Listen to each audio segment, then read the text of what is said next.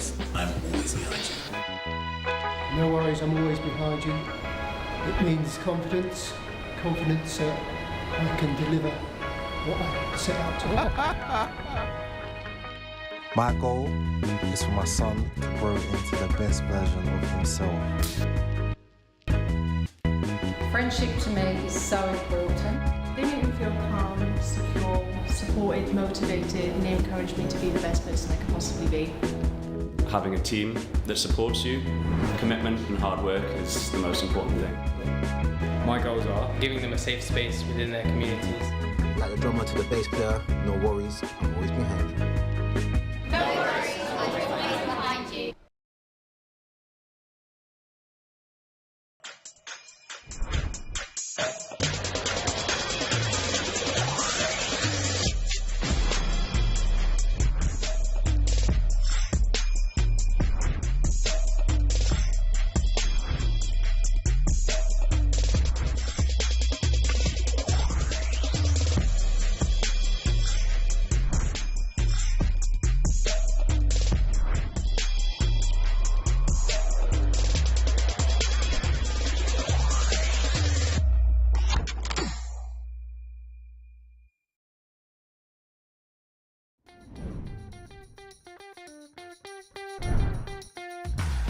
没事，2楼那个窗户，它这一侧就是走了，来的还好，直接撞啊！第一个破点，掉2枪去，哎呀，被打下来，打下来了，一换一，紧张了。里面的一个横向拉枪，打一个，第一波投注雷，他甩着投掷，我还想扔雷，哎呀，但是把周品言炸补掉了，还行吧，能救人。这把牛哥很。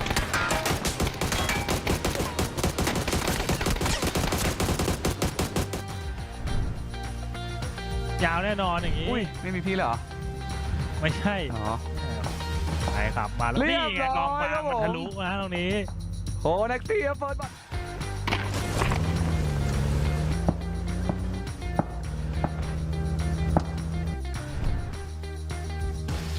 He's getting some support from that low side, though. Might not get here in time. Oh no, that's not what you want, Marcy. And he gets the nade himself as well, and now full of power.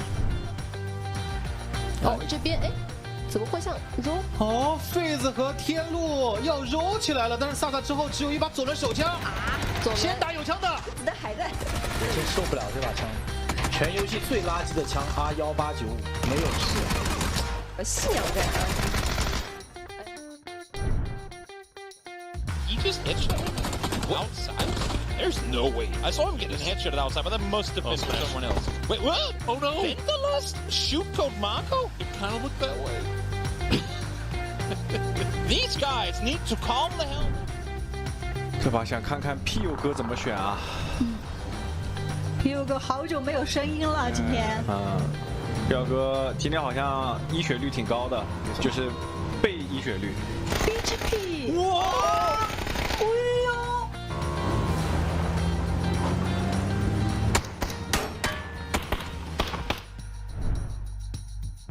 ！Đến từ vị trí tài con không lộ bất cứ một thông tin nào ra cả. Vì nhìn thấy rồi tài con xả súng bắt đi được tên của Perfect. Còn một quả nết biết thông tin đối phương đằng đầu và tài trả lên rất đánh đá. Quả nết bắt đi được người đằng sau, đó là Spyro phải ra đi. Chỉ lại một người duy nhất đến từ Twisted Bài rồi, được bị check ra được rồi, đó là top 16 tại Twisted Bài. That's got revived. He has to take time to get that first aid kit off, and the blue is at their back, and the grenade is at his feet. Wait, he's still alive! What? He popped through the vehicles! He actually popped through those vehicles and can't do it again. Dynamo does remove...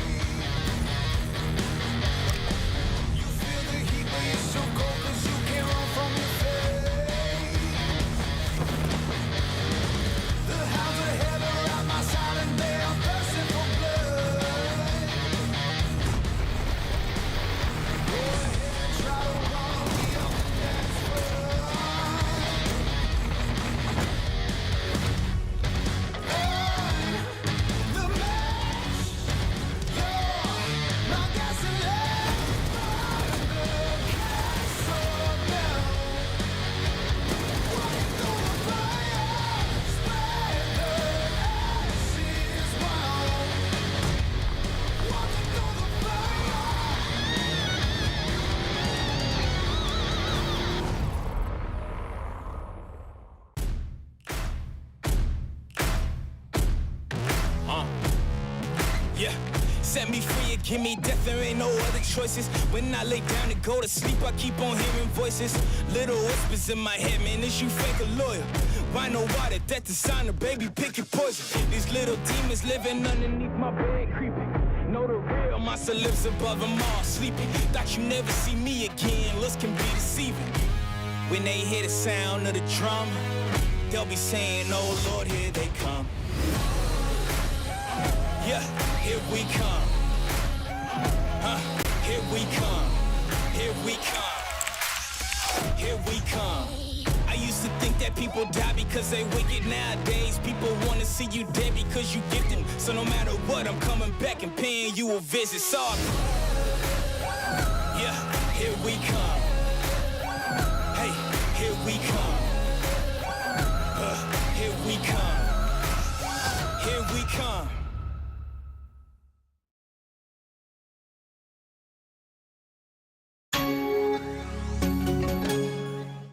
Improvements to the folded shield, some spawn rate adjustments for vehicles, and a collaboration with one of the best footballers in the world. All this and more as we dive into the Update 20.2 patch report. First up, the folded shield is getting a few changes based on community feedback. The inventory weight has been reduced, weapon durability increased for both guns and grenades, and it now installs in half the time. You'll also find it a bit harder to run over than before, with a vehicle now needing to be going at least 10 kilometers per hour, instead of the 1 kilometer per hour it was before. In addition, the shield can now be placed back into your inventory, and deployment can be cancelled before it finishes. Let us know what you think about these requested changes. Next up, vehicles in Erangel and Miramar are getting a slight adjustment, with some spawning more and less frequently. You'll now find more UAZs and Dacias on Erangel, and more Murados and pickups on Miramar. To contrast, we've lowered the amount of boats, buggies, and aqua rails on Erangel. And speaking of maps, this update's rotation will now include Erangel, Miramar, Tago, and Destin for all regions. Regions with map select enabled will also have the option of playing on Sanaa, while regions without will instead drop into Karakin. As usual, the ranked rotation will remain Erangel, Miramar, and Tago.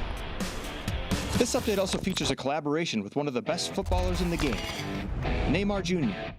For a limited time, you can pick up several Neymar-themed items in the store. Gear up and score big. There's also a reduction in the number of multi-care packages on Tago, some MMR adjustments for normal games, new workshop skins, and more. So be sure to check out the patch notes for full details. Update 20.2 is here, so fold up your shield, pack up the Dacia, and go catch a ball game. We'll see you on the battlegrounds.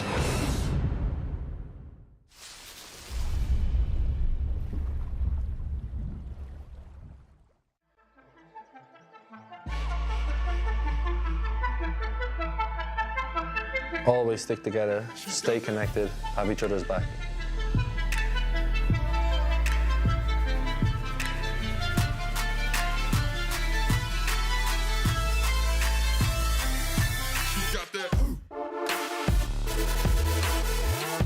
We have the best staffs, the best stadium, With the best fans and community behind it. 그 모든 힘이 저희를 더 강하게 만들어줄 거라고 믿습니다. Nothing but respect, always like a wolf pack. Hi, I'm DGLTN, or Tiggleton from the Sonics, and this is PGC Kings.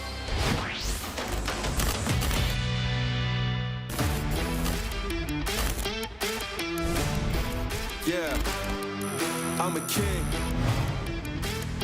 Yeah, I'm a king. I got the whole land on my shoulder. It's my time and the wait is over. Feel the weight of the faith, the grace, but you can't relate cause it can be molded. Can you carry the praise, the shame, the love and the hate when these get colder?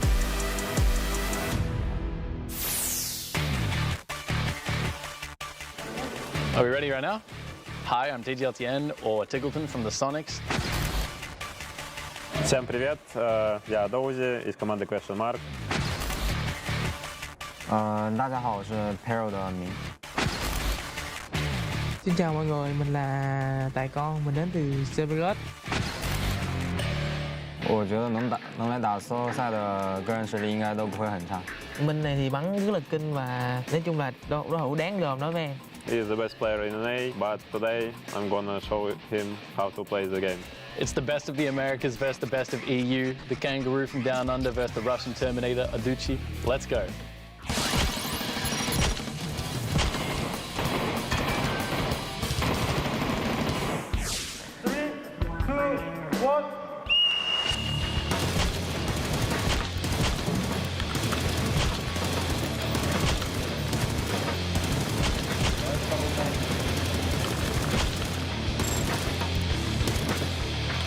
29. It's not good.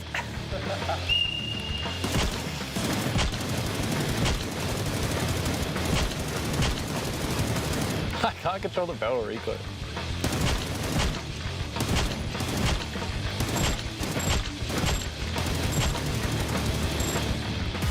Shee. 50? 45. Oh. Unfortunate that I got to play today. Yeah.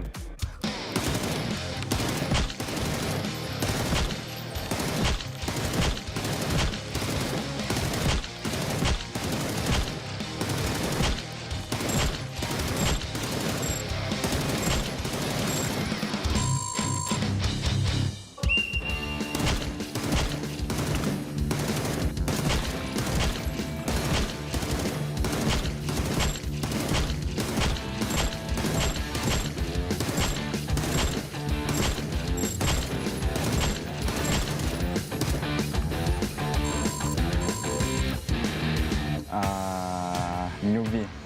Giờ may mắn, em thấy may mắn rồi.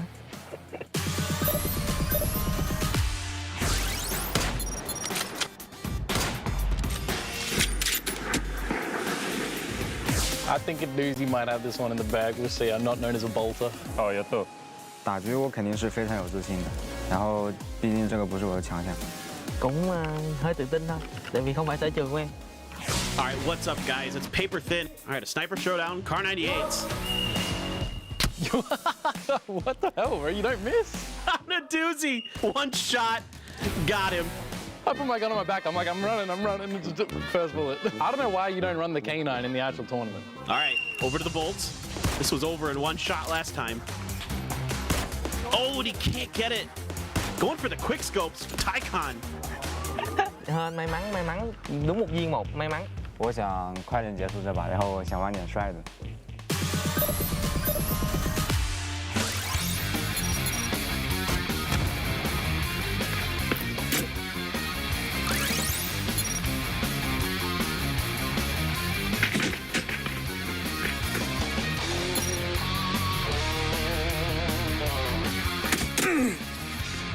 Em nghĩ là chưa biết được, 50-50 thôi.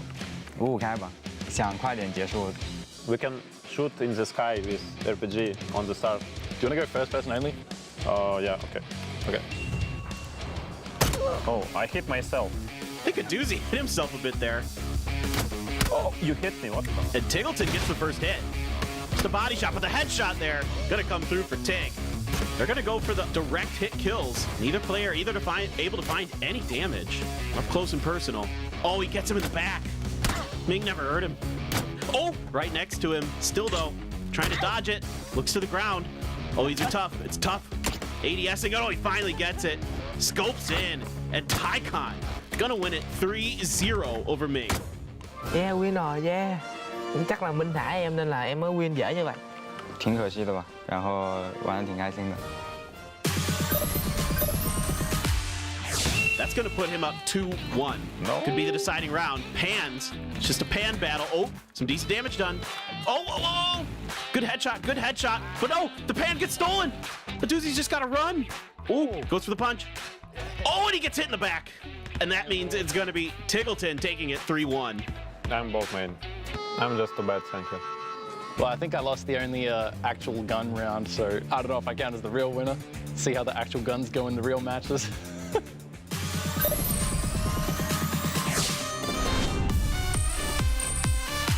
I'm down for anything. I mean, anything melee, get me involved. Oh, hai, ba. Oh, he maneuvered me. Chảo tiếp. The frying pan. It's gonna be a bloody battle to the death. I feel confident. Nghĩ thì thấy là khá là gung thôi, còn thần tượng với em mà. Damn, I think that's too kind. I mean, final match: Tiggleton versus Tycon. All right, this is a best of one. Opts to go for the pan round. Oh, and they're going for the emotes. Neither able to get a hit on the first swing. Tiggleton strikes first blood. Oh, both getting hits. Okay, it's even now. Still even. Really good. Whoever gets the next hit wins. He throws, he goes for it, but he doesn't get it. Tycon with a sliver of HP wins. So close. Tiggleton just heartbroken. Gì bây giờ chịu. Buồn cười quá. I'm an embarrassment. Sonics, please don't fire me. Thắng thần tượng thì chắc chắn là vui rồi, happy lắm. I'm happy he beat me too, in a weird way. And your PGC Kings champion is Cerberus Esports Tycon. Это было очень круто, мне сильно понравилось, обыграли, я очень счастлив. 很开心，然后心情也很愉悦。谢谢支持我们的粉丝，然后我们会越打越好的。 I think it's pretty fun and I enjoy the bonding experience. Like, we don't get a lot of opportunity because obviously we live in different continents to play with each other and meet each other and have fun, so. Cảm ơn các bạn đã gọi là ủng hộ set trong năm nay và cái cổ vũ set trong giải sắp tới này nhé. Congrats to Tycon for his victory. This was PGC Kings. Thank you so much, everybody, for tuning in.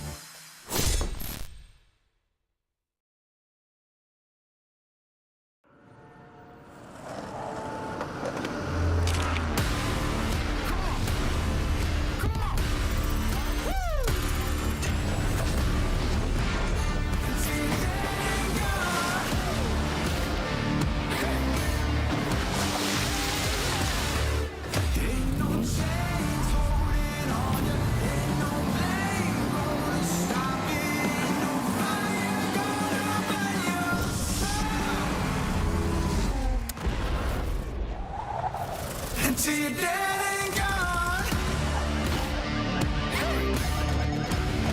Until you're dead and gone.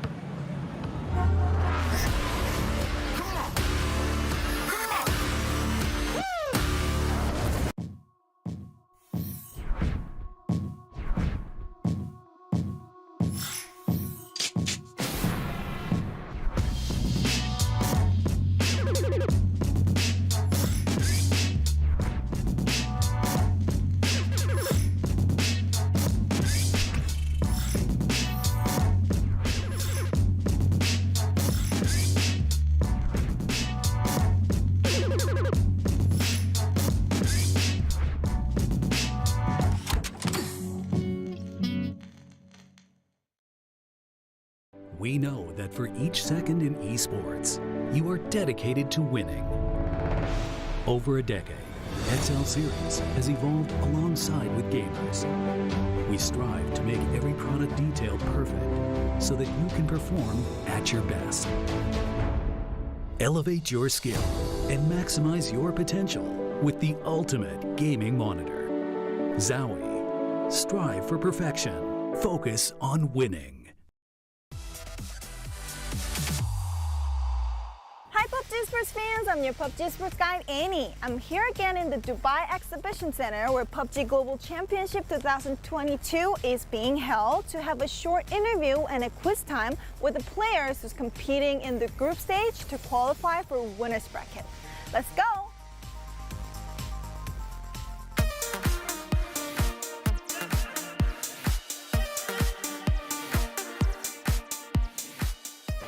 So I'm here in the Dubai Exhibition Center where PGC 2022 is being held, and I'm gonna have a little tour in the backstage area. Let's see if there are players that I can have an interview with. Let's go. Oh, I see one player over there. Hi, what are you doing? Do you have time? I want to have a short interview with you and have a little quiz time. Yeah. Oh, let's go then. Okay. I think you're another player. Hello. I want to have an interview with you, like with 777. Do you have time? Oh, yeah. Okay, let's go. Let's go to the stage. Okay. Friend. Hello. Hello. Thanks for joining me. 大家好，我是 TMA 战队的露露。 Xin chào mọi người, mình là 777, mình đến từ giới Spaniable. So I'm sure that you could be happy 777 because you have shown us a super play in the DAY1 in the group stage. How did you feel? Like, how did you feel when you wiped that BBL squad? Nó bình thường. Very natural? Yeah.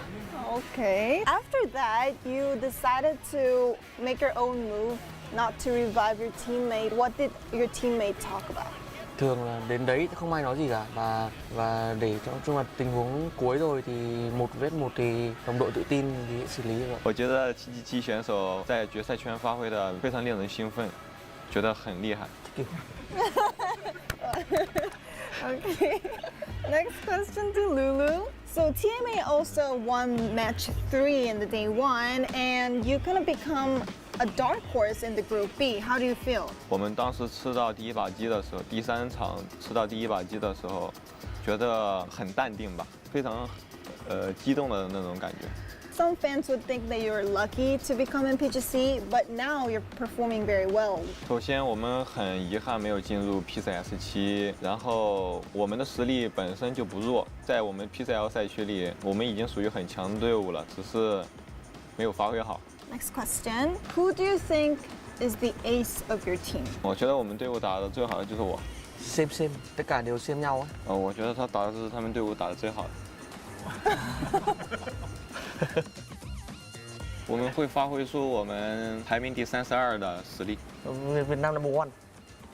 Okay, Vietnam number 1.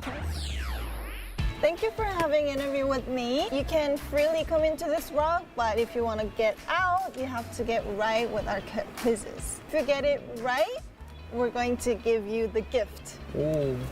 Okay. Okay, so there are 4 keywords, and if you pick one keyword, I'm going to give you the quiz. RG. Sound? Yeah. Okay, play the weapon sound, and you have to get it right. Start! OK。交音 MK47的枪声。 Right. Oh. Yeah, sao? Sound? Yeah. Oh, okay. So Lulu got it right. Let's see if 777 can get it right too.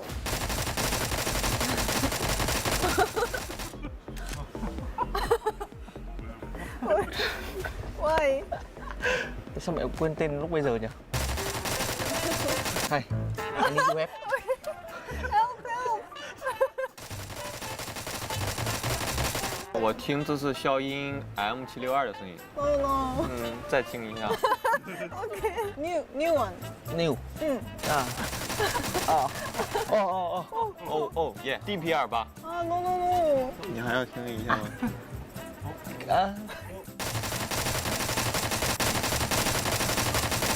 K2.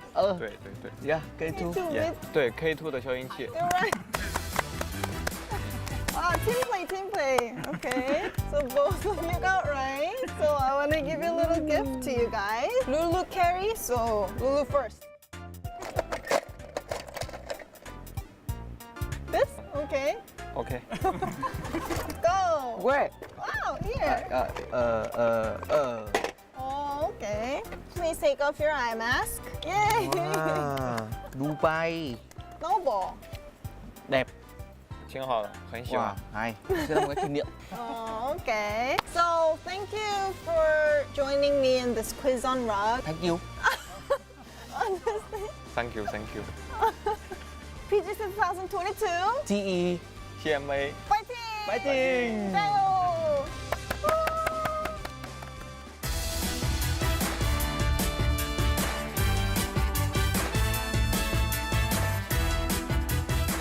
So I'm here in front of the player lounge where all the players have rest or get prepared before the match. Let's go see if there are some players that I can get interview with. Let's go. Okay, I see Purdy Curdy over there. Hello. Hi, what were you doing? Just talking with Gunner. I want to have a short interview with you. Do you mind? Sure. Yeah? And let's see if there is one more player that I can pick up. Okay, I see Facekin over there. Gustav, now we want to have a short interview with you too. Okay. Do you mind? I'll come. Do you have time? Okay, let's go. Hi guys. Hi guys, thanks for having time with me. I'm Gustav. I'm the Igella Face Clan, and we're here to play PGC. I'm Purdy Curdy. I'm the IGL of Luminosity, and same. How's your life in Dubai so far? It's quite a different experience for me. It's great to be able to travel the world and experience these sorts of things, so I'm super grateful. I'm just having a good time. It's my first time in the Middle East, and it's extremely warm here. Probably a bit too warm, but it's still nice. You guys are all IGL for the team. What is it to be IGL for the PUBG Pro team? Being IGL is like probably the most important role in the team. You need to be a leader, and like you can also really carry a team, but it's also very hard on your mental, I would say. Like it's very easy to just go hard on yourself when you do really bad, so good and bad. Which team could be your biggest rival? Probably Twisted Minds. I don't think they're a direct rival, but just kind of being in the same lobby as them and competing against them is always a good time. OP and former Liquid have always been a big rival.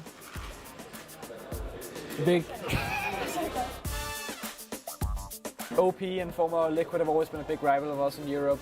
So Fuzzface, your former teammate, is now the coach of Overpeaker. Yeah. What do you think about that, like, change of role of your old teammate? I mean, I still think Fuzz is too good to be a coach, but the guy has a really great mentality, and I think he can bring a lot of confidence to the team, so he must be doing something good.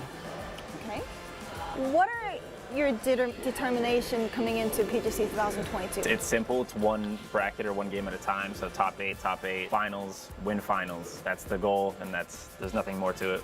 And then obviously once you get there, you've got to win it. Like if you don't come to PGC to win, then I don't know what you're doing. Have to get a world trophy before I retire one day. You don't want to retire soon, right? No, I don't want to retire soon, but I'm young. I'm getting old. I'm 23 now, so. Okay, we're going to move on to the quiz, the main event of this content, but before I want to ask if you remember the PGIS contents you've met before. It's always hard to get. It's so much harder than I thought. It's why he's massaging his shoulder. Good stuff on him. That defense is OP. Yeah. Yeah? Yeah? I won. Said... I mean, of course I won. Okay, so... I'm so dead now. Okay. His arm is bigger than my leg. Okay, so you can change your role and maybe do the revenge. Sure. Okay? Sure. Why not? Okay. This is the revenge match in 2 years after the PGIS content. He's literally been like only doing legs and gyms since then. I've literally only been doing these exercises. The abductions. I've been preparing for this moment. Let's start. Good luck, Purdy. You're gonna need it, bro. Yeah. I don't know. Not as fun being on offense. No, it's not. It's quite demasculating.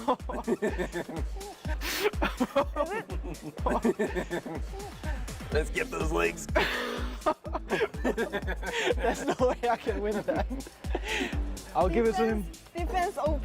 Defense too OP. Defense too OP. So we'll have the quiz time. To escape this rug, you have to get it right. And if you get it right, we're gonna give you the little gifts.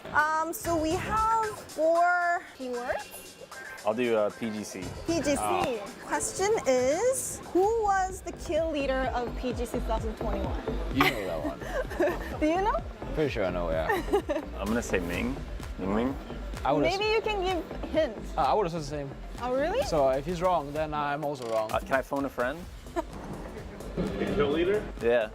If you get this, you are the new coach of FaZe. That's a big salary bump. Paige. Was it Paige? Yeah. That's half a point. Half a point. Okay, I was going to give you a hint. Or maybe one more question? Sure. Okay. Which team participated in the PGC the most? Gen G. Yeah. Wow. Too easy. Yeah. Okay, what about you, Gustav? Okay, I'll do sound then. That sounds pretty easy. Now I need to hear sound of like a pistol shot for this guy. There were 2 people who got wrong with the sound. For us? You should have warned him beforehand. Now he's nervous. Okay, get let's like go with the Gustav sound quiz. It's the Ace 32. It was easy. No, it was really hard, but I'm just good. That's right. Okay. We're gonna give you like the random box you can pick with your eye mask on. Okay, Purdy first. What the? This is not a good look. No, I don't want that one. Okay, fast. Am I allowed to can I look at it now or no? No, Am I supposed to take? wait. Oh, what is this? Give me this thing. I'm taking You this. want that? Whatever this is. Oh, I got 2 things. I cheated. Oh. It's a magic trick. Okay, can you choose one? What do you want? Put this one back. Okay. Take off your eye mask. Wow. How do you like it? I'm rich. I don't know what happened to you, but I'm rich. I have a camel, so I'm also pretty rich. Hope you liked your gift. Yeah. I really like Okay, this. yeah, it's- That looks disappointing. I'm gonna be honest. Disappointing? Don't say it, okay? So, thank you for spending your time with me. PGC 2022. Luminosity fighting. Face fighting. Fighting! Okay, thank you. Players from all over the world is competing in this PGC 2022, and the competition is getting more intense throughout the first week. Who will get the throne in Dubai? In the next episode, we will be interviewing the players who have stepped closer to the champion trophy, the grand final finalists. See you then. Bye.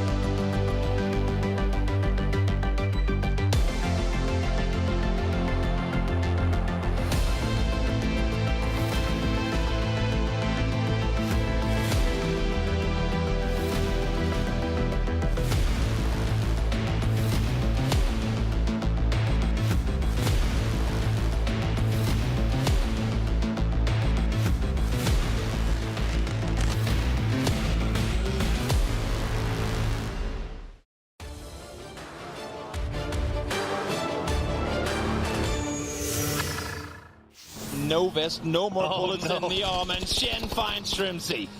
Oh no, how did nobody else on the other side of the cliff see Shen come down? Okay, the kill. Oh, Haven! That is beautiful! 2v4. Ming. Oh, that was real smart though. Ming gonna find Gustav. He peeks over the side, he's gonna find 8C. No. And now another one, he's waiting. No! Fex will find Ming. But it's a 2v1 Mill. Can he find one? He finds Diggory. It's a 1v1. And Fex has no HP. And Ming. calculator. Sure, why not? Okay. I mean, this could not be better for Burren. Kills come through, 7-7-7, lops the double on over Expendables, finds kill number 10 in the game. GEX out before they knew what was even happening around them, and now... Yeah, the teammates doing exactly what they should be doing, just suppressing down. The grenade gonna wall right on top of him. Finds Shrimsy, finds Tiggleton. H-Wing gets knocked extremely low. The compound, they knew they had to do it eventually, and what better time than right now to make the play. Gustav takes down the final two from Sonics as Phase. Through just one more first aid left to work with. Bacon making an aggressive play towards and dropping in the meantime could actually be the counter of it. That is a perfect molly. The nade drops in as well. Or did it bounce back out again? I'm not sure, but they will all fall to the fire of Pio. Vortexing. Lost the spot. He's gonna find Ming just on the edge of the smoke, and now Long has been spotted out as well, but that's it for the ammo. Does he still have the other gun? Oh, no. He does, and he has no more bullets. Run for ammo. Run for ammo. No, Andre, he needs it on you. Oh, no. He literally doesn't have any ammo to work with. Pick up some ammo as fast as you can. Get the reload, and he hasn't swapped guns yet. There you go. Got the M4. Got the reload. Long is still alive. He's still holding the ammo. M4 comes out, and he prevents.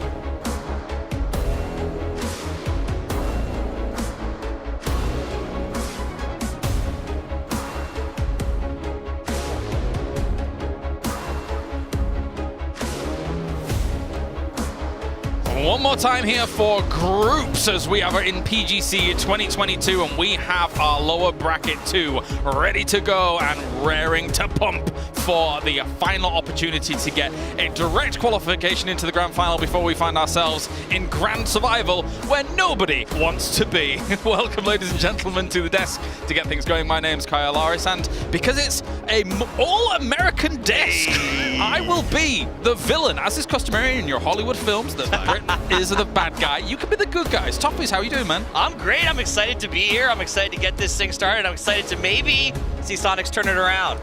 Maybe. Maybe. Hey. I mean, why not? I know he's excited. Now that Toppies is here, I think Sonics has the final piece of Exodia has fallen into place. Everything's going to be fine. America's looking fantastic. Wild card as well. Yeah.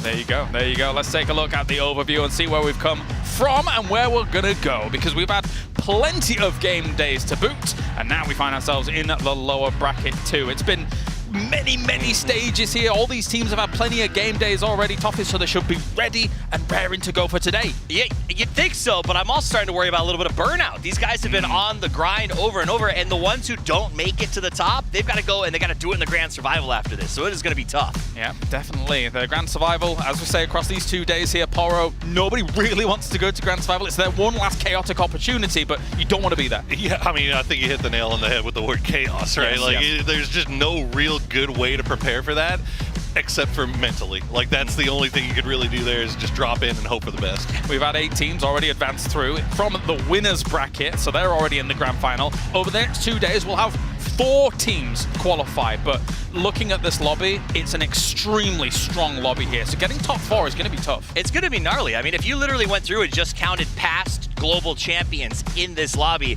your mind is blown. It is some of the best and brightest players we've ever seen in PUBG taking the field here today, and they've only got 10 games. I think it might be all of them. Yeah, Apart from honestly, maybe yeah. OMG from way back, but there you go. And even some of them, you know, they've already moved on. But let's move on to what we have here. We have, as always, for the 10 games, it will be 3 Erangels, 2 Miramars, 3 Miramars, 2 Erangels. And so far, so good for our prize pool as well. We are nearing the potential for first place to get over, well, $1 million, not over, but that's exciting news here with the base of 2 million, plenty of change to boot. So let's talk about some of these teams, because this lobby, when comparing it even to the winners bracket, I was like, wow, this is an excellent lobby, Toffees, to start things off. It's incredibly powerhouse. We've got a lot of teams that are going to be making big fights, and we've got teams that maybe get to go back to the drops they originally wanted, have had time to get their feet under them. Teams like Pero that started slow, I think they're going to be absolutely dominant in this lobby, Poro. I mean, it really is kind of tough to say, though, isn't it? Because you've got all the APAC teams, and we've been they're monsters. I mean, screaming the praises of APAC teams, and for good reason, right? But now you're getting a little bit long on. You start worrying about burnout a little bit, and then on the other side, you have the Chinese teams, which definitely I think started slow. We talked about how LAN experience might be a little bit of a factor. Well, now they've been here a couple of weeks, starting to get their heads right a little bit more, as we saw with Petrichor Road. Maybe all these things might be hitting all at the same time. 1 word, 2 syllables, 3 heads. Tycon. These guys are going to go crazy out there, and I can't wait to see what they bring. Yeah, he was looking fantastic. Amazing. But the problem is that all the other guys need to step up around him, I think. 100%. It's a 3-headed dog, not a 1-headed dog, right? And right now, there's only 1 in that fight. All right, well, before we actually get into the nitty-gritty of everything, let's head over to some interviews here to get things going for PGC.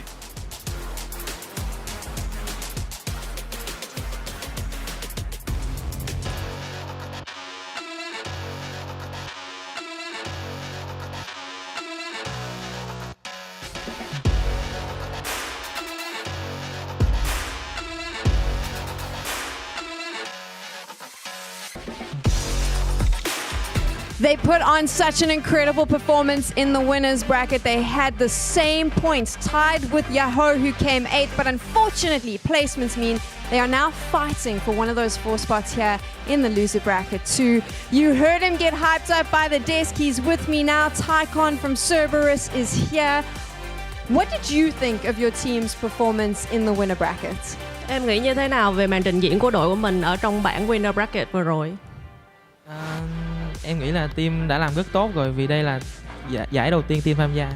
Okay, I think we did the best that we can because this is the first time that we enter such an international tournament like this. What do you think specifically, I mean, actually, what will you change about your play style coming into today? Em có muốn thay đổi cái lối chơi của mình trong ngày hôm nay không? Em nghĩ thay đổi lối chơi là gặp là trụng mà đụng là chạy. Okay, I think we will change the play style to that. When we meet them, and then we're gonna fight, and we're gonna win them. I love that aggressive talk. That's what we want to hear. Final question from me before we let you go off and get ready. What are you expecting from the other teams today in the games? Em nghĩ như thế nào về các đội khác trong ngày hôm nay, thi đấu ngày hôm nay? Tất cả các đội thì đều mạnh như nhau cả, nên là nói chung là rất mạnh. Okay, we think that they are all such a strong team, so I think we will have a good performance today. I think you're going to have a good performance as well. Tycon, thank you so much. Go and get ready. Yesterday, we had a team that was 1 point off finishing in the top spot of loser bracket 1. So let's head on over to the Expendables to see what's going through their heads before we start the show.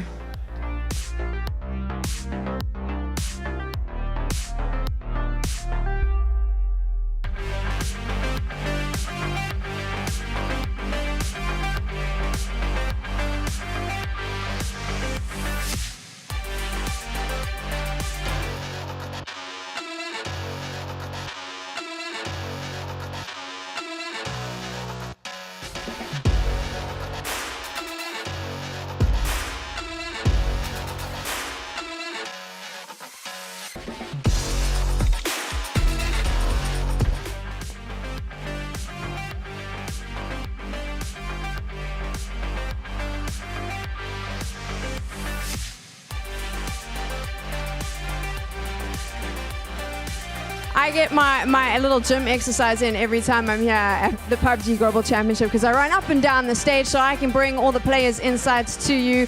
I'm here right now with Duck Juice from the Expendables. We've had a change up. We've got some new teams in the mix that you have to play against. What do you think of the teams in the loser bracket 2? Em nghĩ như thế nào về đối thủ của mình ở trong loser bracket 2 này? Dạ, em nghĩ đối thủ nào cũng là đối thủ đáng gờm hết, từ team đầu tiên đến team cuối cùng, nên là bọn em sẽ cố gắng để có thể tiêu diệt được hết và giành được top 1 ạ. Okay, I think they are all strong team from the first team to the bottom team, so I think we will try our best to win the first place here. I'm going to ask you your next question, but I see your teammate over there. Here we go. Let's put the dog in the camera because that's what he wants. Okay. It's the team mascot. I'm just bringing it into the action. We're trying to get it into the shots. What do you need to adapt about your play style to accommodate for the teams that are coming from the winners bracket? Em nghĩ là mình có cần phải thay đổi cái lối chơi của mình để phù hợp với lại các đội mà đến từ cái winner bracket không? Em nghĩ là chắc sẽ không cần phải thay đổi gì, tại vì lối chơi của bọn em từ trước giờ vẫn là gặp là bắn nhau, còn nếu khó quá thì mình chạy. Okay, so I think we don't need to change anything because our play style is always, if we see them, we're gonna fight. If it's too hard, we're gonna run. There is a lot of fighting talk coming from the teams today. I like it a lot. Now, before the show, the team told me that they don't have any preferred drop spots for today. Why are you going with this strategy? Trước khi mà trận đấu này hôm nay bắt đầu ấy thì nghe bảo là đội mình không có cái điểm nhảy nào mà mình dự tính trước hết, thì tại sao mình lại đi vậy có cái chiến thuật này? Thì team em sẽ có một điểm nhảy rồi, là mọi người sẽ biết vào trong trận đấu chính thức. Okay, we have a strap off for ourselves. You will know it when the match begins. Cheeky, they didn't tell me because they didn't want me to break the news to everyone here. I'm going to give you this little guy.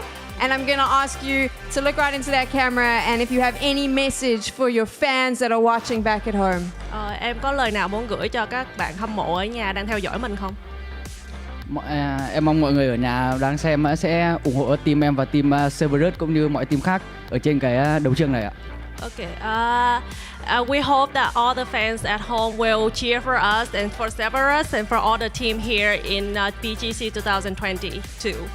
Duck Juice, thank you so much. Thanks to your team for getting in on the action as well. I hope you're ready. Lots of fighting speak coming from the teams. Lots of them saying we're bringing in that aggressive play, and the energy in this space right now on the stage is hype. I can feel it. I am ready. Is the desk ready? That's my next question.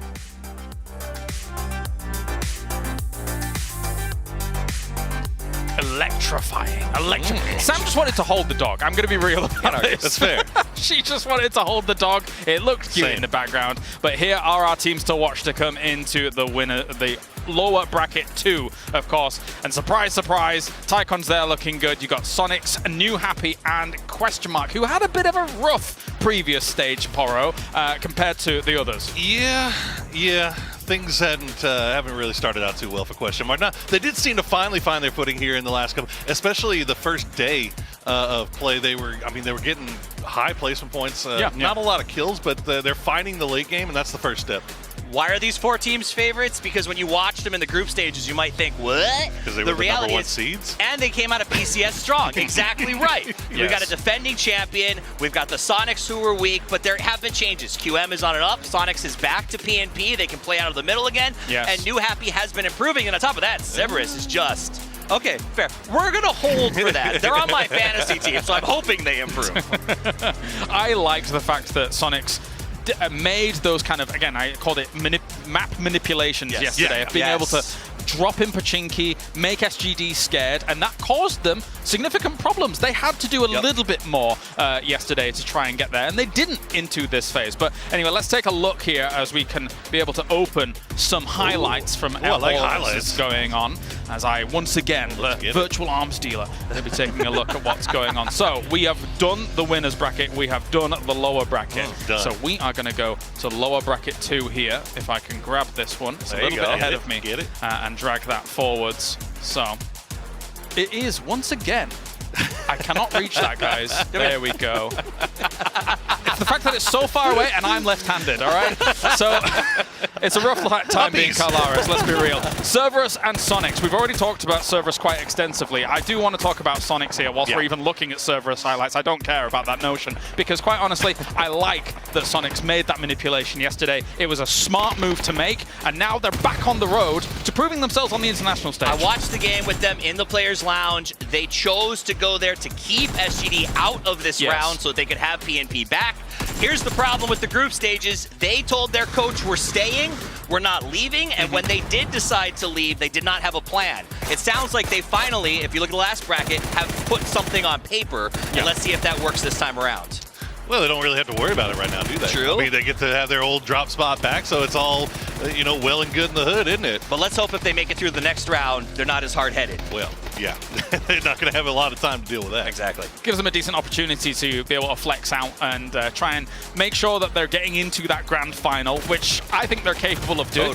Totally. The question is, though, is that top 4 in this group, even if you've got Pachinki Picardo, is still a bit of a stretch, Toffees. There are some excellent teams across the board. Yeah, I think it's really going to come down to some of our Chinese teams and how they continue to improve. If you look at Petrichor, for instance, day 1, 7 points. Day 2, 14. Every day after that has been almost 40 points a day. So with that uptick, it's going to be a tall order for the Sonics, even with their favorite drop spot. I mean, look, at this point, they're technically, statistically, every category, they should be considered one of the best teams in the world. They should. And they should be top 4 at the end of this thing. The only reason why they wouldn't be is all on their shoulders. It's in between their ears. They got to figure out what was going on. Hopefully, all this time off, they've been able to figure something out, especially with the 2 days yesterday. All right, here's Fantasy League for people that are playing along at home. We, again, still have around 10,000 teams actually submitted. ZP Yan will find himself very high up because, to be honest, I feel like he was slightly underpriced just because New Happy had like a bad 2 days or so. What do you think? As a guy that had ZPN on my roster, yeah, he was definitely not putting up the points. But you know what? I can definitely understand at 23-7 why you want to go all in on him. Now, this is probably some of the best prices you're going to get on some of these players ever. I don't think I've seen the Sonics listed this low in a while, but that is because of the lack of performance. I will tell you, though, finding that 4th member of your team, that person who was maybe 15K or less, was incredibly difficult. Man, that's why we're going to see some 2-heart. I feel a little bit bad about the 2-heart pick. I feel like Taman's going to start. I put him in my roster because I don't know. 2-heart was a little weak for me. Yeah, that could be a bit spicy for some players, teams that have actually placed for him. Let's take a look at some of the teams that have gone on. And I'm seeing some very middle-of-the-road teams. Paperthin has gone for a quite conservative few picks here. What do you think about Paperthin's team, Poro? I think it looks pretty good. I mean, you look at HSM as your captain, that's a little bit concerning because, like I was going to say, New Happy, it really feels like they're playing scared lately. And I don't know if that was just a symptom of the last lobby that they were in, of the situation. But it's a little nerve-wracking. His name's Paper Thin, but his draft is Paper Weak. Okay? Ooh. I don't think it's too middle of the road. On. You need to have one heavy hitter that you can put the captain band on. You know, I agree. Thank you. Same. You know, we've done this now at a few stages. All right, let's be honest. We've done this at a few stages, and I think the captain buff is too powerful if they pop off. So I think you have to go for a big pick to try and benefit from those double points. Power, what are you thinking? I think you think the same. I think, yeah. I mean, you see Ming Ming is my captain over here. Toffee's pulling out the Tiggleton pick. Oof. I'm also running a sub. Look, I'm running a sub, so we'll see what happens. Tell me you're from Americas without saying you're from Americas. It's the first time I've done it. I have avoided him like the plague because he's always so overpriced. But I'll tell you what, coming out of P&P with something to prove, the guy's going to do some damage. Yeah, I think so. Okay, cool. I'm happy with my team for this one. So. Although, if Ixlef doesn't do anything, which is kind of rare, I think he's usually pretty reliable. Yesterday was rough a little bit. Yeah. We'll see. But we do have 10 awesome games coming your way here across these 2 days because, of course, this really does mean that those top 4 teams will be moving through into the grand final, and then we'll have 12 of our top teams. Any thoughts or predictions as to who you think out of one of the 4 teams might go through? Toffees, I'll start with you. I think Petrichor is my pick to go through. I think these guys have been on an upward trajectory. I don't see them slowing down anytime soon. Okay. I mean, I think it's got to be New Happy, and I also think Sonics. I think Sonics should go through. I agree. Fair. All right, well, let's take a look at what's going on in the other parts of Dubai as well, as we have events going on for people to be able to attend. This is over at La Mer, where you can go and check in with some activities that are going on whilst PGC is unfolding, and you can even watch the games from there as well. So that's exciting. Toffee's a little bit. Wait, you get to shoot stuff? You think we could bring the desk out there? That man took why are we over there? I know. That man took so long to aim. He felt like Halo. Yeah. A little bit of painting there. You know, it's fun. Get involved. We're all over the city. There's stuff going on, which has been kind of fun wherever you travel. A little bit of PUBG, whether it's at the beach or on the Burj Khalifa. There's something to remind you the World Championship is going on. Can you imagine if they'd all of a sudden just got like, oh, we're going to be dropping from the Burj Khalifa, got that going? I'd be like, jump? I'm there. I mean, that'd be pretty good. That would be exciting. I'll be on the ground watching with the video camera, but, you know, I'll be there. Heights? No, absolutely. I saw Martin's face the time he did it. I'm not interested. Oh, well, yeah, nobody wants to look like Martin. Terrifying. Let's take a look at the events. It's fine. I told you I was going to be the villain. There's other things going on as well for you guys at home if you're watching along. You can go for the Pick'em Challenge, which is currently going on in-game, and we also have Twitch drops as well as the Pick and Go that's going on if you're watching over at Twitch. You can get paired with people, and then you potentially win some EP if you are successful in your endeavors. So, gentlemen, thank you very much. It is time to just get ready and ramped up and good to go here for the game. So without further ado, this is the lower bracket.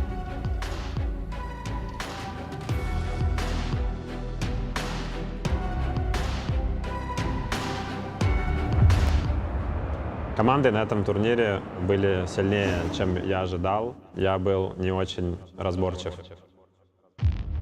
A bit disappointed, but I mean, there's lots of opportunities for us to still get to the grand final, and we're going to make sure we take them.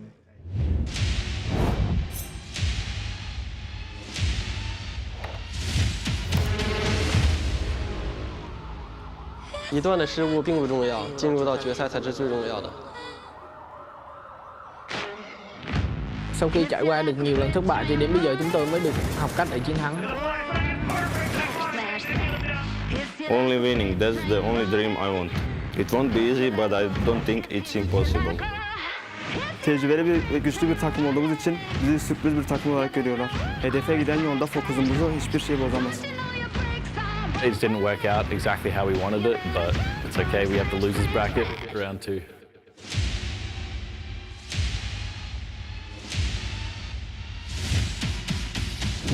Let's see what we can do, and I hope you enjoyed the show.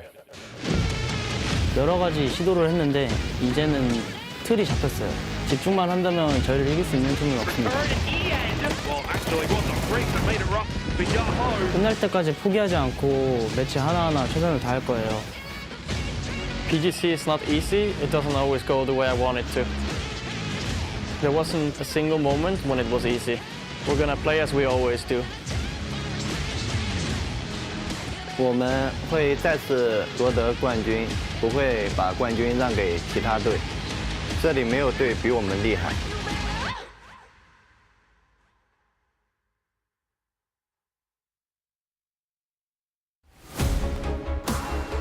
And here we are, we finally made it, Paper Thin. We are at PGC, and we are coming in at an amazing part in this. as it's going to be a lot of pressure. Yesterday's games were nuts. That last game, I was on the edge of my seat the entire time, and you know that that's the way these next set of games are going to go. Yeah, I mean, we've seen it before in PGC history. I mean, you and I were there for the FaZe game back in 2019. Yep. It almost feels like this event has the makings of another big one. I mean, we've seen so many great plays across so many different regions. Now we've got the APAC region starting to really come into form. So everything's on the line. I'm really excited for these games today. There's a lot of, I would say, dark horse teams that we were looking at beforehand that are really starting to find their legs, some strength coming into this, and I think that it's just going to be a chance for them to continue to show those successes, because we all know nobody is wanting to go into that grand survival, because that is going to be a bloodbath. So now it's all about how fast did you manage to get together your drops, your study on what you're going to be going through, and how fast can you adapt, because that is the name of the game in these next 2 days. Yeah, 4 spots. That's it. That's all that's available. This is the first time where it's really that much pressure to be performing at that high of a level. Before, you could kind of say, well, we just got to get top 8, top half, and then we can kind of maybe move on to the next stage or whatever. Otherwise, you got to go into that grand survival. You got to win a game to, in the next couple of days to get through, right? So, dude, this is going to be tough. It's going to be really intense. And I just got to follow up. Yes, the desk was talking about it. As you guys have probably seen the overall leaderboard for Fantasy, make sure you get a very expensive player and make them the captain, because that didn't work so well for me. That's my first time to say, like, I'm not really defending my fantasy score, because, yeah, I'm where I'm at for a reason. Yeah, you can't, yeah. I went through the group stage with the balanced style, and it didn't necessarily go the best. But as you can see, everything is getting ready for our first game of the day. We've got all the lights on, and we're going to be moving into it, and it is time to go. Away we go. All right, Erangel. And it's going to be 3 Erangels, 2 Miramars today, so it's a little bit heavy on the northern side for this plane path, but not too bad. And I mean, it's been a really interesting series of events. I've gotten a lot of, since we had an extra day, I got here a little bit early to come and talk to a lot of the players and a lot of the teams. And I'd say the big name of the game is adaptation. A lot of teams are struggling because they're not used to certain teams playing a certain way or being in a certain position. I mean, a lot of teams are going to point out to like a team to like Buriram, right? Which is always going to be kind of a thorn in the side, especially if you're a team that drops around their area. You never know what they're going to do. You don't talk about my Buriram that way, I'm not saying bad things. I'm just saying you got to watch out for them. I do want to say we have been seeing a lot of, I would say, like southern and western plane paths on Erangel. So this time it's nice that we actually get to see Stalber, because I know a lot of drops have been modified based off of that. Looking through, no real big surprises on the drops just quite yet. As tried and true as everything can be, we do have a fight for a car, and yes, we also do have Sonics that are going to Pachinki. Yeah, so like this was a big thing that came out of yesterday's games where the Sonics were clearly going to get through in the top 8 almost assuredly, so then they started dropping into Pachinki again, forced SGD out because SGD was in a position where they couldn't guarantee the ability to get into that top 8, so they had to drop into other locations to try to make a go for it. Didn't quite work out, but it's funny, I was talking to Sophia after the matches yesterday, and he couldn't have been happier. I mean, Smash did get a tag there, and there is some response here. Is Cheeksing right in his face with a DBS. Buriram gonna Buriram, and it looks like BBL is on the receiving end of it. Cheeksy, who had himself some cheeky plays, is now in an aggressive position around Smash. You can see that we're rolling out the vectors, the shotguns. That means the fact that nobody has had a chance to get their loot situation really too organized. Smash gonna go ahead and move up to the roof, gets better vision, and try to defend up his teammates as he is in a bad spot, but still very teammate focused. Yeah, Cheeksing gonna try to get an angle, of course, to knock Smash off this roof. He still has Quetpa on the other side to worry about, and this is what I was just literally just talking about. Buriram's all over the place. You never know exactly what they're going to do, where they're going to drop, and BBL, as good as they've been when they can get to the late game, have 4 up, they played pretty solidly. This has been a consistent problem for them. These early game rotations, these early game kind of unintentional hot drops that happen to them that really hamstring them throughout this event. Well, I was hoping for a northeastern circle as well. This is pretty much due up in the center, so that's why you're seeing some jockeying around for a position on this one and nobody really surrendering. On Smash's side, it's really more trying to handle this out. Cheeksy got to make sure how he's going to be handling this one, so, I mean, he's got a defensive lineup. You got to say that one. He's got himself the Uzi and an auto shotty, so. There's not many other guns I'd rather have in this situation, to be honest, so he's solid in terms of that, and let's see if he can find any more. He's got the level 2 helmet now, so that's a huge advantage as well, potentially. That 2x scope is very important, too. Oh, yeah, that's very crucial. Absolutely. I mean, you got to scope in for the DBS, no doubt. You can see it's just a waiting game right now, but this is actually very pivotal as it is in the center. This is stalling down two different teams, really going to make it much more difficult to get their loot situations together, and now we're having to commit into a much earlier defense, and that means the fact that if teams hear, like, I don't know, any shots going back and forth, there is a chance if they see the kill feed popping off that somebody could stop in here and third party this. Exactly, and I mean, Sonic's already on their horse. They're already starting to push out of Pachinki, and you know, the two teams that I think benefit the most from this are Sonics and the Kwangdong Freaks. You know, Freaks dropped at Ferry Pier, the Sonics over at Pachinki, so this opens up a little bit more space potentially. Code Marco there, revolver in hand, of course. Revolver, you can shoot that from the driver's seat, so maybe you could go for it. Now that 2x, no 6x scope on the DBS, but maybe Cheeksing could do something, but he takes quite a bit of damage on that grenade. Step away from it. He does have 2 first aids at this stage, so at least going to be able to handle this. It looks like he has been kind of abandoned to his own devices right now as he is just waiting. There's a ton of BBL in here, and he's just waiting for this door to open, being patient with it. Buram is at least feeding that information over, and look, all 4 in here right now,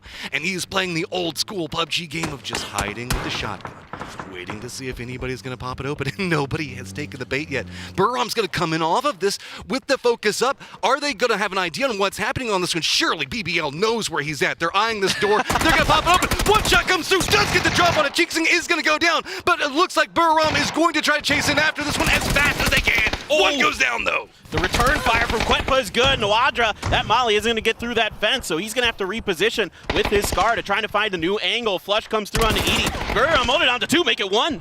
Oh, this is turning very BBL favorite.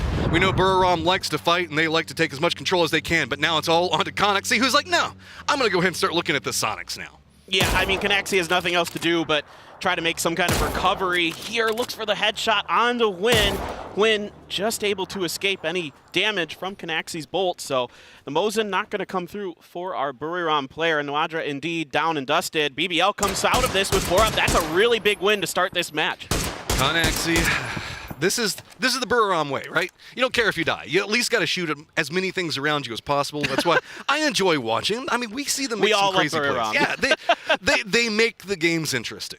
I mean, this is why I highlighted them coming out the rip. They're a team that just likes to get involved early. They like to kind of test their territory to see who they can, who they can pick on, what they can get away with. It didn't work out this time, but we've seen that Buriram can recover. We could see that they can put up big games as the matches go on throughout the day, so I'm not counting them out later on. I mean, this is a team that also did a bridge camp in their last game right before this. So they're nuts.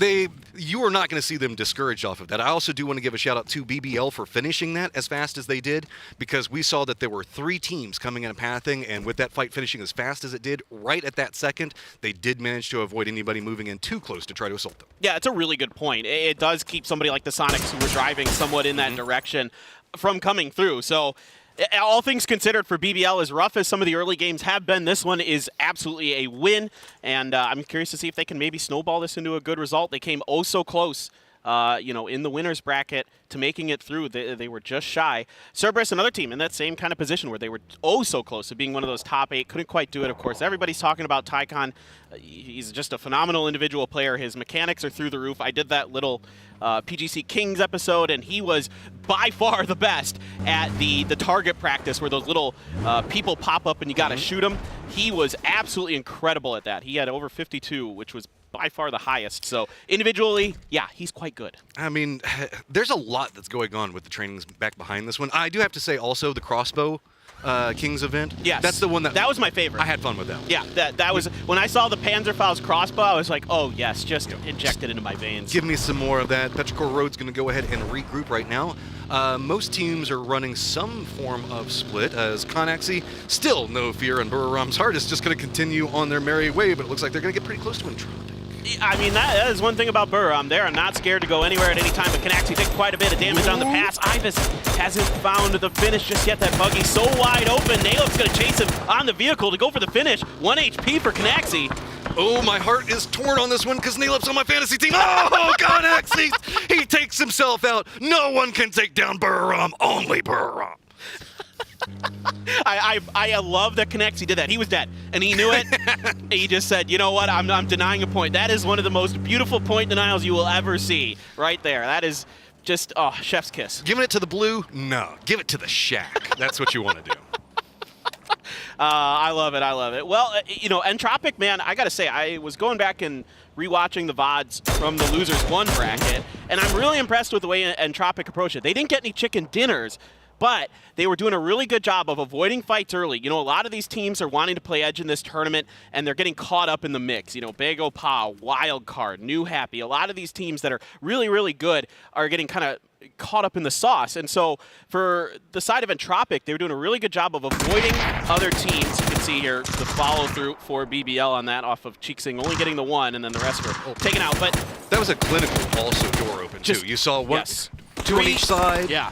One in the back. The one in the back takes the bullets. The other two can step in for it. That's actually like that's like how SWAT teams take it. Yeah, exactly, right? You covering it from multiple angles, so at worst you lose one, and that's what happened. So, great point. You know, a great thing to point out there is the way BBL handled that. But to go over to Entropic real quick, I want to give them a lot of credit because when I was watching their rotations, they'd go somewhere safe early, they'd avoid fighting, and then in the late game, they'd try to positions that are going to be really advantageous for the end of it. So, like, for example, you get down to, like, phase 5, phase 6. A lot of times low ground can actually be better in some ways than high ground because you're able to avoid some of the fighting. A lot of other people are going to be gunning for that high ground, and that gives you a little extra cover as you're going up. And so, like, they'll rotate into that position where they're able to kind of gatekeep the other teams from them and, get a lot of kills, score quite a few placement points along the way because of their early game passive style. Now, they do have Pio sitting right next to them, and this is, as we say in Asia, just Pio things, where he's out there by himself just scoping out what's going on. Okay. Hard shift over to the west.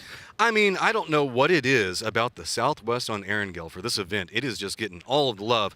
Also looks like two members of the Sonics are going to be crashed. They were running a split of their own. It's going to be OP that comes over for it, but it's going to be Tickleton that holds the line, getting down both Vard and Vixie. Now, are they going to be able to do anything with it? The rest of the Sonics are coming in for reinforcements. Just going to be Clip and Jeems still up, trying to figure out how they're going to handle it. Tick is doing a good dance around these smokes. Nade's going to come in. Clip gets him down, but here are the Sonics reinforcements. Yeah, Shrimzy and Mime going to roll through, throw a smoke at the door. Looking to see if they can finish off the last two members. Shrimzy cooking a grenade into the window. Looks like it's going to be a bit too far to clip anybody from OP. Petrichor Road also involved with New Happy off screen, but this fight oh so important. Should be able to get the res, I believe, although I say that, Overpeakers are on their horse. Mime has to hold this. I love this from Overpeakers, coming out, making sure that they make the push around this, not giving a chance for the res. Now having to make the assault into the building, though, it's going to be much, much harder. Clip is going to go down, so now it's all just down to Jeems, dancing around the outside, get some damage, but no! It's going to be Sonics that take down Overpeakers. And this is Tiggleton just doing a phenomenal job here early. Over to Bago Pa. Savior's going to get run over. I think he drove into Bago Pa territory and paid the price there. A little bit of maybe a lack of information on that. Not exactly sure what happened or if he was just trying to drive by and got caught. Petrichor Road, they were fighting New Happy a second ago. Grenade out for a doozy. See if the line's gonna fall a touch short. Bounces could be good on that one. Goes too far. It looks like gonna get damage. Not enough. A doozy's gonna have to connect more on that. Does get it that time around. So now a doozy going to continue just pushing down into this one. See what Petrichor Road can manage to hold up for defense. Yeah, and look at this. He's got a Groza to back this up. So level 3 gear already for the QM leader. And now Bago Pa on the drive behind FaZe Clan. They're just rotating right behind them, maybe going to backfill on a position. Both of them looking to eye similar rotations. I think Bago Pa is aiming for the western edge of this circle, if I know them, and I think they're looking to try to get over into the forest on the other side by the swamp. Question mark, still wanting to continue this fight, but it is a difficult area to assault. That's why we saw so many throwables coming out first. Doozy's on the side angle, does get some damage into Mill, but it's just going to reveal position. We do get a nade drop that does finish that one off, and it looks like QM is finding a lot of advantages in this. 2 down, but excellent. Finally managed to get a nade back onto a Doozy. Yeah, but they are going to get the flush on the long hair and Mill with that grenade from Filfer. So the angle's so good right now for QM. It's going to take a pretty miraculous play for Petrichor Road to get out of it. A Doozy with that Groza down on the ground, looking to get the res. Ming's going to hide behind the crate. It's slowing down right now as everybody's trying to get the moves into this one. Xlift does take a lot of damage now, having to drop down. Ming having a lot of the aggression now. He's going to have to pull to his direction. Question mark, feels like maybe they've got enough on this angle, starting to step away from it. They've managed to weaken them out, but still keeping an eye in that direction. They've got to be careful as well, as there's still a lot of moving factors that are going on around this fight. Most notably, we have like the Expendables that are around here. We have CES that's going to be to the north. Tropics also in a very similar angle to this one, so nobody wants this fight fight to go on for too much longer, so it looks like QE's just going to step back. Yeah, this is dangerous. It's center circle, so eventually teams are going to get curious about it and try to, you can already see here, Hisaki from Cerberus starts to poke his head out, see if he can find any knocks, any damage onto this fight. But yeah, QM out of there. You know, they got their 2 kills. That's good. They can retreat back to the safety of the compound, keep Petrichor Road pinned in a worse position. Circle doesn't really change a whole lot in terms of these 2 teams. It's going to center up, though. So FaZe, Bagel Pa, BBL, Sonics, all going to have to rotate in. This is, we've got the Swamplands that are going to be in play on this one. This is a hard crunch in for a lot of these teams to deal with. We still have Quarry Hillside that's going to be a factor for this, but it's also got a lot of open terrain that we're looking at right now as drive-bys are going to become a thing. Connection going to come out, and that's going to be a quick exchange of bullets. It's going to be SSR going down. Haybil's going to cause a lot of problems for GEX. Xenon's going to go down as well, and it is just poor old Yan Lee still alive. Tickleton went for a bit of a pip maneuver and got knocked when he had to get out of the vehicle. Mime now taking some damage as well. Bagel Pod, their rotation got cut off by FaZe, so I think they were eyeing more of a longer one around the southern edge. They had to stop up, and now they're going to go for the shark fin compound here, see if they can get through. It's going to be TE on the defense, and these guys have been absolutely insane with the ARs. Oh, Yan Lee, this is not the neighborhood you want to go through right now. Going to be able to at least dodge what's going on with Begopa. Going to be able to look like he's going to pass by Petrichor Road by going off-road. Sending it this direction, I think that if he chooses to stop around there, he could be pretty okay. Assault position coming up for him, though. Now we're going to have to see how Expendables manage to hold the defensive line. Well, this guy right here, 777, has been absolutely phenomenal for the Expendables this event. Was one of the 5 players in Losers 1 that did over 3,000 damage throughout it. So this guy, he can pop off, and you got to be real careful whenever you know he is around. Smell as well, playing very, very good. So we'll see if the Expendables can keep this Bagel Pa team at bay, although right now it seems like Bagel Pa isn't super keen on trying to actually push this. They're just using the hillside as cover, setting it as potentially a staging ground for future rotations. See, back over here in the northeast, it's going to be New Happy that's lined up, but there is a strong line just to the north of them, and that's going to be Wildcard. That seems like they are familiar with where the positioning is going to be coming out from this one. No over-peeking onto this just yet, as a lot of the circle is just going to be edge play due to the nature of the beast and what we're looking at in the terrain. Feels like a lot of these teams have opted into playing this. Last team that's going to be coming in is going to be BBL along a Sonics pathing, but I don't think that Shrimzy's going to have the best chance of getting a ton of knocks here. At least can maybe push them in, and it looks like, yeah, BBL is just going to stop right there, and Shrimzy might have drawn too much of attention now. Yeah, I think BBL, if they've kind of, you know, sensed who this is and what the situation is, they're just going to try to push for this Wizard Tower. Shrimzy on his horse trying to get down this hill, but he's got his teammate Mime taking damage on the side, trying to get out on his UAZ. I mean, this might even provide a way for Shrimzy to hide out through here. They might assume that Mime is the guy that left the shack and ran off. But now, Wildcard continuing their slight harassment into what's going on. New Happy is going to go down. New Happy is going to make a cut back down to the southwest. Looks like they hear what's going on with TE. Don't want anything to do with that one, and now going to circle back into Wildcard's sight lines, and that's going to spell some problems. This is a great trap set up by Wildcard. They were really slow and methodical about this. By the time that, you know, the members of Wildcard were close to New Happy, it was too late. Nan had never realized they were there until they were probably about, I don't know, 25 meters away from him. And by that point, the trap was sprung, and Wildcard, I talked to their coach, Snooper, before the match today, and he was saying, you know, we just got to be more disciplined with when we take fights, how we take fights on the edge. We're still going to play edge, but we're going to be a little bit more proactive. And in this case, this is a nice measured amount of proactiveness. They catch New Happy completely off guard. I mean, whenever Wildcard gets into their groove, they can make some incredibly aggressive plays. And I can see why reining it back can be a thing in this situation. You see like the kill points that are in front of you, and you want them every single time, especially if you're a team like Wildcard. This time, just making sure you're reining in, getting territory control, leaning into those factors for the late game. That's just going to be a continued success for them. And being more aware of where they don't get pinched in between two edges. Yeah, like that's where things get really dicey on the edge, right? We can see that the center is kind of dicey right now as well, as Cerberus gets some vision of what's going to be happening over here. Don't forget, Ming Ming is also the solo alive along this area, so with Tai Lu holding down this position, it looks like they might have put themselves in a sandwich spot, getting a lot of attention. One of the members is going to go down, but looks like nobody can really third party this one at the time. Yeah, Hemes is going to have to go for the heal. Tai Lu pretty bunched up. Entropic trying to make a move in. They are going to have to cut through the sight lines and potentially Mime at the very least. Mime's initial spray, very, very nice. Going to take QBE out. So 1 loss already. They're crashing right into Bagel Pond to the TE. They've got a dip on the side of this one, but it's going to be 1 member that goes down. Shot's going to come out, and Entrapment cannot make it. Vehicle's going to be dropped off as the center was where they wanted to go, but it was already contested in so many ways. Yeah, Lucarux got shot out. That's why the vehicle ran over his teammate. So just not any open space for them. Mime's going to go down to Smash. So BBL doing a good job making sure that this edge is clear. Of course, they heard Mime's shot, so able to capitalize on that. Grenade towards FaZe. This is from the Freaks, who are starting to gather their forces. Maybe a battle will happen if they find a knock, but it looks like Akari was just probing the defensive lines of FaZe for now.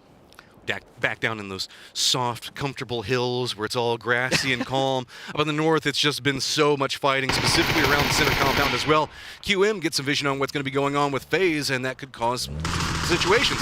Gustav is going to go down over here, so that's going to make its own independent problem. Keep in mind, Freaks don't know that over here. They don't really have an idea on who they're lined up against, because if they did, they might be more aggressive. Well, they're hearing the shots. They're seeing some stuff in the kill feed, so let's see if they are going to try to inch a bit closer. That Groza is still putting out some serious damage for a doozy to start for QM, but they're going to wrap off of this. I'm really excited to see the way QM is playing. A lot of hit-and-run tactics here to start today.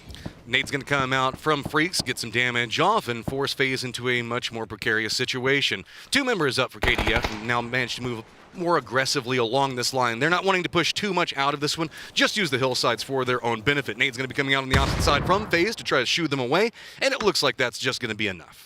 I'd really like to see the Freaks set up for a fight against FaZe to barricade them as best they can. They've got the numbers advantage now. The southern side of the circle is pretty clear, especially if this fight between QM and Petrichor Road kicks off over on the side. Then I think that gives you kind of an idea that you're going to have an isolated fight with FaZe. Now, Phil First opening up with some more damage, so question mark, started this battle against Petrichor Road a long time ago, and now they're looking to finish it, but Aches left. Opens up the door, but he goes down as well. It's just going to be Ming, and he gets dropped. That's going to be QM picking up even more kills, sitting at 5 at this stage. Should be able to get the res, and we are in too small of a circle with too good a sight line, so that means it's all going to pop off now. The desk was making fun of me for picking a doozy. I'm just saying, on my fantasy team today. Just saying. All right, over to Sia, who's got Cerberus under his sights with the SLR, popping some decent damage, but decent amount of smokes as well, covering Cerberus' position. Now it's time for the grenades to rain for Tai Lu. Sia taking a bit of damage as he tries to get this through. We do have Ming Ming that's back behind this fight, but looks like he's going to go ahead and lean the opposite direction. FaZe under a lot of pressure right now. They've got Freaks on one side, they've got QM on the other, and it's not going to be good no matter how this goes. They are inside the circle, but it's going to be Ming on the outside of this one. Ming Ming finding himself with at least a couple of shots, trying to pick up some KP, but you can see that rock in a hard place is definitely FaZe's life. Yeah, Kari's in a pretty precarious spot here as he has QM starting to drift in towards this fight. Vex going to get taken out by EN. The superstar for the Guangdong Freaks going to have to come up big for them if they're going to get through 80 on 3. HP actually gets a knock on Akari. Okay. Not going to go down without a fight. He knows the fact that he is surrounded. Got enemies all around him. At this point has 6, but still trying to see if he can get something out of a bad situation. 80 has teams all around him. Can he do anything? He is at least inside the safe zone, but he's bouncing around through these smokes, bouncing between fights as we go. Ming is still going to find more? He's just a solo up here. The rest of his teammates died so long ago. He is doing such a good job third-partying this fight as a solo, getting kills, getting knocks. In fact, he's going to pick up 2 out of that off of the dead bodies of Tai Lu. Cerberus getting a bit of relief from the pressure that Tai Lu is putting on here by the solo of Ming Ming. I mean, if you're going to have anybody alive for New Happy, it's this guy right here. This is supposed to be a damage control game, and he's finding kills at this stage. He's got to be careful, though, as I think that wildcard did hear them, so he might be... He's already got a Groza! He doesn't need more! Look, there's no harm in getting more. That just means the fact that you can give something to a teammate, right? That's, yeah. I know. It's passed around. Yeah, just share the love, yeah. Because, whenever we talk about, like, Battle Royale, it's all about making sure that you share all of the loot, right? There's nobody that's ever just like, hey, I really need a 4X, and you're sitting on, like, 2, right? You play with way nicer people than I do. All right, looking through on this one, we've got a lot of field, but we still have the expendables buildings that are going to be a factor in it, but... in a good spot. They're centered up. They just have to be very careful from those field and sight lines there. Yeah, it's a tough position to lock down, but with the talent that's available on Bagel Pa, they've gotten it done so far. It's going to be interesting to see what happens with the TE fight, because Wildcard has to make a decision, and they're likely going to have to try to fight through TE potentially. BBL is going to try to make the rotation. I think towards the fields, it's really hard to push Bagel-Pa's position from this side, as we saw with Entropic earlier. So for BBL, you know, they're going to just maybe, oh, there's a hill here they can set up on the side. Yeah, they're good. I think that it's going to be just barely in. If the circle goes away from the spot, though, it's near on death knell for them. Expendables, they've got center of the circle, and they've been having to deal with teams all around them, but they haven't been able to pick up too many kills. All of it's been going on. They've been hearing all of the fun that's going to be going on. As Ming, you know, he's just been active for so long. Let's just go ahead and get at him, too.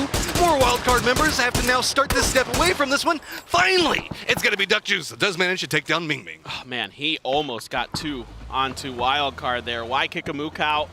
Gonna just get in the Dacia and mosey on. He's gonna have to leave his teammate behind to try to take some kind of position, but he's got Cerberus on one side, TE on the other, so it's Vietnam on both sides of this road looking down on top of the cow. Meanwhile, QM still quiet and deadly. 7 kills in this round.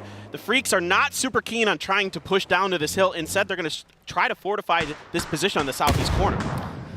This could be a precarious spot, but with where we see Waikik and Mukau holding down, that means the Expendables can actually provide a firing line of defense. So Cerberus is going to go down outside of the zone, feed over a couple of kills that you know TE was wanting for as long as they've been having to sit here and fight. Yeah, I mean, Smell and Duck Juice doing a great job with the rifles. Cow, you in some trouble. Oh boy, he knows it. Prone there.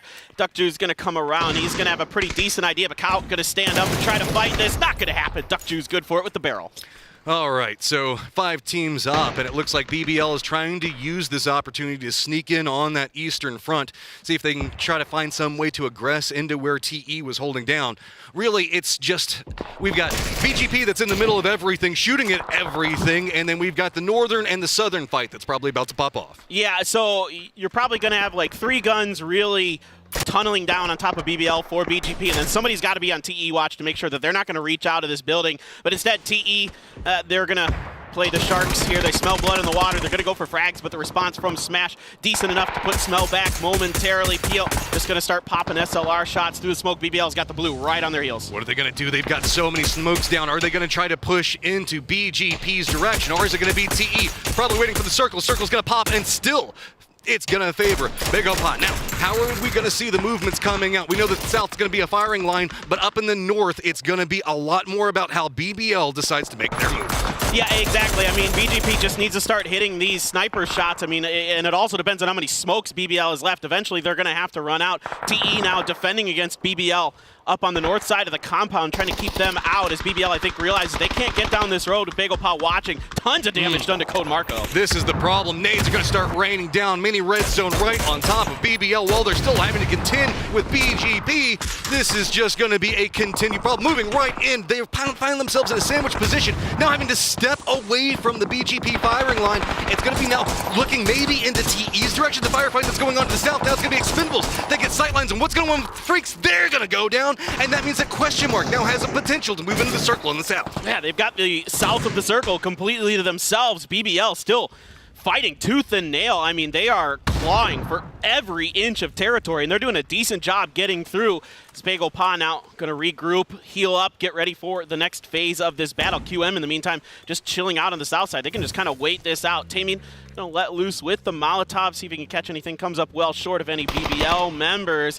TE, they're starting to kind of get a little bit interested on what's going on with QM on the south side. You got to give it to BBL. They've been fighting since the start of this and been having to contend with some very difficult situations and still finding a way to thrive inside of this. See if maybe they can find a way to survive. They did manage to get into the circle. TE now very uncomfortable with their positioning, but also Begapot doesn't really know how they want to handle this. They know that there's another team to the south of them, and if they have to keep focus on these 2 teams to the north, that's going to allow QM to come up right back behind them. Yeah, it looks like they're going to leave Sungjong as kind of an anchor on the other side of the lines. Again, it's like a 3-1 split for Bagel Pa. This is oftentimes how they like to approach situations.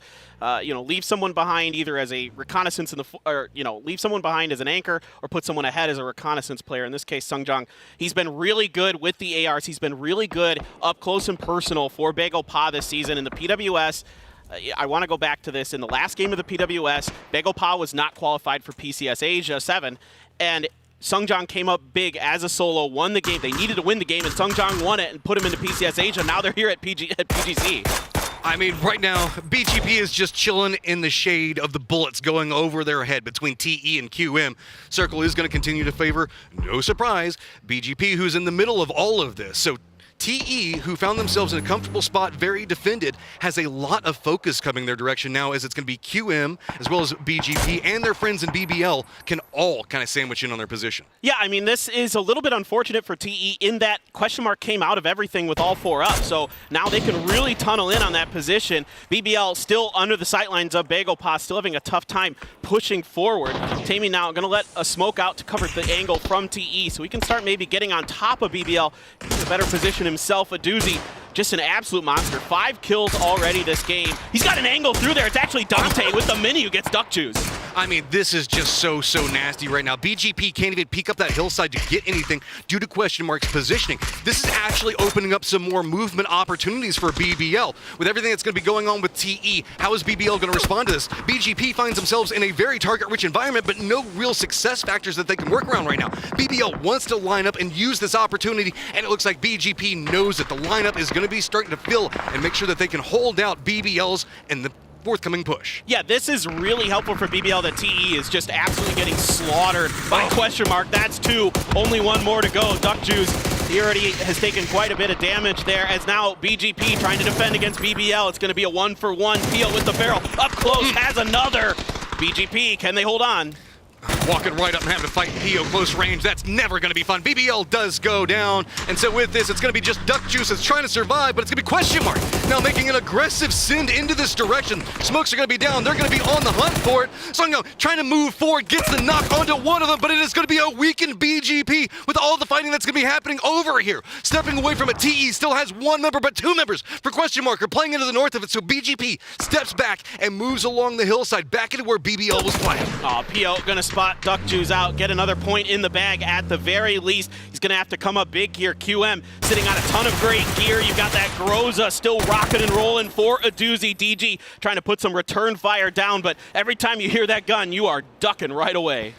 So there is 1 member down for QM. They're kind of committing into this, and it looks like BGP is trying to use that opportunity where there's just 2 members. Pio, Damon moving into this, but it looks like QM Red steps away. Red still not going to end up happening altogether with this one, so it is going to be a straight up 3v3. Well, I say that as we can see a knock is going to come out on BGP's side. How are they going to want to do this? Pio hiding inside the car right now, waiting to juke out. On the other side of it, going to be moving, see if they can find a distraction. Steps in, gets this front of 1, but not enough to get the drop. Pio goes down, and there is just 1 up. It's just 98, and he is firmly surrounded. He's got 2 members on the opposite side he has to try to contend with. Looking back and forth between this smokes down and hillsides, this is going to be a near impossible fight. Yeah, he's just seeing if he can get any more points out of down to 1 HP, and it is going to be question mark. That's going to take our first game of the day.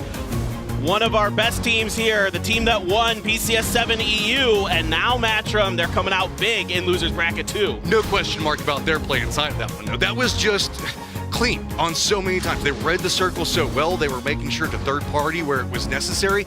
It was just a consistently clean executed set of plays. Even jumping into a car in the late game and making the push into TE's territory felt controlled. It didn't feel chaotic. They knew exactly what they were doing. And think back to the early game, the way they were doing these hit and fade attacks against Petrichor Road, FaZe Clan, eventually wiping out the Kwangdong Freaks because they're able to get through that game safely with all 4 up with a ton of that level 3 gear, putting it to great use. I mean, these guys, you know, they had a rough go of it, of course, previously, but right now, they are really rocking and rolling. I still got 2 other standouts I want to talk about. Yes. First off, Ming. He's insane. Well, you're probably not too happy with New Happy going out 8. I mean, they managed to pick up some kills through that one, but BBL was also so impressive. I know that the desk is going to want to deep dive into so much of this. You guys, let us know what you saw.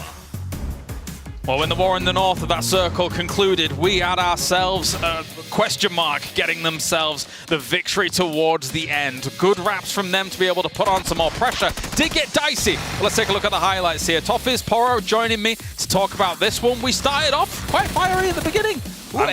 It was fun to watch BBL in there. You know, it was entertaining, but at the end of the day, it was just a crash. Smash couldn't defend. It was fine.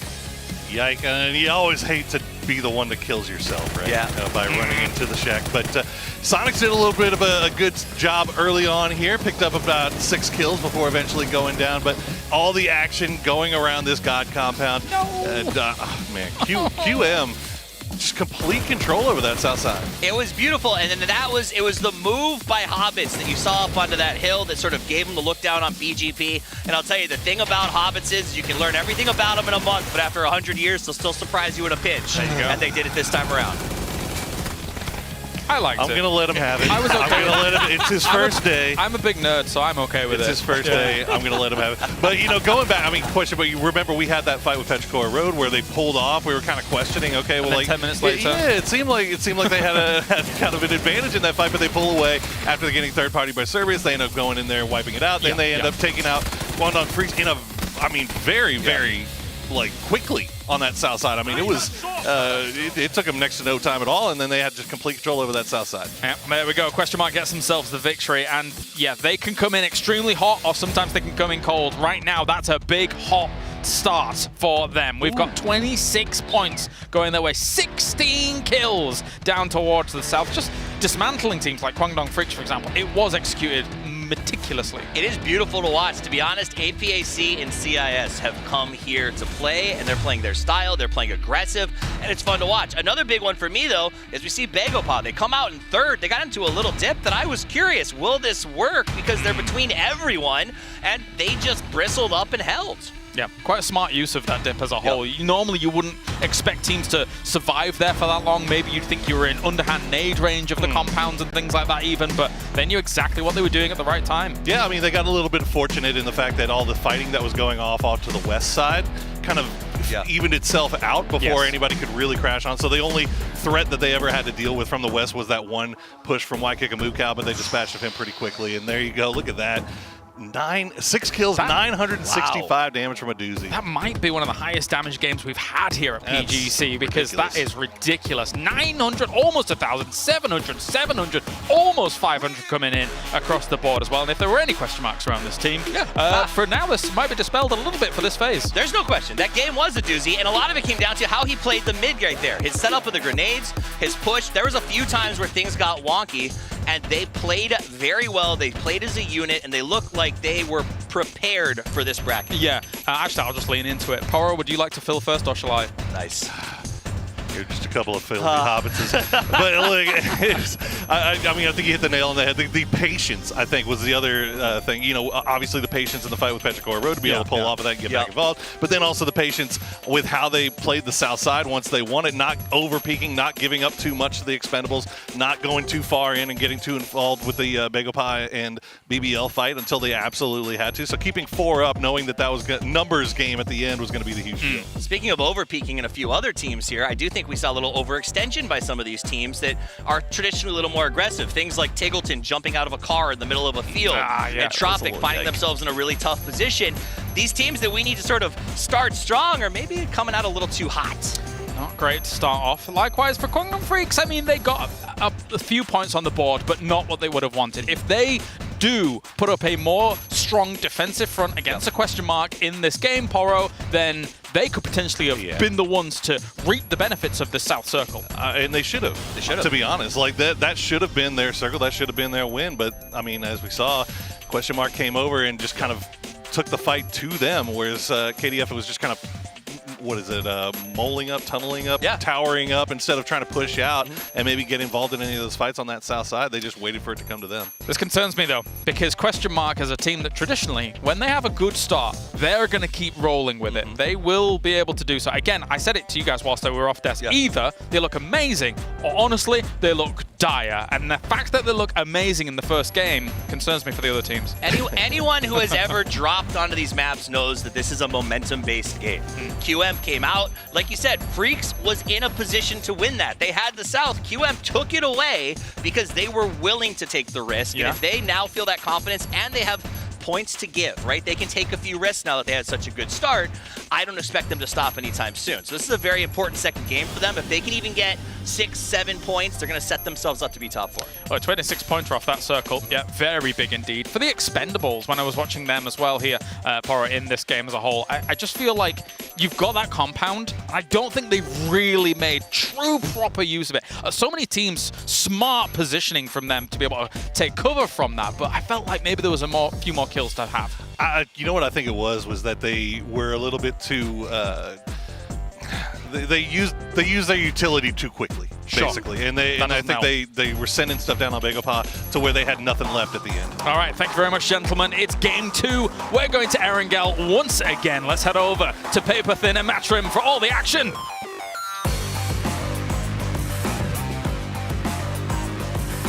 Thank you so much. And now I want to follow up with what we were talking about just a second ago. Toffee's brought up a great point. QM netting so many points early, talking about like how you can get that momentum, that steamroll going. They now get to play far more loose and more aggressive if they want to, because some of these other teams that we know, almost everybody here likes to play aggressive when they get that point lead. Now they can kind of assert more dominance without having as much risk applied.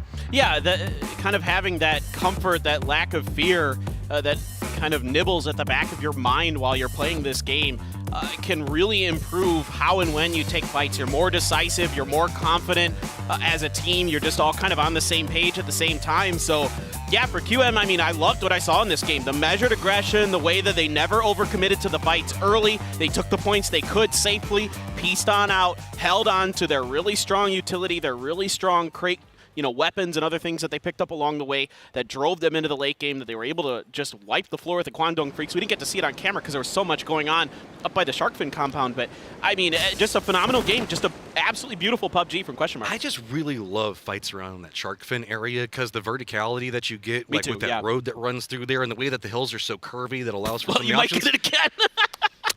Well, I will say you loved it so much. I'm going to say QM, you're very good about reading, I guess, patterns and going down into this like Primorsk area, because it feels like this circle is very loved. Well, this one's it's at least a little bit more south this time. I know on Miramar we have like the MPL circle that we talk about a lot. Is this just going to be the like 2022 circle that we're going to call it, or is it like the PGC circle? Because man, it feels like it's either here or Stalber. Like those are the two circles we've been getting on Erangel. Like I'll take a Stalber circle. I mean, yeah, I do love them, but hey, we do I've seen a few of them, so it is what it is. I mean, you gotta play with the hand you're dealt in PUBG, and this time around, no Breran BBL shenanigans early, so no fighting early.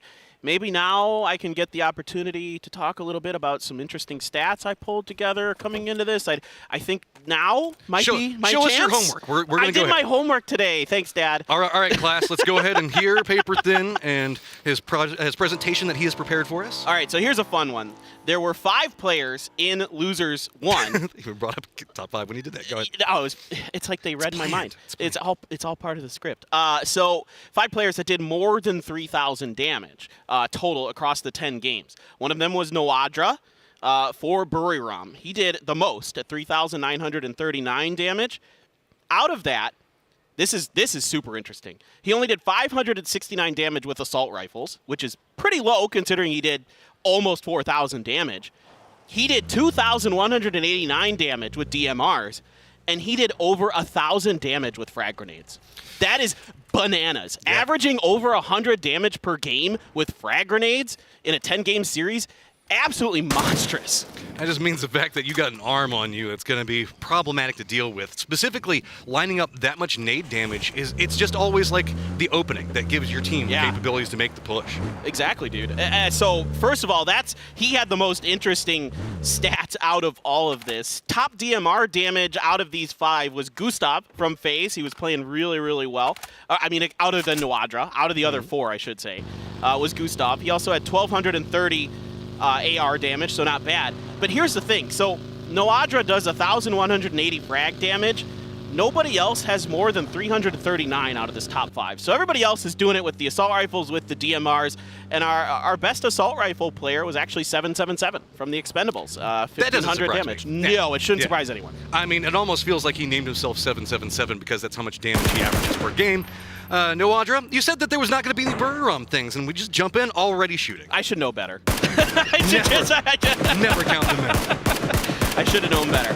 But yeah, I mean, I love that we're watching a bit of Noadra here as we talked about him. So I talked about 3 out of those 5 players. Noadra, Gustav, 777. The other 2, Tickleton, who put up a ton of AR damage. I think we saw it with his push onto FaZe up on the Stalber Mountain. I think in game 2 on their win was really impressive. And we saw it in the previous game in that fight with OP, where he had a really good double kill with his M4. And then QBE from Entropic, were your top 5 damage dealers from Losers 1.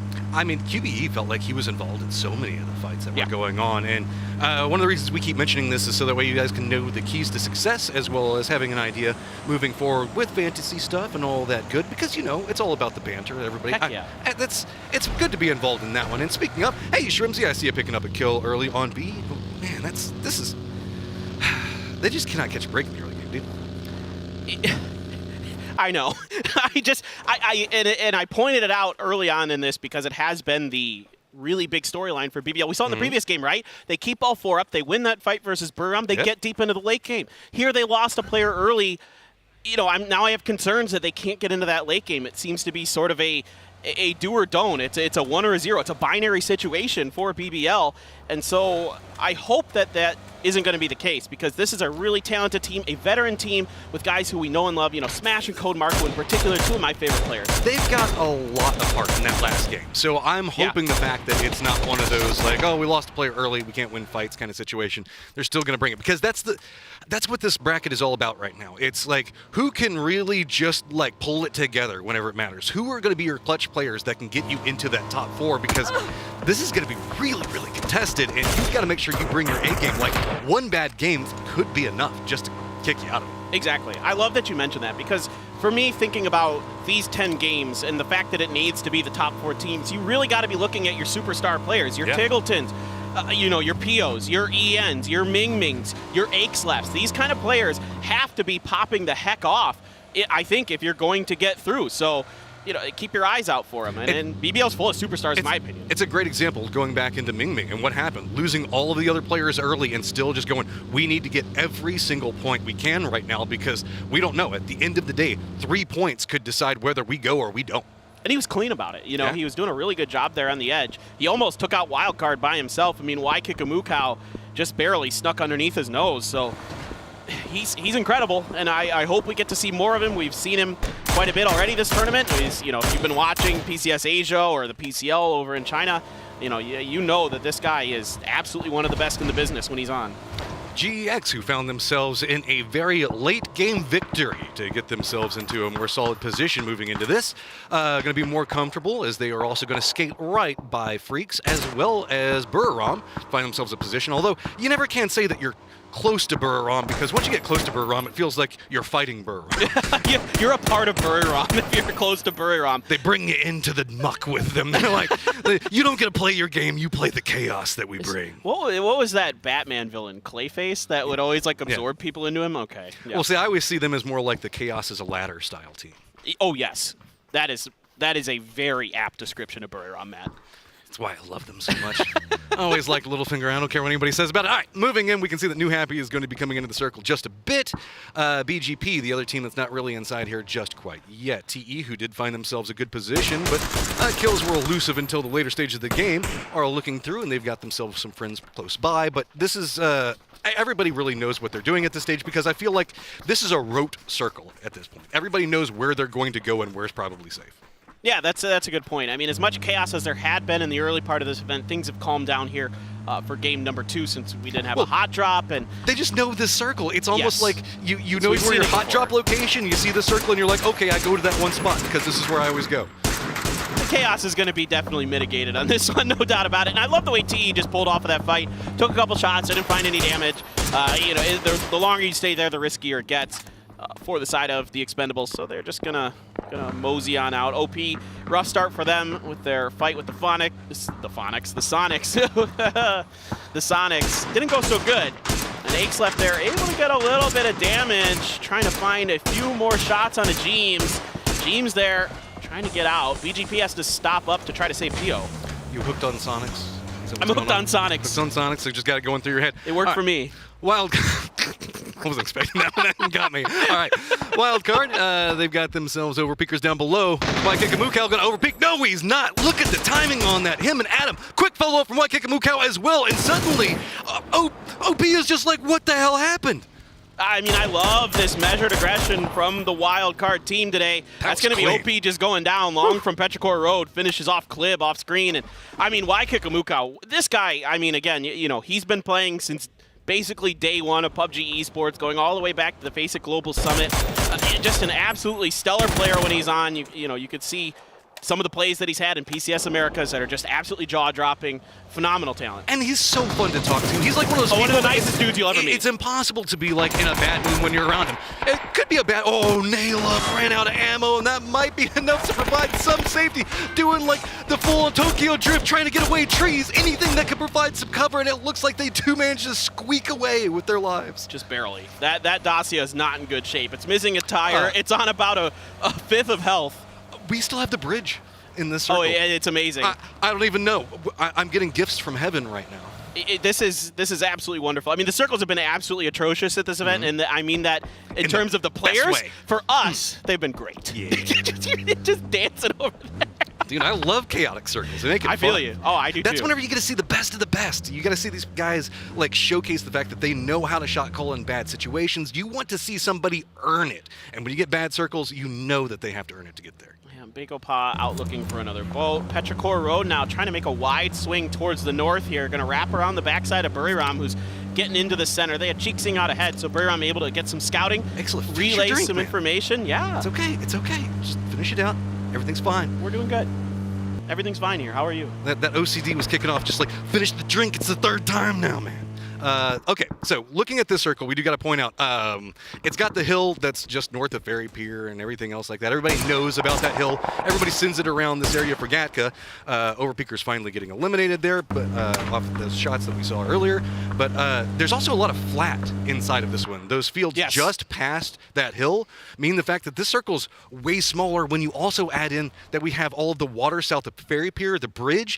This is actually a tiny circle teams are going to have to deal with. TE tried to make another push out. Smell, hello. SSR had done quite a bit of damage to 7-7, and Smell just turns right onto him. And now the push is on for TE. I mean, they got to get out of here. They've got GEX on the back foot. Yeah, there's a lot that's about to be going on over here as we also have Buriram that's hearing what's going on. QM to the south of this one. Tyloo is also making a pathing into this direction. So firefights galore about to break out over here. GEX trying to figure out how they want to maneuver around this position while they do have a lot of teams that could be looking into them. Also, Wildcard could come in from the north and have a high ground view into everything that's going to be going on. So you can see, no surprise, a lot of these teams are moving into cover as fast as possible. Yeah, I was going to say, Matrim, hold me. Buriram's coming. They're coming, man. See them on the map. They're thinking about it at the very least. But that fight really didn't kick off too hard. Neither team really able to find much footing outside of the knock and flush onto SSR for Cerberus. It took a lot of smokes and utility already at this stage. So. Yeah, for TE I meant. But I mean, Tycon here, he should have to finish on a CC, I believe. Maybe just not quite enough of an angle there. Okay, there you go. Himas is going to get it anyway. So Cerberus able to put another point in the bag, up to 5 total, 7th place overall. But that first game was extremely top heavy. So we'll see if that's going to continue to be the case here. We got a lot that's going on in that northwest, but I also do want to point out FaZe as well as Freaks in a very good position inside the circle. They're not caught up in the meat grinder that's all around the edge of everything that's going on. You can see over in the east, it's not like 10 teams that are over on the other side, but we've got Petrichor Road over here, New Happy, BGP that's coming in. Tropic also has themselves a firing line right across those fields. So nobody that's not already inside the circle in a comfortable position is going to find comfort anytime soon.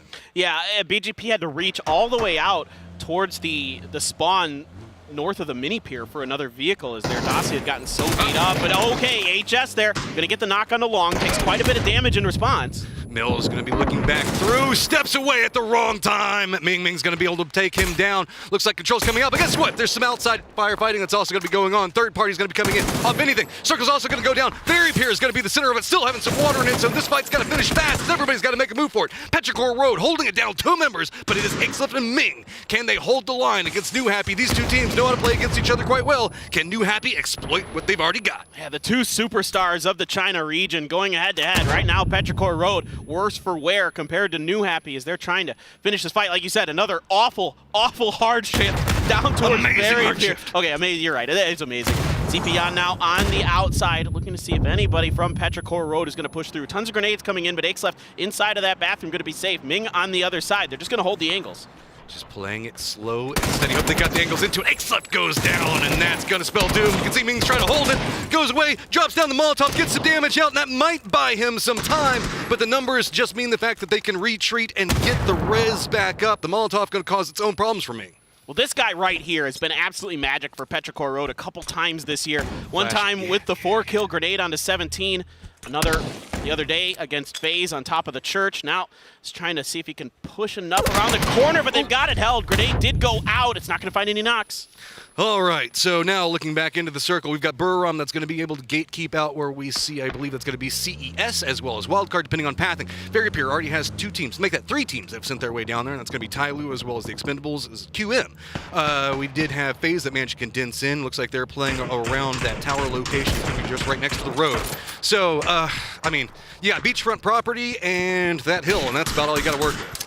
Yeah, this is absolutely awful. I mean, I guess in a way, the good news is quite a few teams can kind of fit into the Ferry Pier. Now, QM under pressure. They've already lost 1. Filfer's gone. A doozy knocked. So as good as that previous game when Dante is, Dante here going to be going for the res. But as good as that last game was for QM, this one, it's going to be a little bit tougher. Eventually, you know, the next circle is going to have to leave the water as much as it can.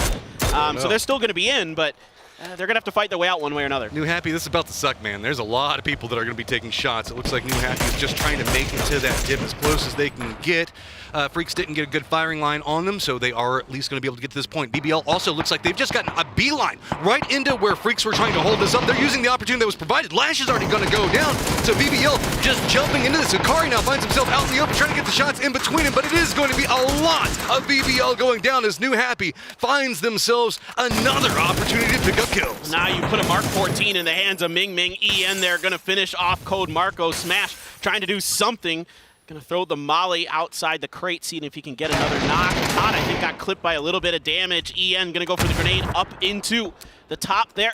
Didn't look like he got much. HS here going to be stealing some points. Akari down and out. Going to be looking for another grenade as he sees the down member of KDF.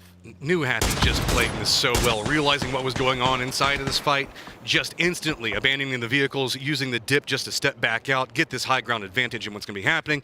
Smash the last one up for his squad. You can see what's going on with Freaks. It's pretty much doom on both sides. Entropic, that's just going to be the south of where we see New Happy at. They really can't get a good sight line into this just due to that hillside.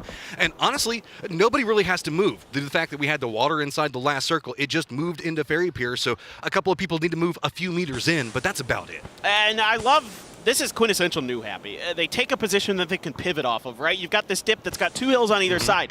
If a fight kicks off on either side, they're able to third party it. In fact, you know, it's perfect timing for them. It has to happen between the Freaks and BBL. They're right there to scoop up so many points. Buram trying to keep Wildcard out of this next zone. Grenades are going to be exploding both ways. A ton of smokes have to be put out to create a defensive line. That's a pretty good grenade right there from Wildcard to push Buriram back. Oh, here we go. Entropic running into Bagel Pa. This is going to be everywhere right now. Entropic comes in. They do manage to get a drop to open up the door. Demon's going to go down, and so now how is BGP going to be able to handle this one out? They do get a knock of their own. So with this, you can see EIQ does manage to get landfall into this position that's right along the edge. If whoever wins this and gets control is going to be benefited for it, but that's going to be another member down. So with this, BGP now starting to find themselves in a bad position. Pio, though, has the opportunity to turn it around. Back down on the low ground, DG98 on the opposite side of it. Looks like they're going in for the press. Shots on both sides. 98's going to go down. Now it's just on to Pio, looking through everything. Goes for the shots. Connects on some of them. Back and forth, juking between everything that they can get. But it's going to be exchanged. Finally, Pio comes up on top, but with near on no health, has to run away. And QBE is way out in Narnia. He can't help this fight right now. He's going to try to maybe run at his fallen comrades, but Pio just barely able to save their lives. And now Buriram finally just going to wipe the floor with Wildcard here. They get in a protracted battle, and it's Buriram coming out aces. You were talking about the fact that Wildcard was wanting to play like more strategic in the earlier sections, and then they bump into Buriram, who's like, nah, you can't do that. We're not going to let that that's happen. Not allowed. Yeah,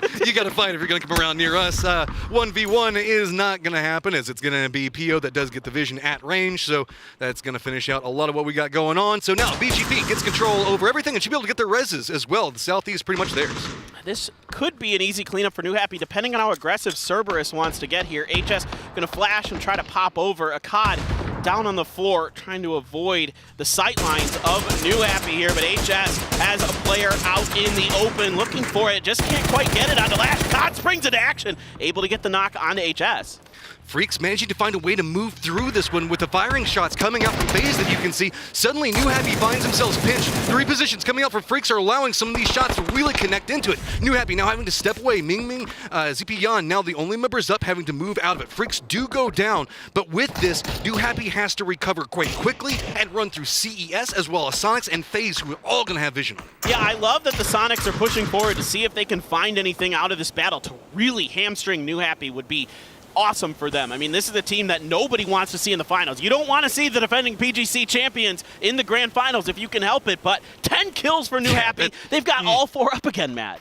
I mean, again, that damage control now giving some more momentum into this game, picking up these kills. This is going to be a send it moment, to say the least. Are they going to wrap around the north? Are they just going to send it along the hillside?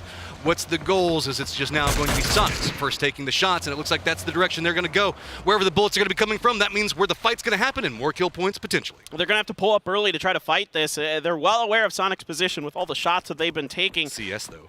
If they can find the opening knock, New Happy might be able to do something. But yeah, you're right. CS is wrapping around their backside.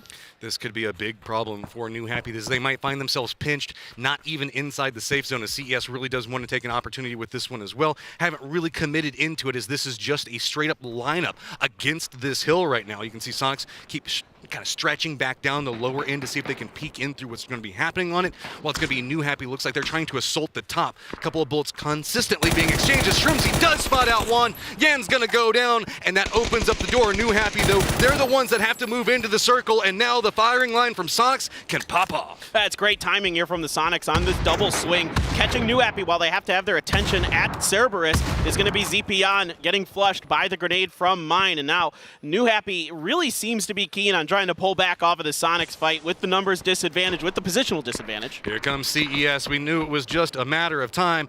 New Happy, you're about to have some nades coming in your backside, and I know it looks like they're tunnel vision quite into what's going on with Sonics. Shot's going to come out. That's going to be Non going down, and suddenly New Happy in a lot of trouble. Looks back in, gets the shots into one of them. Now Sonics looking into New Happy, and suddenly this pinch is just all over the place. CES trying to get back over here, trying to get the res onto Moss, but you can see New Happy still finding a way to try to cling to life over here, but I don't know, what can you even get out of this? Sonics is still just going to be able to defend it up. Yeah, HS is trying to just wait this out as long as he can. Maybe Cerberus and Sonic start duking it out, and he's able to come through and kind of third party, the third party essentially. So see if he's able to get that going. But Ming, that turn he had onto Cerberus was absolutely nasty with that barrel, but he got taken out quickly in response here. So HS is going to snatch up a lot of first aids. Tickleton is going to finish off Solalzi, so for HS, he should be dead to rights to the Sonics. FaZe has vision on a lot of what's going on in this hillside, so that's what led to shots coming out. CES not capable of doing too much.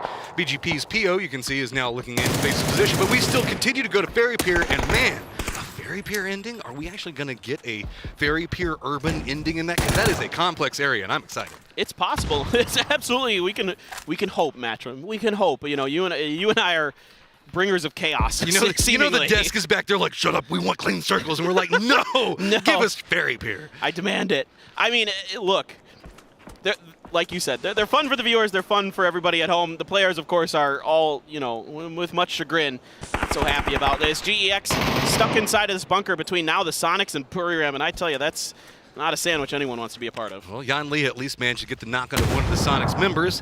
GEX, they're going to have to make the move in. I do want to remind everybody that FaZe has had an Overwatch position on this for quite a while. Looks like they're going to move in closer and probably going to fourth party whatever's going to be happening on this, as I think that they're moving into the foothills just around this. You can see on the mini-map. Yep. So whoever wins this fight against these three teams now needs to move down into it. Burram's going to go ahead and take some shots, revealing the fact that FaZe is going to be there. They're going to go ahead and extricate themselves from that plan and move down into the expendable sightlines instead. GX is quickly falling apart here, but it's actually Savior who gets the knock onto Shrimsy now, eyeing Mime's tree. He's going to see just ahead over the sandbag. Mime gets stunned up for a moment, trying to push on board. Oh, he's got him up and over the top, and the Sonics are going to wipe GX out. Burram now, the defenders of this line. FaZe still have vision on this one and can still do overwatch on everything that's going to be happening. This is going to be a messy, messy fight for those teams that are going to be in the north. Everybody else pretty much comfortable. They found themselves a spot inside of this circle and don't have to contend with walking across that open hill filled down into a road. There's just no cover there. Yeah, everybody will tell you, the closer you get to that road here, the worse it gets. As Canaxi trying to keep members of Sonic's pin. Shrimzy and Mime now pushing forward. 8Z going to do a little bit of damage to Buriram as Edie on low health. Cheeksing knocked. Oh boy. Canaxi holding a strong angle into that one. Noadra back behind, spots out yet again. It looked like FaZe was going to provide some type of support to Sonics, but that quickly diminished out. Buriram doing a good job leaning in what's happening right here. Canaxi still holding down that line as it looks like Edie is going to hold down the back line while the res is going to come out. Sonics know that they need to move. That blue is coming in right up on top of them, and this is phase 6. That's not going to tickle. They know that they need to make a move. Canaxi, here's what's going to go on. Tries to peek up for it, and Sonics do get eliminated. Buriram still sitting on 4, but now has to run down into the waiting arms of FaZe. Yeah, almost completely clean fight. If it wasn't for the fact that FaZe got involved in that, Buriram would have won that just straight up against the Sonics. Still, though, a great game for the Sonics. 8 kills. You take that every day. You get a placement point in there as well. But now Buriram is a really tough situation to go. Jeez, 8Z. Come on, man. Just dirty right there. Buriram, this is going to be their life until they probably leave this lobby. Circle Favor might give them something, but not too much to work with, as they do have that smidgen of safety they've got for now. But as you can see, with the lineup coming out, we aren't going to get Fairy Pier, but we are going to get a fight in Fairy Pier, and that's for damn sure. This is looking pretty good for Bagel Pa. They've got control over the southeastern side of the circle all to themselves. Meanwhile, on the western side, everybody's got to fight through a couple different teams to get in. 8Z Overwatch onto Buriram's position continues. Buriram's going to have to utilize a ton of smokes just to get out of here safely. They're probably going to lose at least one on the way, and they're going to leave Canaxi as the anchor to try to put pressure on a FaZe. Gotta make it up the hill. Gotta get that speed. Come on, give it the gas. They got it. You got it. Now, downhill. Get that acceleration. Run it through Canaxi. You gotta cover. This is gonna be a lot of bullets coming into Buriram's way. They're gonna send it. There's nobody over here. If they can survive, they get safety. One member down, but they should be able to rest that. Yeah, that vehicle is going to explode rather shortly, but again, the return fire here at least keeping FaZe pinned down enough, but that grenade just bounces enough that it catches. Noadra, Cheeksing here, going to have to reposition as that car exploded. Look at all the crawling bodies, like, we must stay in the cover. FaZe Clan, though, has member go down to the Expendables. Gets a vision. Canaxi now trying to make his run over, makes landfall, catches too much air on the hill, and he's going to go down. FaZe Clan continuing to make Buriram's life very, very hard. Looking into what's going on with Fairy Pier, not too much action popping off just yet, but it's only a matter of time. So it looks like QM, here's what's going on with FaZe. Here's those shots, and they're going to sneak in right back behind. You can see there's some blood getting sprayed out, so FaZe continues to hammer down into Buriram's position. Meanwhile, Question Mark is finally forced to make a move by the circle. It's towards FaZe. That grenade is great! The vehicle takes Buriram out! Oh, Edie goes down to a bouncing car. And man, that reminds me of We Love Our Car Physics from back in the day.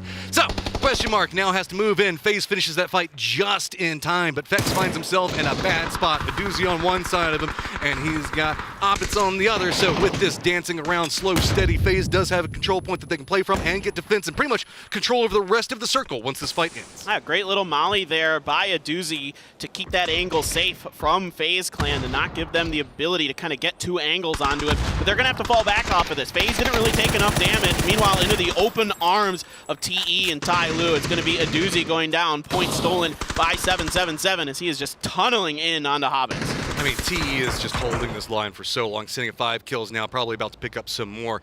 FaZe has vision of what's going on, everything in front of it, but this is just your life at this point. New Circle is going to pop and moves out in the middle of nowhere. Molotov's just going to go ahead and give him a Viking funeral. Now we have our top. He went down to the blue, though. He didn't get the point. Oh, that hurts. No Valhalla for you. All right, so FaZe trying to wrap through, trying to gain control of this western side to keep everybody pinned in inside of these compounds. Bagel Podge can just chill in the Wizard and let everybody else fight this out for a little bit longer. Some shots being traded their way. Ty Lu smokes out as they're going to have to make their way forward. FaZe inching some vehicle forwards. TE very quiet right now, just kind of figuring out how they want to approach this circle. I mean, FaZe gets so much control in what's happening with this. We have the other 3 teams that were playing Fairy Pier that had good positions and good defendable spots. They found found themselves buildings, all the good that you could find. But now that the circle's moved to the field, FaZe that was controlling that area in their fight when we were looking at them with Buriram, now gets to move into where Buriram was at. They've got that like little defilade of a hill that comes down, and then everybody else has to move into them. You can see a couple of teams kind of squeaking in, as it is going to be BGP kind of creeping forward. They've got PO and Songyang that is in here right now, but Tyloo, the Expendables, I don't know what they do here.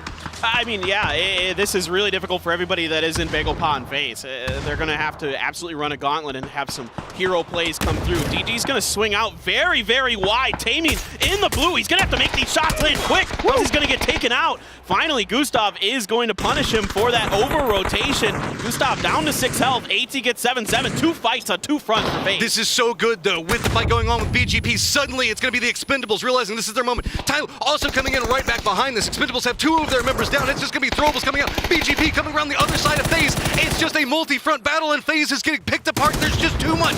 They can't control it all. Still 2 members up, though. Looking back in, it's just Levis who's going to be moving down into FaZe. FaZe manages to hold the line against them, but it's still 1 more member up before they get control over this area.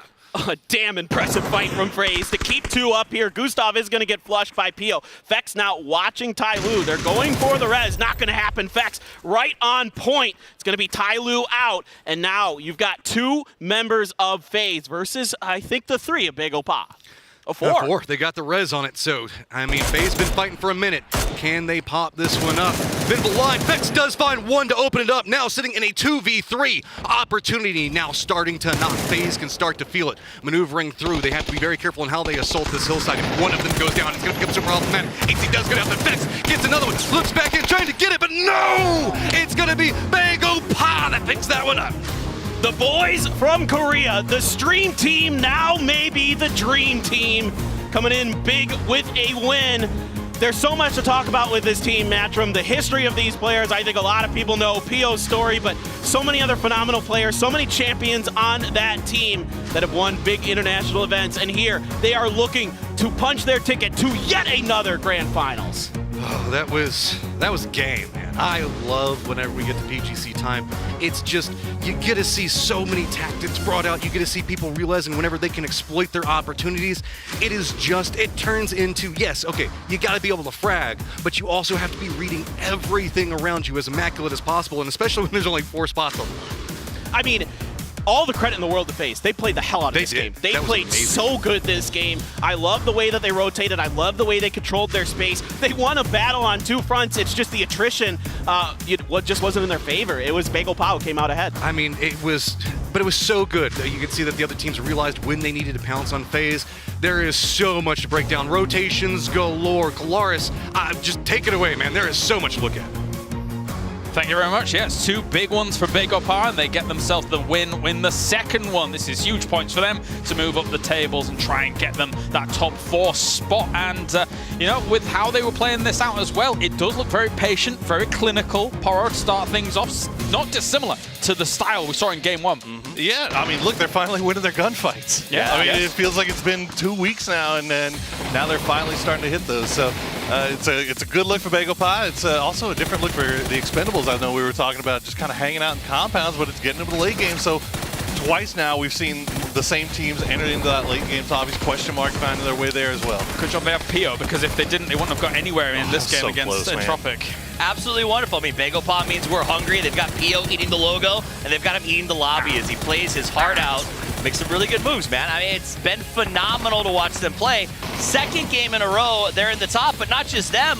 QM in the top 5 again, the Expendables in the top 3. This looks good for these teams.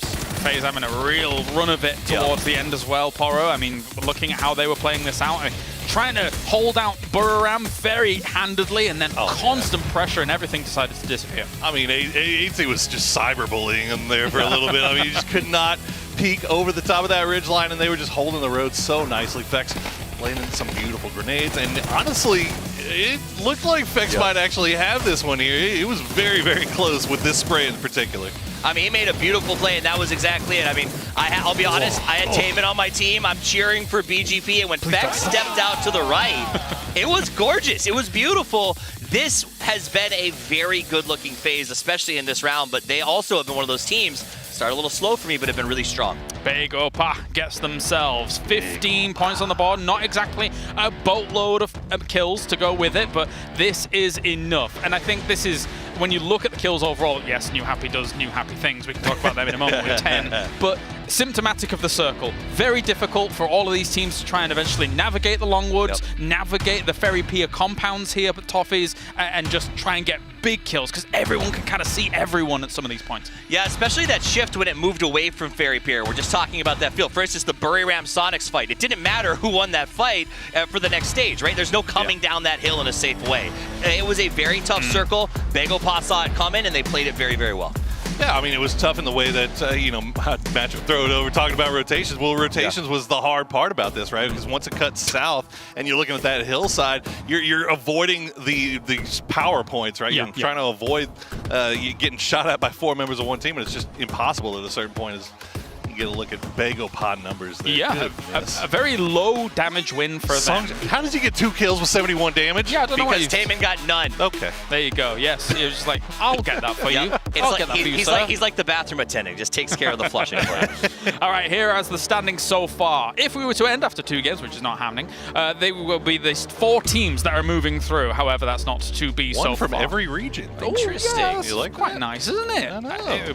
It would couple very nicely with the top 8 teams that we've got so far. But yes, here are the points as it does stand. Quite a bit of sponging from the top 3, and then beyond that, extremely close Toffees. Yeah, I am a little bit frustrated with teams like Petrichor and Cerberus, who I thought would be starting a little bit stronger here today after some things we've seen for them. Petrichor in particular has just been sort of caught out early in both of those games. Overpeakers also, when I look at that board, is just we're losing them in, I think, the first 3 in both of our matches. I'm not really sure what they're doing wrong. I don't know, Porge, you see, is it rotations? Is it bad luck? Or is it too soon to tell? Yeah, I mean, at least through 2 games anyway, it was another team taking a fight to them. That makes sense. Okay. And they didn't really get to prepare and have their fight that they wanted, so they get pushed, and then they end up getting third-partied as well. So it's really just kind of been an issue of unlucky for Petrichor at this point. I expect it to turn around. I hope so. I hope so. I mean, other teams down towards the bottom. Entropic, for example, 0 points. 0. Compared to looking so good in their previous stage, it's they need to pick up steam. Yeah, and I think some teams maybe came in feeling a little bit too good. They were doing great. They put up some good numbers. They came in here thinking they'd be a little more comfortable, and they're seeing it's how hard a lobby it is. All right, gentlemen, time to go to a break. When we return, we have 1 more Erangel for today. Then after that, we will, of course, be moving over to Miramar. We will see you in a few here for more PGC.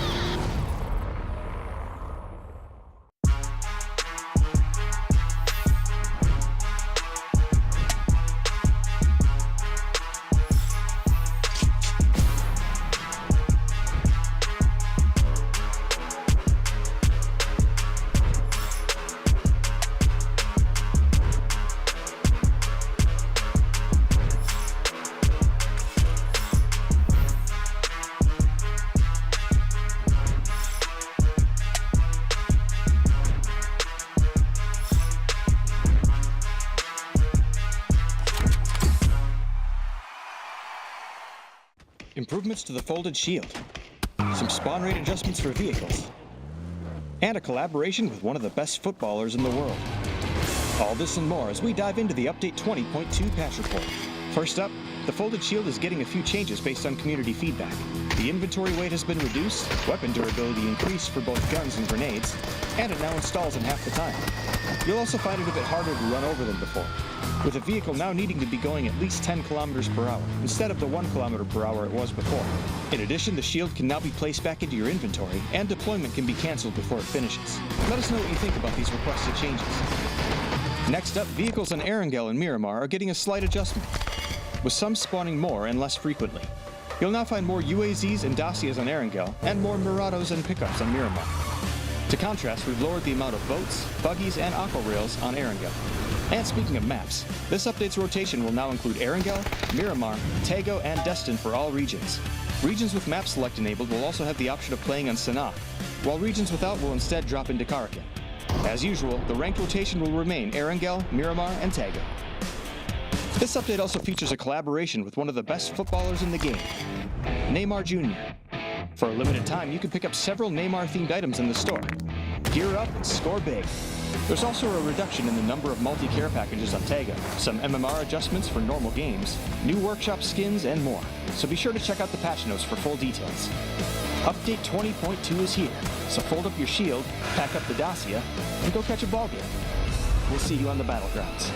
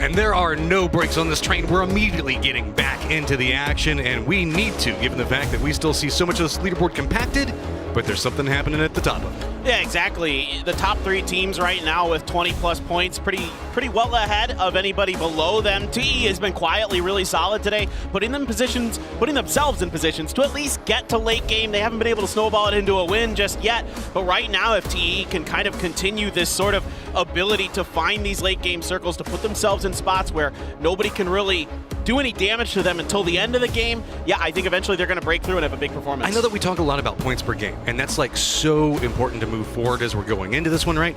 And we look at, it's just the top 4. Do you think that just points per game can get you there, or is it going to require chicken dinners? That's a really good question. I mean, I think you can have an explosive performance in 10 games with kills that you can get it done. I think teams like New Happy, teams like, they're not in this lobby, but 17 Gaming that are really kill heavy at times can get it done. But I think a chicken dinner is a really good way to make yourself feel a lot more comfortable. Yeah, and we've got 2 teams that already managed to pick them up, but I mean, just back behind that. We talked about top 3 get some separation, but it's top 4 that go on.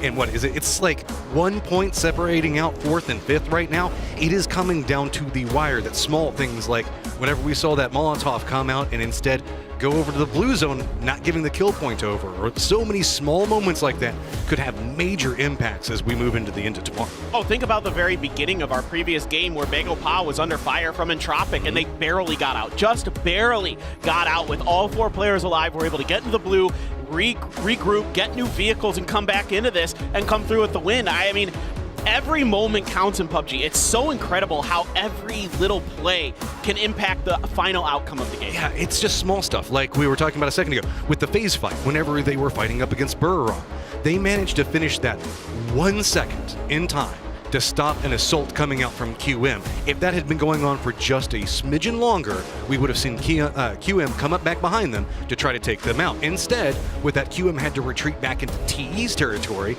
and that led up to a different set of like fights and how the entire in-game broke down. 1 second. Butterfly effect, my friend. All right, well, match number 3. It's our last Erangel of the day here at PGC 2022. Let's see what our playing path is going to give us, Matchroom. I'm ready. Are you ready? I'm ready. Are we going to be going over to Stolber? Because if you got to get a throne, that's where Stolber is. It's like the highest spot, right? Well, the playing path is, it's thinking about it, Matt. It's look, you said thinking we get about 2 it. circles, and I want it to go the other way at least, right? That's fair. I wouldn't mind seeing like a Georgia Pole area. You know what?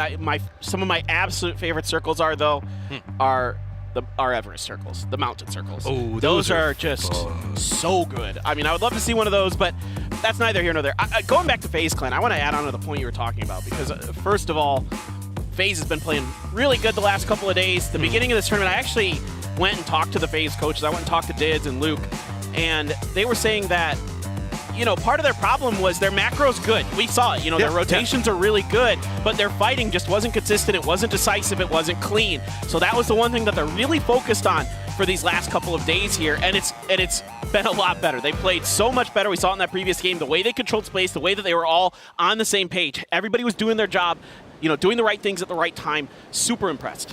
Looking through, it looks like we can see that it's going to be Begopod going over there, the Stolber side of it. I believe that is one of the members for New Happy also caught up around a whole bunch of Gex members, so we'll have to see how that goes up for them. Circle's going to pop and never lucky, man. Why? Never lucky. I tried to cast a curse up to Solber. I appreciate it. I appreciate you, but well, hopefully this one just goes like hard north. Everest. Just keep going north. Give us a breath of fresh air. Please, Circle Gods. So, we beg of you. We were talking about it beforehand. At this point, the circle's probably pretty rote for everybody inside of here. They're going to go ahead and get their stuff, rotate into where they know it's going to be safe. Now, we might see a couple of teams kind of shaking it up and trying to see if maybe they can catch a couple of teams in rotation, because at this stage, we've seen this 3 times in a row, and they should know where people are going to be rotating. Yeah, you know, I'm kind of curious to watch the map stream, and if you're not, you should definitely have the map up while you watch PUBG Esports. It definitely enhances the experience. It's one of the other channels out there, so you can find it, put it on your phone, put it on your other monitor if you happen to have one.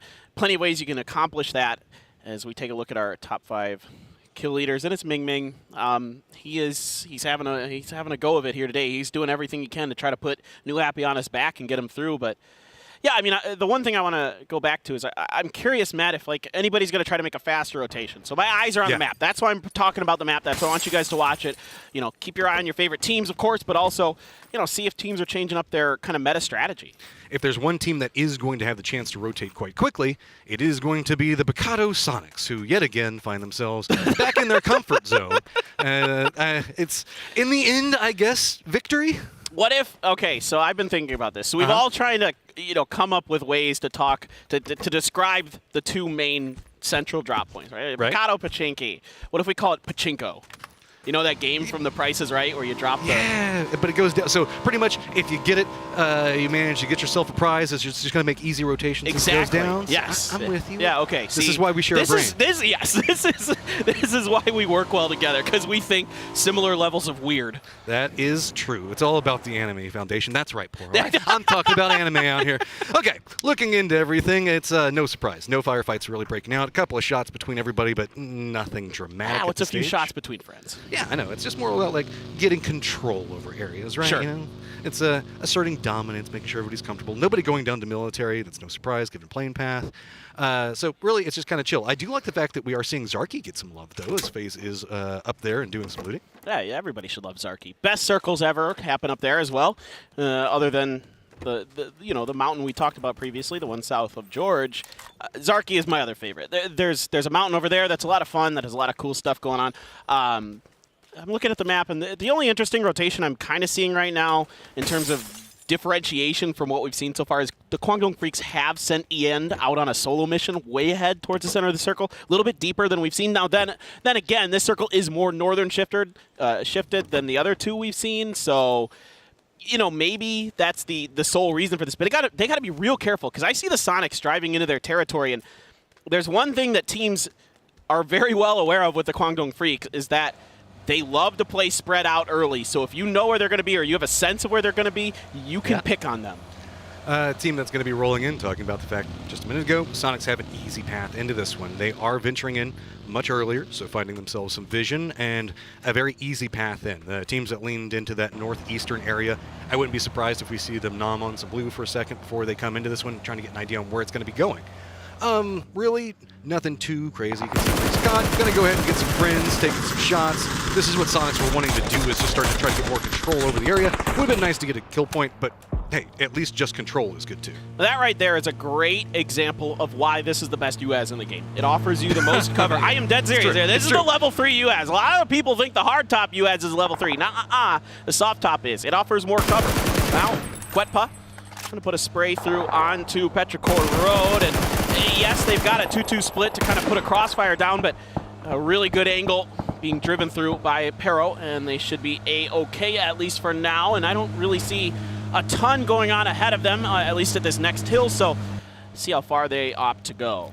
There is something that's kind of interesting about the circle, given how many people have already moved into it, and yes, they have an idea on where people are already going to be because we're seeing fairly similar rotations coming out, but it's also very quiet. There's not very many shots that are going in between teams right now, so if you're going into that center send, you think you know that it's going to be safe, but you don't know that it's going to be safe because it's just so quiet. Like, look, whenever coming in on the Expendables, they've got several teams that they've managed to pass through to get to this stage, and nothing is happening. They're about to roll right into QM. You can see them up in front of them. No shots, no nothing. So you don't really know how far you can push this. Yeah, that's a really good point. And to add to it, you've got two different teams dropping in this area. You've got Buriram and BBL, who are sort of in this vicinity. So you could, in theory, have to run into one of them. You have no idea sometimes what the hell Buriram's going to do. So that in and of itself is going to be a gamble. Cerberus could have opted for an early rotation out of Georgia Pool, something like that. But yeah, it is risky early game, but Petrichor Road, they kind of probably are starting to feel like, with how far down on the leaderboard they are, Matt, that they got to start rolling the dice a bit. I'm just kind of curious. Sonic spent all this time fighting for Pachinki because, you got to fight for Pachinki because center map gives you easy rotations, except for the fact that we keep seeing this one circle. So Sharkfin is actually like the best location repeatedly because you just kind of end up in that centered position, and that's where we see Buriram tend to get some control. Last time we also saw it was going to be Expendables. If you can get into there, it's a good spot to fight from, and it's repeatedly been a major point of interest. Yeah, I love that you pointed that out, because we saw it in Game 1, right, where the circle ended really close to it. You can see why so many teams prioritize that compound, with TE having it, and you can fit a team underneath it oftentimes. We saw with Big Opa. So you put two teams there, and if the circle ends anywhere even remotely close to it, those two teams have a really good chance of getting deep into the game. So, yeah, it is absolutely a prio position, especially if this shifts south. Everest going to start Everesting here. As we can see, it's wild card looking down into overpeakers who were not overpeaking. Instead, it's going to just lose one of them. It's going to be James that does get knocked. Cerberus also looking into Tyloo right now, being very, very patient, showing some trigger discipline on it. Instead, they're going to be rewarded by being a shot in the butt. CES and Tyloo just cannot stop fighting each other here today. Now, Cerberus has mostly, I'd say, gotten a bit of the better of them at times, but Tyloo is 1 point ahead, so, you know, it's not really that big of a deal right now. Hisaki just waiting. Uh-oh, FaZe and New Happy. It looks like FaZe might have set up a trap here. New Happy is going to be coming into this one. They at least went along an outside path on this one, so it's not going to provide the cleanest work.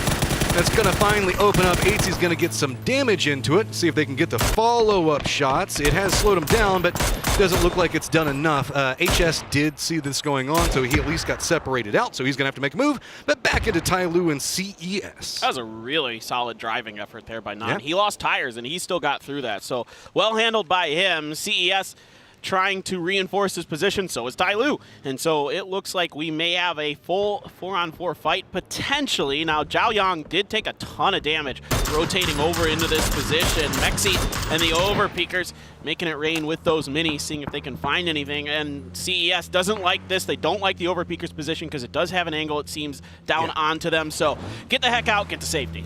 It's just not worth it, especially with the reps that were coming in. We saw Tyloo trying to regroup, but that does mean the fact that with Tyloo coming into this one, where we saw James go down on Everest a second ago, the area around Hospital, North George, that's entirely open now. If the circle does end up leaning north, this just became an entirely opened map for people. This became a New Happy FaZe game. It really did. That was really what it would become. So New Happy here recovered. They just took some vehicle damage and had to, you know, expend a little bit of healths, and maybe their armor took a bit of damage. But all things considered, you'll take that coming out of that entrapment that FaZe had. I thought New Happy was probably going to lose one at least. Yeah, I mean, they just did a good job on reading it. Safety, right? They just said, okay, well, let's not drive on the direct road. Let's go ahead and hit that, like, dirt road, see if they can maybe come through it. And I was hoping for the north, but hey, you got to take what you get, right? So back down into an area that everybody should know oh so well. Yeah, well, we're very familiar with this, as we've seen the last couple of days. I feel bad for you. So you got to be the smart one over here, having to describe the technicalities of the same I circle. don't want to be the smart one. Don't put that pressure on me. Oh, well, you know it's not me. I'm just like the wacky, wavable, inflatable arm tube guy over here. You know, sometime I'm going to record you casting, and people will see just how true that actually is. I'm just moving around all the time. I'm like a shark, man. I can't cast if I'm not moving. Uh-oh, well, got a couple people not moving, jumping out. DG read that well. It's going to be Sung Yang that does manage to take down Nailup. So Nailup's going to go ahead and get run over, or I guess get finished out there, pick up some loot, and continue on the merry way. A cluster on the map right now, as I believe we are seeing 5-6 teams all making a run for that quarry hillside. I don't know what happened there with Nailup. He's well behind the rest of Entropic. I don't know if he was trying to hit, tail and scouting there. Tail and scouting. I'm scratching my head a bit on that one. Duckjuice out in the open here. Shrimsy finds the headshot and the knock. Looks like he has gotten behind the building, and Shrimsy is not going to be able to confirm, but still knock in the bag, and some armor damaged on the side of TEGX, trying to drive on the top of the quarry. And yeah, okay. Phil First just going to let that one go. Now take the shots into it. With the separation coming out from question mark up here, there's not a lot of defense that they can really set up. So GEX just gets this one, and now suddenly we're going to have to see how QM responds. They had a long stretch all around the quarry, and I guess it was just GEX that found the vulnerability and pushed it. Yeah, you know, controlling the top of this horseshoe, and QM now has kind of lost control of it. So now they have to figure out what they're going to do with Phil First. I see him starting to make his way down towards the center of the quarry. Maybe he's just going to attempt to regroup. It can be tricky. There's some exposed terrain you've got to run across. As I say that, SSR goes for that M24 shot, not going to be able to find it. Dante gets a knock on a Savior, which is going to help alleviate some of the pressure for his teammate Phil First. And it looks like a rescue mission has been halfway accomplished. I'll call this halfway for Phil First. Yeah, I mean, with the way we see question mark hold up, GX should be able to get the res. This is just awkward now for both of these teams, as they're very aware of what's going on. SSR is going to stretch out, take a couple of bullets to the face, and go, I don't want to go do that one again, but got to get some information. Not a lot else happening on the map right now. We did see that it was CES that moved pretty close to Petrichor Road. They had a couple of shots going between them, but it's still just a very, very quiet circle right now. It's more in that nature documentary style, it's not as wild as a Fairy Pier finish. So yeah, okay, yeah, well, okay, I'll give you that one. Or the Primorsk one, the other. but maybe we'll get Quarry on this one. I was actually pretty happy with the shark fin ending too. Oh no, look, shark fin endings are good because there's at least a fair amount of like cover and terrain to work with around it. So I agree with you. I like those endings, but this one definitely more David Attenborough than This is very, very true. than David Hasselhoff. Let's call it. Yeah. Okay. Maybe I do lean into the Hass style a bit more. I'm gonna lie on that one. So. Circle's about to pop, and we all wait with bated breath and hoping the fact that it goes somewhere refreshing and new. So all the players are hoping that it just stays around that Quarry location. You can see a lot of commitment into center right now, and it is going to lean more Primorsk, but keeping Quarry in there, Sharkfin does go away, so our teams in the north are going to have to make a rotation, but with Primorsk entirely open except for Vex. I mean, you know who's loving this is FaZe. Yeah. Look at this. They started north. Right? This is like the most FaZe thing that we've seen in so long. They were up like around North George. Is it Sunday took yet? some shots, and they were like, nah, we're going to go ahead and rotate around the whole map back down to Primorsk. It is not Sunday, right? I guarantee you, I think that FaZe has the most distance traveled out of any team the way that they rotate. 100% right now? Absolutely 100%. Yeah, you're definitely right. All right, PO is on a solo scouting mission. Again, just PO things, while the rest of Bagel Pa is kicking up some dust, trying to create a fight. Sonic's pinned in. I hate fighting from this compound, and I think just about any team will tell you the same. And Bagel Pa trying to punish the Sonics here. Mime on the outside, going to be knocked as DG gets the opener. PO, though, checking the angles as there is BBL making some noise on the outside of this fight, but he is going to have a good opportunity for this grade on to H-Win. Got the info. Another one comes through. Splashes around the corner, and he's going to get the knock. Now it's going to be so much more on the defensive line. Shrimsy, Tickleton, we've seen this duo be able to line up and put up a lot. Omega wants to make sure that they get this one clean, runs away from it. Shrimsy takes some damage, but does not go down. Molotov's going to come into this one. That's going to make it dicey. Tickleton's trying to fend up, does take down Taman. While this is going on the outside of this one, FaZe does have a sight line into what's happening, so that is one of the reasons we've seen Bagel have to slow down, and that's going to be some type of opportunity for the Sonics. What are they going to do with it, though? Does go down to it. Now Tig by himself in a world of trouble. Tamin still knocked on the outside as Bagel Pa is going to try to finish the fight. Pio's going to lead the way. DG's done. Can Tiggleton do this? No, it's going to be Pio who cleans him up. Valiant effort coming out from Tiggleton there, but looking into everything that's going to be going on, it looks like everything has now calmed down. And we're back into a more quiet circle. Yes, there was a lot of firefights you guys probably noticed in the kill feed. CES making their rotation. Looks like they're going to be up next to New Happy, though, as that nade is going to go off into Never Never Land right now, I think. Yep, not going to connect with too much. And CES looks like they're going to push the top of this hill, but New Happy very prepared, already entrenched. Gets a couple of shots in, nothing clear yet. Here's those 3x barrel sprays that we love to see from New Happy, but decent damage done with the grenades. Pushes them back momentarily. Zepion taking tons of grenade damage. That third one doesn't get the knock. He's on a sliver of HP. Solalzi pushing the front lines. New Happy collapsing here. Solalzi just beelining it through New Happy. He's just looking around for something to shoot at, but narrowly misses it out. New Happy now getting control over this firefight. Looks like the patience in the defending line that they had is going to pay off in the end, as it is just one up. Zycon's trying to make it work, but it's going to be Yan that finishes off everything, and these reses should come out. Yeah, that was... I think he just didn't see ZP on there, did Solalzi, so ZP was able to get the heal off and finish the job. Ty Lu keen to just ruin New Happy's day. They've got a huge spread on the western side of Primorsk. Hard shift up to the northeast, so most teams already in this circle. Only a couple are out. The two that we're looking here on our screen, plus Buriram up to the north and a little bit of the Kwangdong Freaks, but everybody else in a decent position. Although I say that, and the Kwangdong Freaks are under heavy fire from QM and Wildcard. And they are looking to get a res in the smoke. Welcome to the next circle, everyone, as Quarry is going to be a key factor inside of everything in the hills to the south of it. So this firefight that's going on between Freaks and Wildcard has a lot of repercussions. I do want to point out that we did see question mark leave the area around Gex. They moved all the way up into the north, so they actually have some supervision on what's going on inside of the firefight. Really, it feels like a lot of this is a... Do you, don't you? Do you go to Quarry? Do you commit in? Because if you commit in and it goes south, man, you are screwed trying to get out of that. But also, if it does go Quarry and you are one of the teams that didn't go in, trying to breach into that is near on impossible. It just becomes a fortress. You're absolutely right. Basically, you have to come in from the east side for the most part, because usually a lot of teams are going to be watching around the horseshoe top of it. CC with the AUG, good for the first knock. Grenade out. Looking for yet another, and ZP stuck behind this rock. It's not a great spot to be, but those grenades are bouncing just a bit too far. They are going to finish off HS. ZP, though, in the blue, and that is going to make things tricky indeed. Zhao Yang going to finish him off, and New Happy goes down to Ty Lu.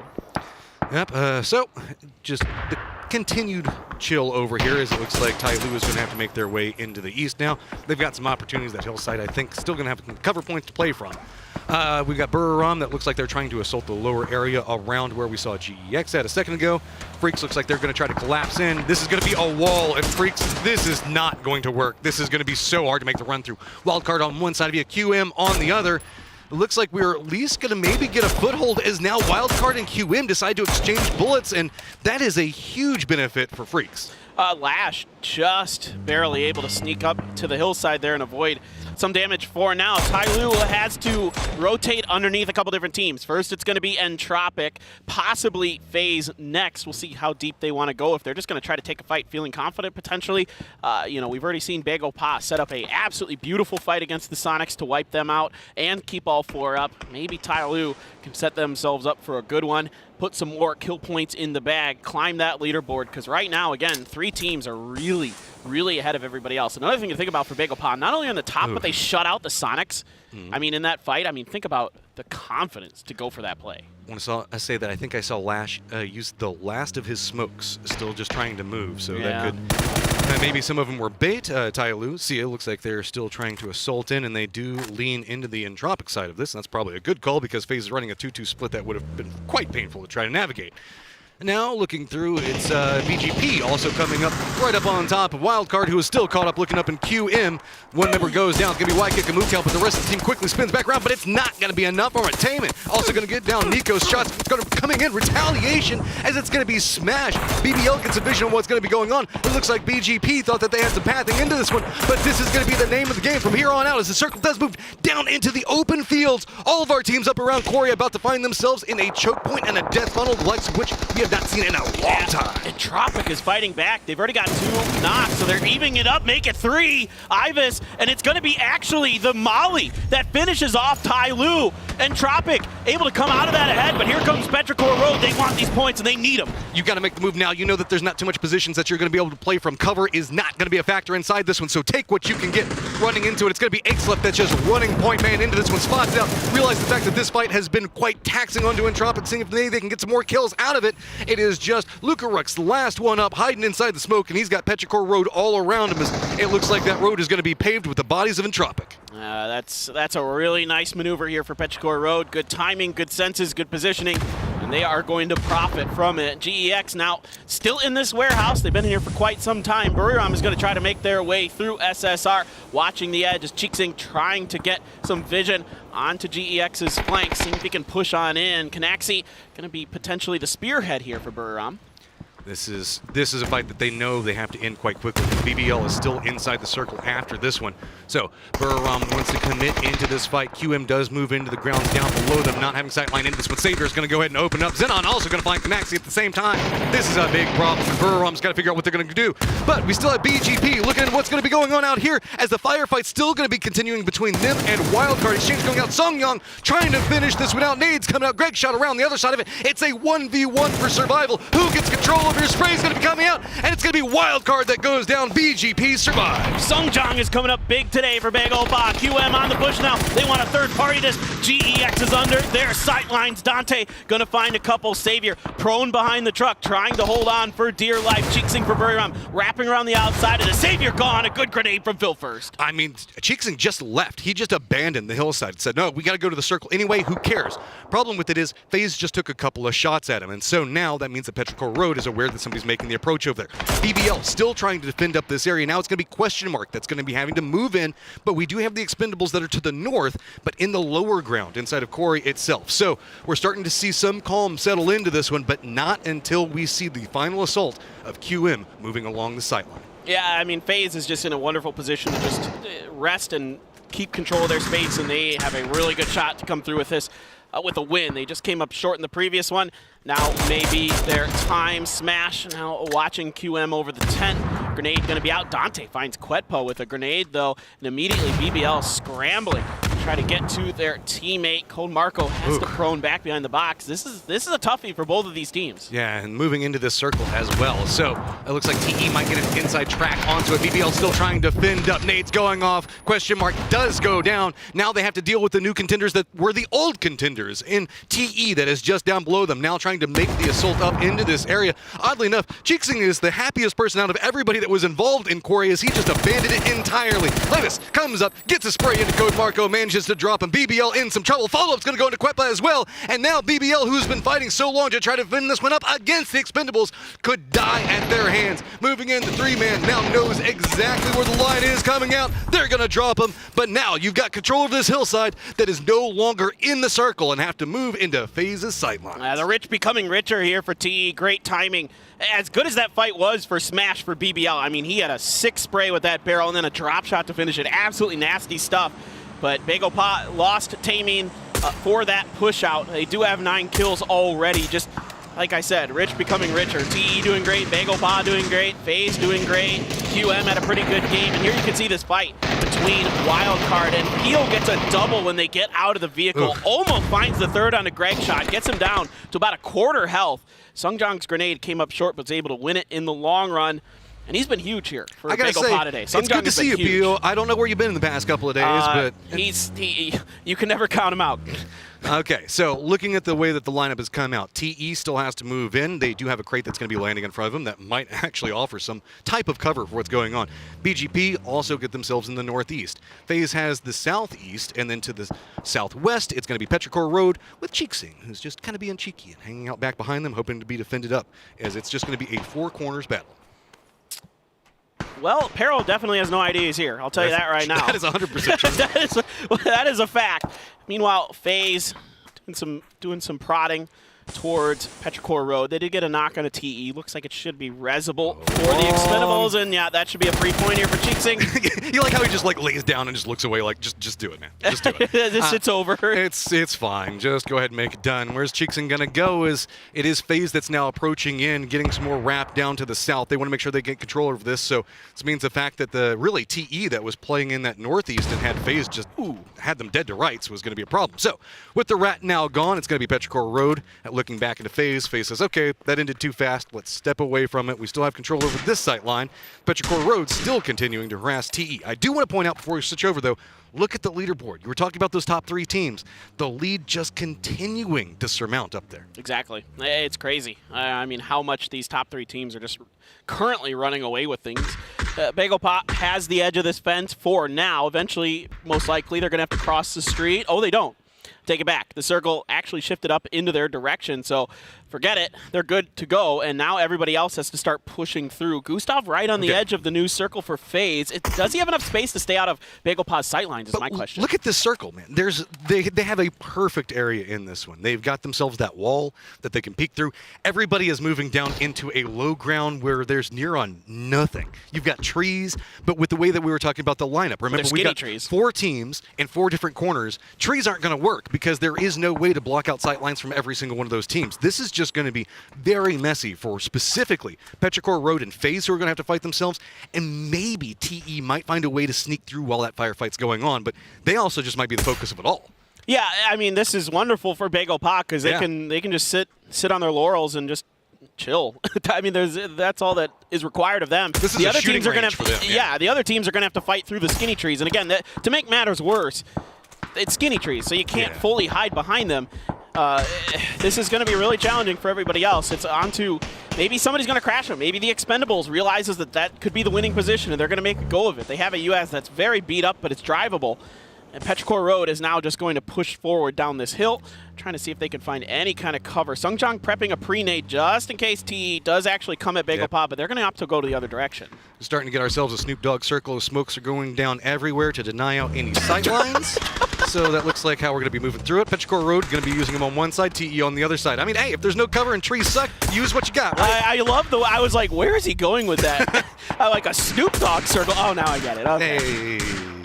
Oh, Akeslift gonna go down, and now it's gonna be TE making the assault in. We said that this is gonna be how it goes. Instead, it's gonna be Petrichor Road now looking into TE. BGP just kind of reining in whatever they can do. Mills just trying to pick up whatever kills he can. Petrichor Road sitting on 6. FaZe, though, playing this one more cautiously. Does mean the fact that they're surviving, but they're going to have to make sure that they get some damage out and really force a step away. If they can move in and just get a little closer as we're going to be moving into the next circle, that means that BGP will actually have to move out first. And you can see BGP trying to move around that already. Use the smokes that are set, get out of here, and try to make sure that they can get in closer, because this is really just turning into a game of chicken on who moves first. Yeah, no matter what, eventually BGP is going to have to move because of the phase 9 circles. That's a great grenade from Mill, though. That's going to be the knock on to Gustav. FaZe in a bit of trouble as they have 2 knocks down, and Pio is keen to try to finish the job. Mill right now, the best player for BGP as he gets that knock. Nades are now going to be coming out. They know the opportunity is there. Pio leaning up into the way. One of the members going to go down, but it is a lined up 2v2 right now. Rez is going to come out, making it a 2v3. Diggory has got to make sure that he's responding quite quickly. With the way that the circle's popped, FaZe is actually outside of the circle. Fex trying to stretch out, seeing if maybe he can get a flank around onto Pio, as it is just a bold front man push coming into this one. Playing opposite side of the smoke, it's going to be Songyong. See how this goes. 8Z stepping around. Nade's going to get some damage, but not enough to deter. The smoke wall still being the thing that separates life and death right now, but FaZe still on the outside, and this is a late game blue. You know they're going to have to move in a second. Well, this gave him the opportunity to get back up to 4. You can see Songjang going to catch a glimpse of Fex, but 8Z going to put a ton of damage into it, backing him off. Fex just spraying around. Pio won. Looks away from it. He has to run away now. He is so outnumbered. This is going to be a heroic attempt to try to get something out of this one. Now, looking back down, Diggory's going to spot it. He's going to pick it up, and there we go. FaZe going to pick it up. It's not FaZe Sunday yet, but long wraps going all around the map always pays a big for it. Well, they're going to trade games here. Bagopal was able to get the better of FaZe in the previous one, and now they're going to come through with the big win. I mean, it feels like 2019 all over again, Matchroom. We've got Pio coming up big. We've got FaZe coming up big. Storylines leading into the grand finals are certainly setting up nicely. Oh, yeah, and again, just 10 games. So this is mounting now. Every single game just applies more and more pressure. You're looking at that leaderboard, watching those top 3 teams starting to run away. FaZe that was competing up, got into 4th, and then won. Now going to start getting some distance. This is just going to become more and more pressure for teams, and we talked about at the start. You got to not crack. You got to be your superstar, and you got to step up now. Yeah, and FaZe is a veteran team, and they're stepping up big, right? I mean, that's what you're seeing here. 2 veteran teams coming up huge today. There is so much to look at and so much to figure out. What do these teams need to do to move forward? Claris, I know you guys have all the answers. But not that much time to do so. Thank you very much, gentlemen. We've got a FaZe here, which felt like a matter of time before they were going to get a win if the circles constantly were coming down this way. Let's take a look at the highlights as well. And this is where Bagopal's campaign truly began against Sonics, actually pushing them completely to the edge here. Yeah, I mean, you got to give credit to the Sonics. This was the right compound, wasn't it? Yeah, I mean, it looked really good. But the problem for them is, and we were talking about it during the break, Toffees, is that nobody was playing the top of that hill. Right. And usually in North America, they're used to having a team that would play the top of that hill, which protects them from a push from Bagopal that we saw. Wildcard was up there. They were just holding the back edge and not sort of giving the backup that they needed there against Bagopal. But the reality, I mean, Bagopal has been incredibly strong. And I'm glad they didn't win this, because if they did, that might just be a non-factor going forward. These guys seem unstoppable. Yeah, with the rate that they're at here, Poro, they may just have already attained top 4 as long as that average, I mean, even if the average slips slightly, they've put in so many points in 3 games alone. I mean, it seems weird to say, right, when we still have 7 games to play, but I mean, when you get 3 games in a row, and all 3 go southeast, you know, I guess southwest rather, I guess we know exactly who benefits the most from southwestern circles at this point, because boy, they are just stacking to the point. But I think you hit the nail on the head. FaZe needed to win that game. Yeah, it was a good circle for them, and we've seen them get to the late game in quite a few of these ones, so they're able to convert. FaZe, game number 3 here for the lower bracket, round 2. It goes their way, and they bag some big points here, Toffees. They played clean, they played smart, they played calm. They got that res there at the end to make sure it was a 3v2 when it needed to be. These guys did very, very well, but Bagopal still comes out because of the 14 kills on top of the leaderboard. They are starting to feel unstoppable. I mean, in groups, they felt slow. That's no hints of that anymore. Yep, absolutely. I mean, Songjang in groups was scouting forwards for them, But even then, playing the edge play that they were playing and things like that really wasn't working out in groups. Here, though, it is looking pristine as we take a look at FaZe getting themselves the victory here. Really not much conversion going on, Poro, overall, but a win's a win. That's exactly the point, right? Yeah. I mean, it might only be 3 kills, but they were holding down that south side, and nobody was really over there.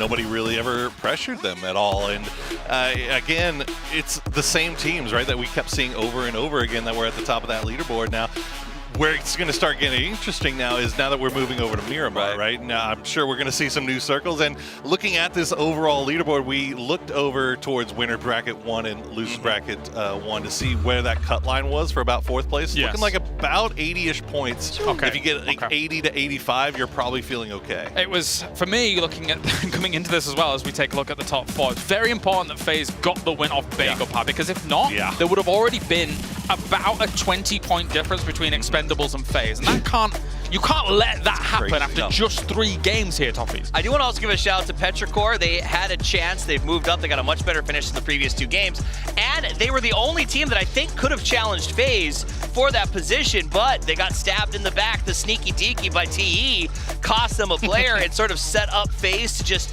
be the controlling factor on that hill, and they never looked back. And the circles for Expendables. Likewise, in all 3 of these games, it feels like they've been able to convert something decent, not necessarily off huge aggression, Poro, but they've been ever present. They've got them. They've backed themselves their points, and they've walked away with it nicely.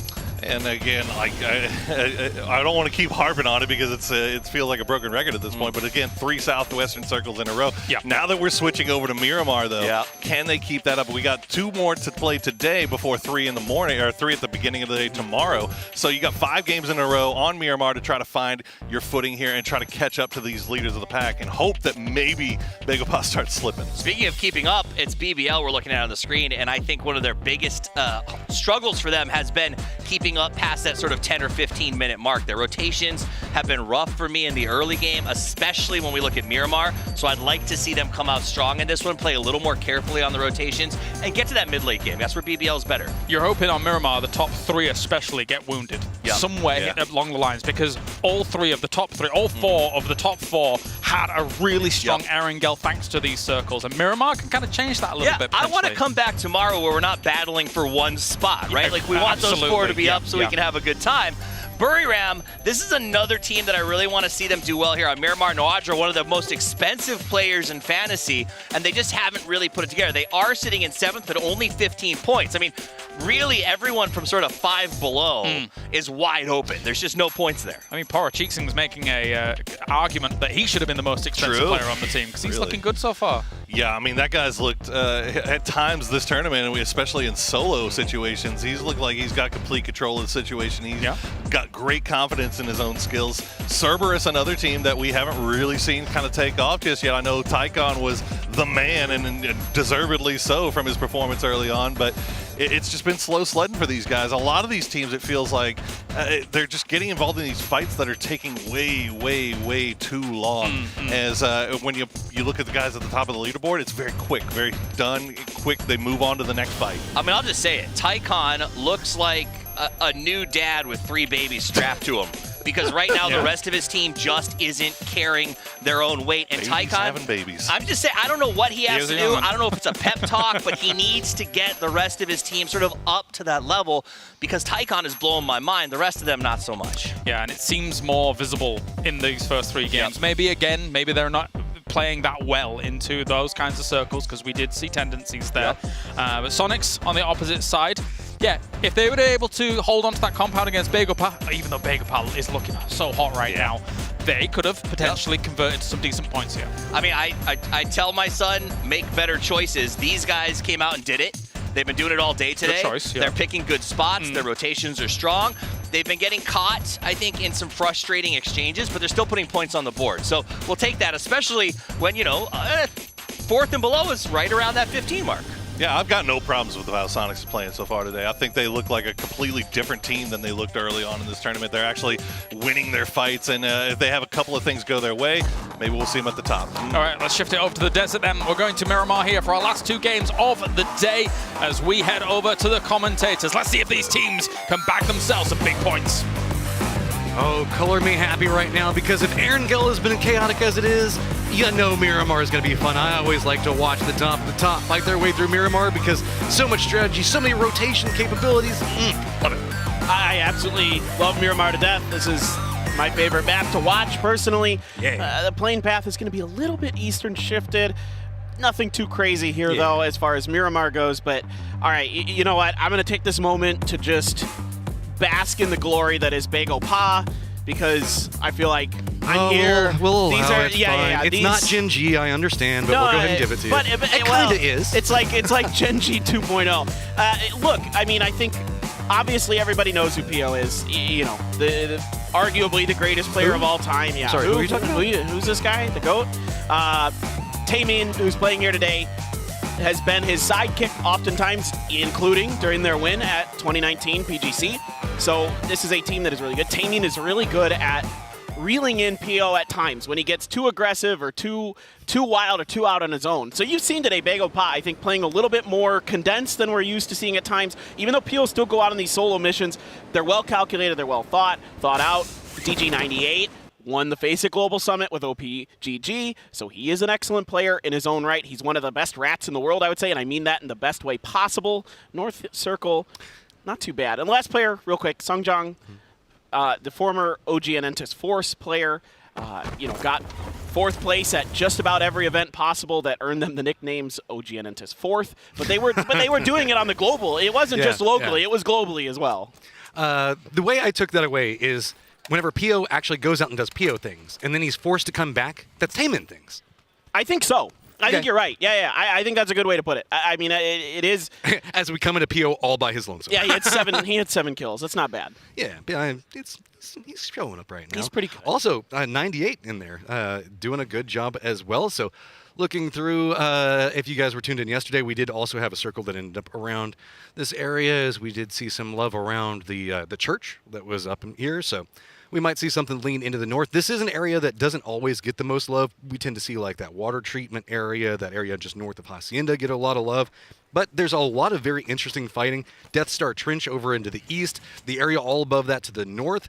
I mean, really, how often do you get to see anything up around Oasis? Because we got Nikos that's even looting up there. I'm a sucker for Oasis, and we never get to see it. I know. I think only the EU boys have been lucky enough to get the Oasis. Let's will it circle. into play. Oasis, come on. It's too on the edge. It just can't happen. No. No. I hate to be that guy, Matt. But okay, well, you know what? I'll try to will it anyway. I want it as well. No, I don't want it anymore. Oh, That's the I way see we how got it is. I don't want it anymore. Okay. Coming back in, I do have to say, Duck Juice has been extremely, he's just fun to watch. Like, he's a fun player. whenever he finds himself in these good positions or gets himself into these good positions, he can just wreak havoc on a team. Yeah, and as good as 777 is with the assault rifles, it's the rest of the team that picks it up with the DMRs to give him that opportunity to get in those positions. So they've been really, really good here so far. Of course, in third place, 35 points. In that, I'd say 4-team pack now with FaZe climbing up there with 27 of their own. And I'm really, really impressed with TE so far today. It's been, well-measured play. They haven't been putting up the same numbers as Bagel Pa, of course, but Bagel Pa is playing with the utmost confidence right now, so it's hard to match that for anybody. I feel kind of bad right now because we've been watching so much New Happy, so much BBL. These guys have been scrapping early games. They've been having to go through some just hellacious in games as well. And they're in the pack, but they're not up there with everybody else in those top 4, in that comfort spot. And that has to be, I wouldn't say morally bad or anything else like that. It's just got to be frustrating because they are having to fight so much in all these awkward spots and still managing to scrap together whatever point they can get, but they just can't quite get into that top 4 yet. No, I fully agree with you. And BBL has been, they either had to fight with Buriram early or they're losing players early in rotations and stuff like that. They're still scraping through quite a few points. I mean, right now they're in 5th place with New Happy. Both teams are making the most of these bad situations. But, again, early fighting, if it isn't clean, can lead to problems. QM has been mostly clean in their early fighting, or at the very least they know when to back the hell off. Ooh, a Mark 14. Ivis. Ooh, congratulations. You're about to be happy. Very, very happy.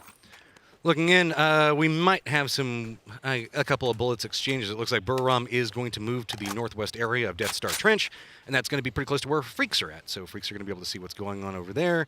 Not too much happening yet. Feels like a lot of the teams still leaning into that Hacienda area, hoping the fact that it pulls back down to the south instead of the north. Yeah, it absolutely can. We've seen a couple circles end in that direction already. It can go north too. You know, I'd say north and around Hacienda are decently likely. It can go like northeast a little bit. You know, unfortunately, the Death Star Trench itself is, a lot of it is land ratioed, so circles tend to start leaving that area. But that being said, in this event, we have seen a lot of really wild circles that end really close to land ratioed terrain. And of course, when we talk about land ratio, that just, for all intents and purposes, the circle treats those as water. So, you know, in the on phase 3 in particular, that's really the one where it matters the most. Circles want to move away from those as much as they can, but that doesn't stop them from doing so. I've still seen a lot of games in a Death Star Trench. Yeah, dude. And for as much as it quote-unquote doesn't happen, it really does end up going over It does there happen. Just Just like island circles happen. Yeah. Well, one day. Someday, Matt. I think I've only ever actually casted one of those. So I've only casted one. So they are the unicorns, right? Looking around, it looks like not too much is going to be going on. Cerberus is going to be holding down position way down to the south. Around Minas, nobody else really over here. Scouting out back behind that, around La Bendita is going to be a new Happy, and we see them making their rotation. The only other team that's back behind this is going to be Begopa, who is down in Los Leones right now and doing the slowest of slow wraps. I feel like this is we've got a 10-point lead. Let's go ahead and be safe in these first couple of circles, figure out where it's going, and come in circle 2. Yeah, this is Begopa's style. Yeah. This is what we see them do all the time. They're very late to the first circle. Typically, when you watch them in Asia, what they're doing is they're gonna gun for the highest ground on the edge of the circle that they're coming from. They're gonna get information and they're gonna make plays off of that. They're looking for what the circle is going to be doing after phase 3, right? They know about the land ratio. They're looking to play off of that. They're looking to see, okay, well, here's the circle now. What's open in this new, where phase 4 circle is most likely to be? Let's gun for that. Now, there is a knock. It came on to Buraram, and it's going to be Hikari from the Freaks, but he can't really do much else. And the Freaks are if you ever watch them on the map, and you should, they spread out early, and they spread out often. And again, teams will pick on that, and we've seen it before. So I'm always concerned about the Freaks, especially when they're dead center circle like this. Yeah, there's a lot to be said when you're trying to hold that much territory, because at a certain point, people just got to send it. And it doesn't even matter if they know somebody's there or not. You just got to go. As well as sometimes you just got to go pick up your teammate and see if you can flip the car. And it's going to happen. There you go. Respect. See, Sung Yang not putting in just the work with the guns, also making sure to keep teammates. Yeah, that's not going to show up on your fantasy team. Look at that. That's a hero play right there. We should give respect points for fantasy right there. Right there. They should give us the ability to vote and give extra points. Yeah, for like stuff. somebody does a backflip on a motorcycle, 5 extra points. Yeah? Yes. Well, then everybody would be doing backflips. And you say it like it's a bad thing. No, I was laughing, so I think it's a good thing. The amazing thing. Oh, what's not amazing right now, if you're on OP and you're getting hit from the high ground, it looks like Cerberus does not want to look too far down inside that one. As Overpeakers do a good job of at least protecting Vard. Looks like Mixie's going to be playing good position as well. So awkward position coming out for them, and it could get even more awkward if CES is not careful, as they still have New Happy that's going to be coming in back behind them. You can see Tycon seeing if he can catch OP off guard a little bit. Just, maybe they think they've gone. Maybe they think Cerberus has left.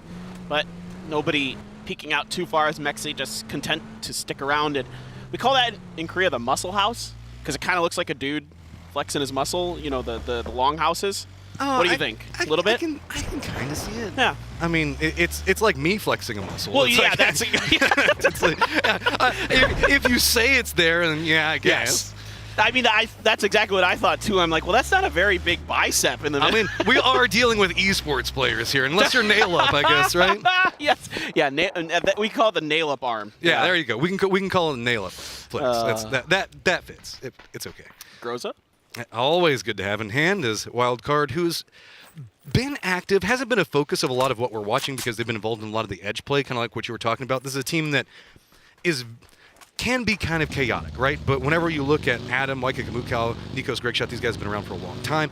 Adam is a known technical factor. We often talk about him and his brother and how smart they are and how they play the game. Wildcard is known for being a wildcard for a lot of the time that they've been inside of PUBG. This time around, a much more measured. They still make some very strong plays in the earlier games if they think that there's their advantage there. They're a team that's very good at analyzing the risk-reward. As you said, though, wanting to play more cautiously right now, I don't think is a bad thing, but I don't think it's going to get them in the top 4. Yeah, and I mean, like they said, their biggest focus overall is just avoiding getting smashed in between other teams on the edge. So far they've done an okay job of that today. You know, not amazing, but not bad at all. I'd say they've improved slightly. And there's a little bit of drive-by action with OP and the Sonics. Tiggleton this time, not able to find any knocks, just putting some sprays down at the other members of OP on the hill to keep the damage at bay, but it's not going to happen. Trimsy, Gonzo to some good shooting from James. There's a lot of teams down here to the south. Guess what? Burrom's going to be involved in even more. Shots going to come out. Edie gets a read onto mine. And Sonic's now finding themselves in a lot of trouble. They are surrounded by a ton of teams. CS on one side. They've got themselves Burrom on another. TE is going to be back behind them. Freak's just going to be to the north of it. It's going to be very hard to navigate this. Gonna lose a tire at the worst time. Now just trying to jump out. There's no cover to be had. Freak's had a beautiful shot into this one member down, and it's just going to be crawling in. Tiggleton narrowly getting into cover at the same time as H1. But if they even reveal a piece of their body, they're going to go down, and they end up doing that. Sonic's eliminated first. Oh God, Bago with only 2 players crashing into a compound held by 3 members of BBL. They might have scouted this and thought it was open. No, sir. Thunderloft and Smash are going to get one. Tameen trains it out, but Smash has got PO down and out. Tameen knocked as well. Code Marco looking to see if he can finish the job. There's no one else here for Bago Pa. DG and Sungjong quite a ways away from this, and they have no desire to get involved. So this duo pushing into BBL, is that a PO play or is that a Taman play? Who's to blame for this one? Who did this? Who's pointing the finger? It's like it's the Spider-Man meme. They're both pointing at each other. It's like you said you could go here. You said I could go here. It's like, yeah, okay, PO. Looking in, not too much else happening right now after the catastrophe for those 2 teams. Looking through, they've been really the only deaths on top of that. Sonics 4, and then we look at the 2 that we just lost for them, BGP. So BGP, who's been sitting at the top right now, this could be an opportunity for these other teams to try to close that gap. Yeah, everybody just breathed a sigh of relief when they saw that kill feed. The good news here for BBL as well, no early losses. They're able to come back up as 4, so that push for BGP, I have to assume that BBL just did a really good job of hiding their presence, and that, BGP just kind of gambled that nobody would be in that compound. It is kind of out in the open. It's in a field, so sometimes teams just won't chill out there because it is a bit dangerous, and BBL, solid forethought in their setup. If there's one team that knows how to fight in circles 1 and 2 today, it's going to be BBL. So finally showing up big for them in that one, picking up some kills in a very comfortable way. New Happy now making their assault in.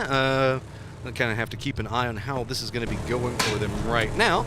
It looks like they've got a couple of people that are taking shots at them, as it looks like the hillsides are alive with the sound of bullets. Tyler's going to be shooting on one side. I don't think that Freak's got a good vision just quite yet, as they were more focused different direction, but they are now spinning around, and Tracer should be coming through there, as FaZe is going to be the next part inside the gauntlet.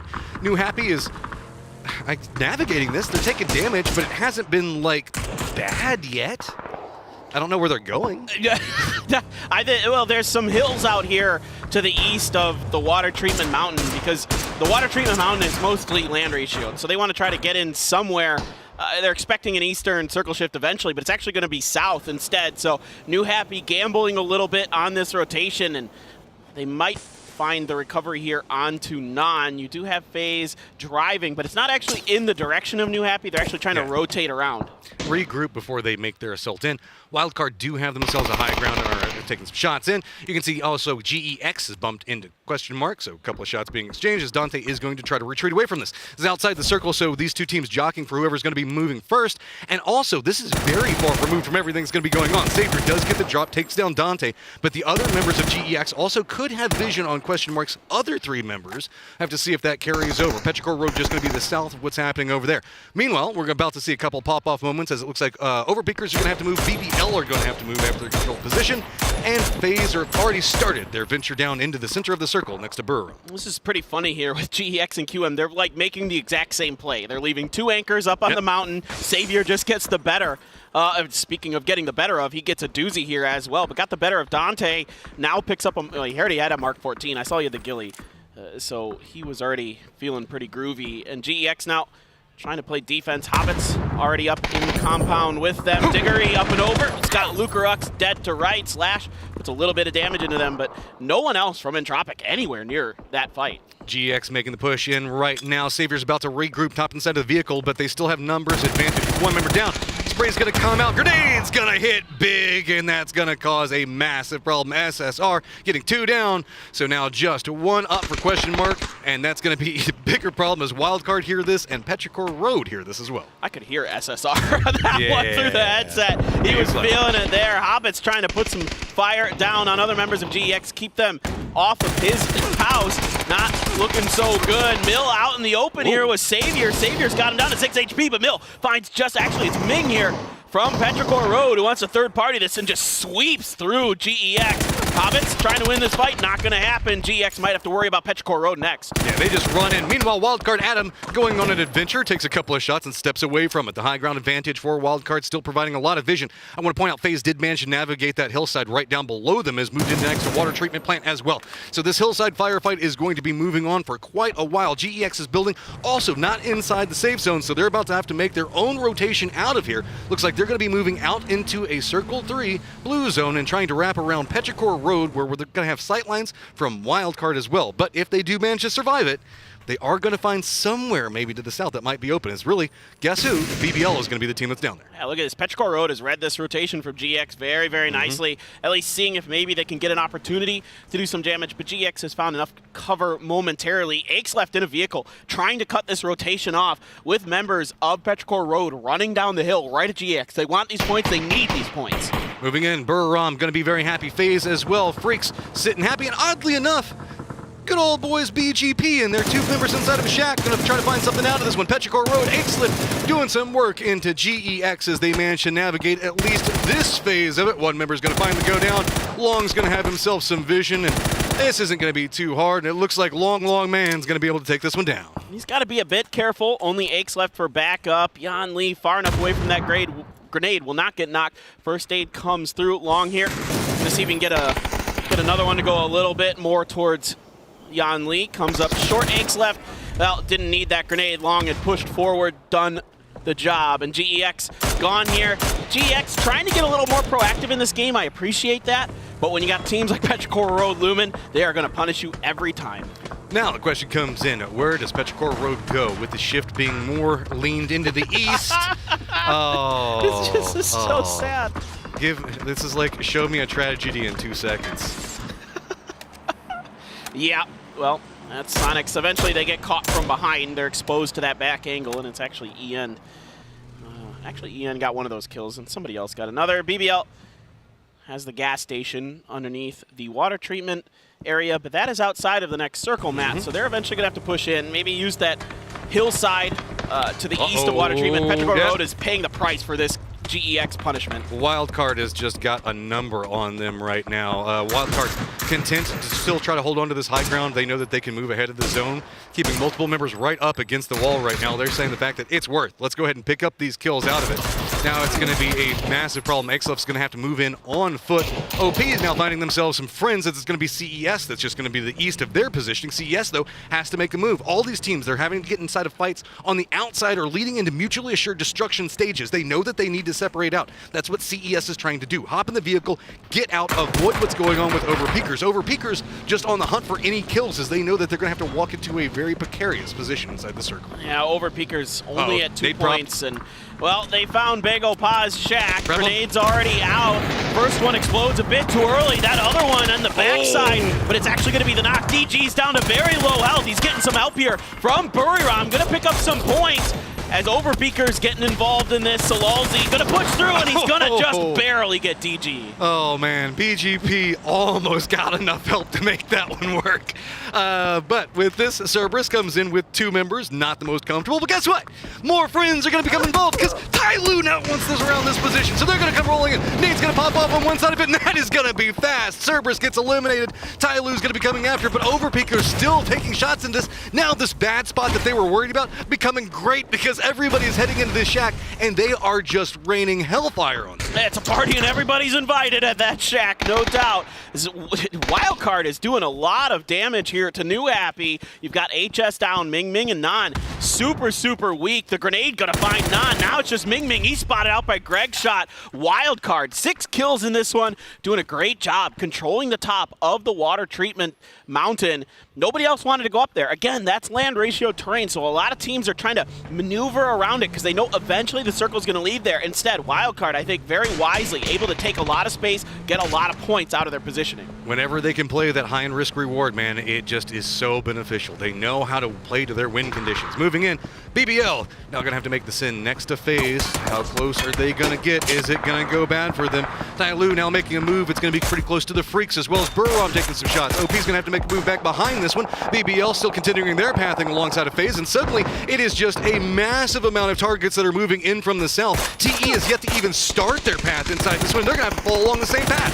FaZe just trying to rain in damage on one side of his. Burrom's going to be the next inside of this firing line, start taking some shots, while Wildcard still in their high ground position is going to see all of this. Yeah, and look at this. They're profiting. Wildcard, Nico's picking up Smash as well, so BBL down to just 3 players. Ooh, no. Is this where they want to go? I'm not sure, but they're going to have to because they bumped into each other. One of those, or maybe even both of those Broncos are smoking. TE under pressure from FaZe from afar. 8C's already got Levi's knocked. The rest of TE trying to push up underneath FaZe's sight lines, but they're going to get spotted out by 8C. Decent spray there. Gets a bit of damage, runs out of bullets. Diggory looking for the long grenades here, and he's got quite a few to work with. OP is not moving into the circle. They don't want to contest against Burrom. They were trying to come in back behind TE and get some damage. Oh, 8C. Oh, this is a very expendable team right now as they're all gonna drop. That was just brutal. Now OP has to make their assault into Burrom's defensive line. Has Burrom been too tunnel vision? Now shot's gonna come out from James, reveal position.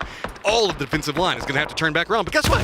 Wildcard still sees everything that's going on. Man, Wildcard playing with a ton of confidence right now. Those grenades are softening up Entropic quite a bit. Now Gustav getting into the backside. That grenade from Wakikamuka is gonna finish the job. We're starting to see a lot of control come out, and guess what? Wildcard's not done. They're going to move out of their high ground position. They know where FaZe is, and they're going to start moving aggressively into that area. So, with the lineups now coming out, you can see exchanges coming through with Elevate. Overpeakers is going to go down small cost and should be able to get a res in this one. FaZe, looking into this firefight, might find themselves distracted and has got to be careful. It's going to be actually the Freaks taking shots all the way across the map into Wildcard, Greg Shot, and Waikikamukel that slows them down. Yeah, Wildcard can just kind of take their time now. They've cleared out everything that's on their side of the mountain. FaZe has their own little piece of the pie, sure, but Wildcard controls the rest. Let's see where the circle wants to go. This go around, it's going to head to the south away from the Kwangdong Freaks. Burrom still controlling one of those. Hikari trying to put some damage into CC. He's the only member of Tyloo out here on his own. The other two pushed out further ahead. Hikari going to be the spear for the Freaks. Let's see if they can find any purchase, see if they can break the lines of Tyloo and get a position in this next circle. I want to point out also, BBL is still alive. They were in a dangerous spot. They made that send in. They had to stop where they stopped at, but it was center circle and still inside the circle as well, so they don't have to make too much of a move. Cerberus finally going to get eliminated, but it's going to be Freaks that are going to have to be a big factor inside of what's going on. This is Wildcard's earlier fight from just a second ago and how they managed to take down New Happy, but Wildcard is still, Nico's got vision of what's going on with Tyloo and trying to put in some work on that one, so you can see there's a lot going on. Yeah, I really want to give BBL a ton of credit here today. Their macro's been really good. They've been getting deep into a lot of games, and oh no. That nade. Oh no. How's it going to connect? Oh, Gustav manages to run away from it, but just narrowly. It is just Greg Shot over here to harass FaZe. FaZe is about to have to move out. Burrom here's what's going on, and really, this is a lot of gatekeeping that's happening at different sections, Paper Thin. Yeah, Lash K is going to be hurt. Oh, I take it back. He just spotted out one of the members of BBL. Code Marco going to try to play off that grenade. Almost gets the knock onto a COD. Lash trying to keep some cover fire down to keep a COD alive. Gets a touch of damage into Code Marco. The molly is out. Is that going to land on the Lash K? Indeed, it does. Lash trying to back up. He needs help. He needs reinforcements. and they are not going to come. Wildcard supervising all of this fight. BBL doing a good job on just controlling this dip, stepping away, finally going to have one of the members go down inside of it. FaZe also having some vision on what's going to be going on, taking some shots into BBL's backside. Tyloo trying to make a move through this one, trying to survive, dodging the bullets, going full on Matrix, but it's not going to be enough. He's going to go down to Cheeksing, and now we are moving in. 5 teams still up, but with the way Freaks are lined up on the outside of this and BBL holding down this, it's going to be full in just a second. Ian with a big flank, and that's going to finish the job for the Freaks. They're able to keep 3 up and push through and control the northeastern side of the circle. But like you were talking about earlier, there's still some overview here from FaZe, from Wildcard, potentially with this high ground position. Buram as well, has a pretty decent compound to just chill out in and put some hurt down into the Freaks. But I think there's enough hills that they're going to be mostly okay. See the fact that there's 3 members of Buram because Edie already hopped inside of a vehicle and is moving into Freaks positioning. They want to make sure that they get control over the southeastern area. That does mean that Adam is going to get some vision.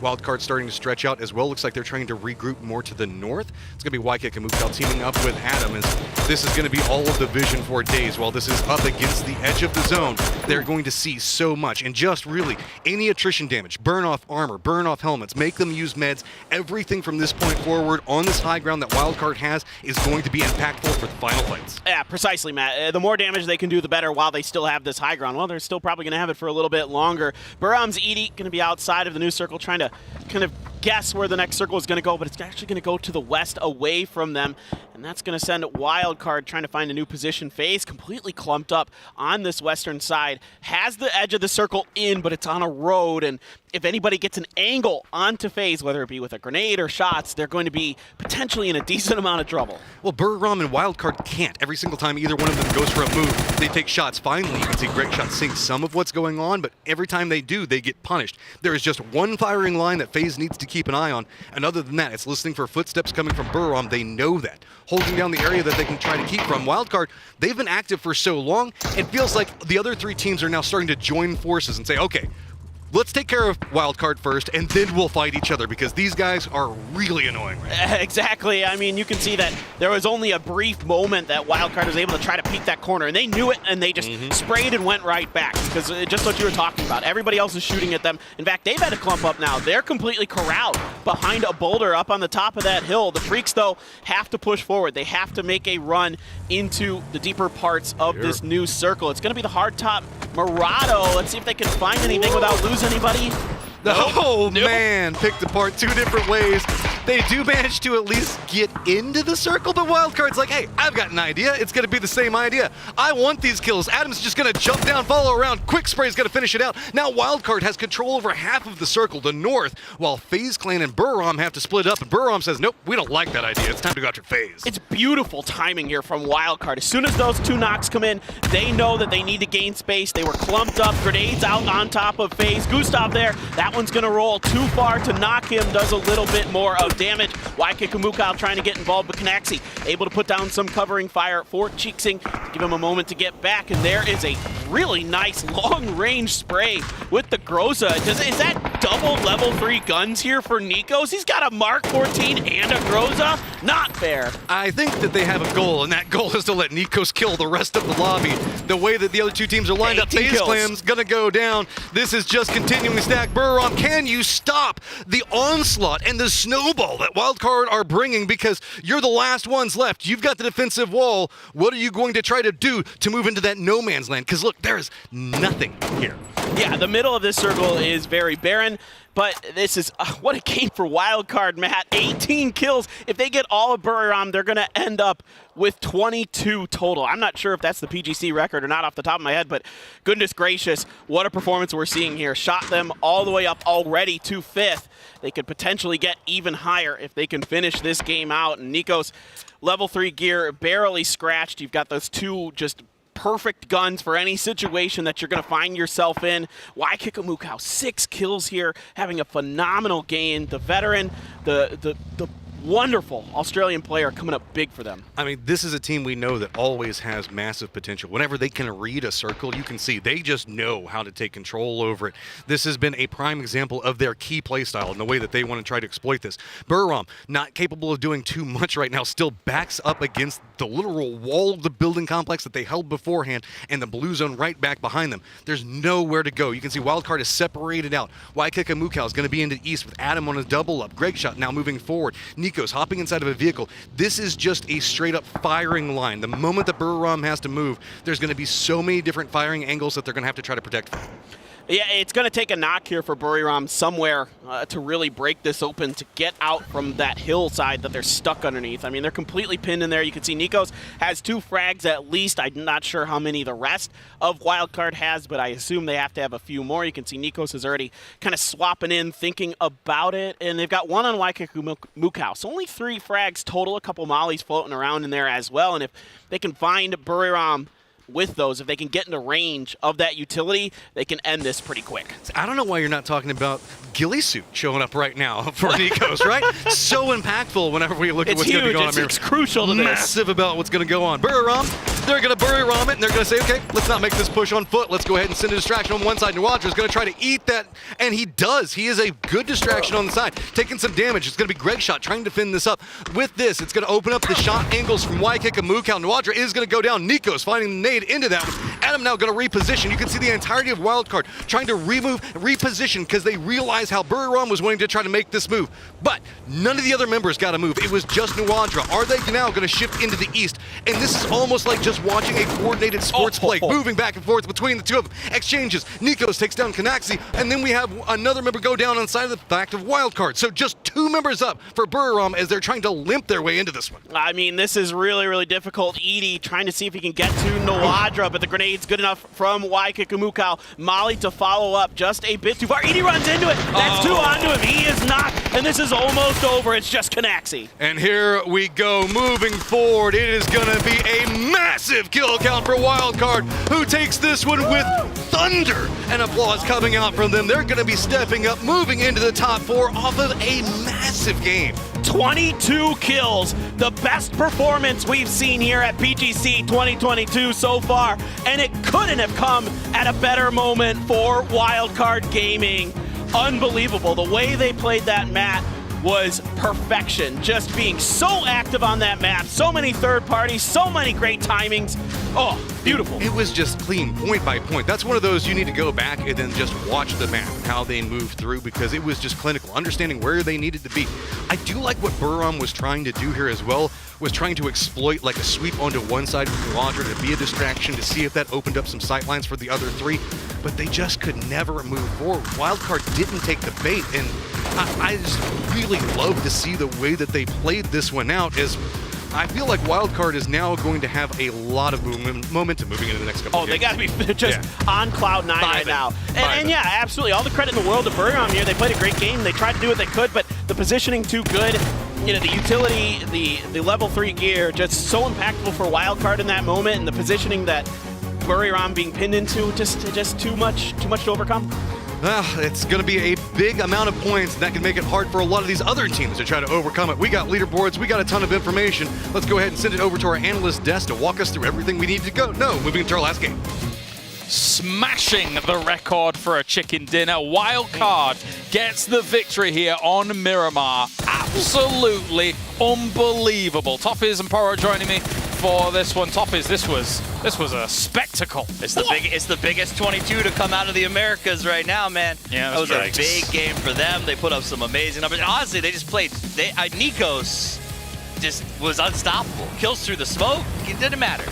Dismantling. And you know, the funny thing is we were sitting there watching it, James, and I was like, oh man, this is something you don't see every day, this end game. But wait, was that not exactly the same end game that we saw in the losers bracket? Yeah. Game 5 where Buriram actually was on the wildcard side and put up a whole bunch of points. Against Entropic, yes.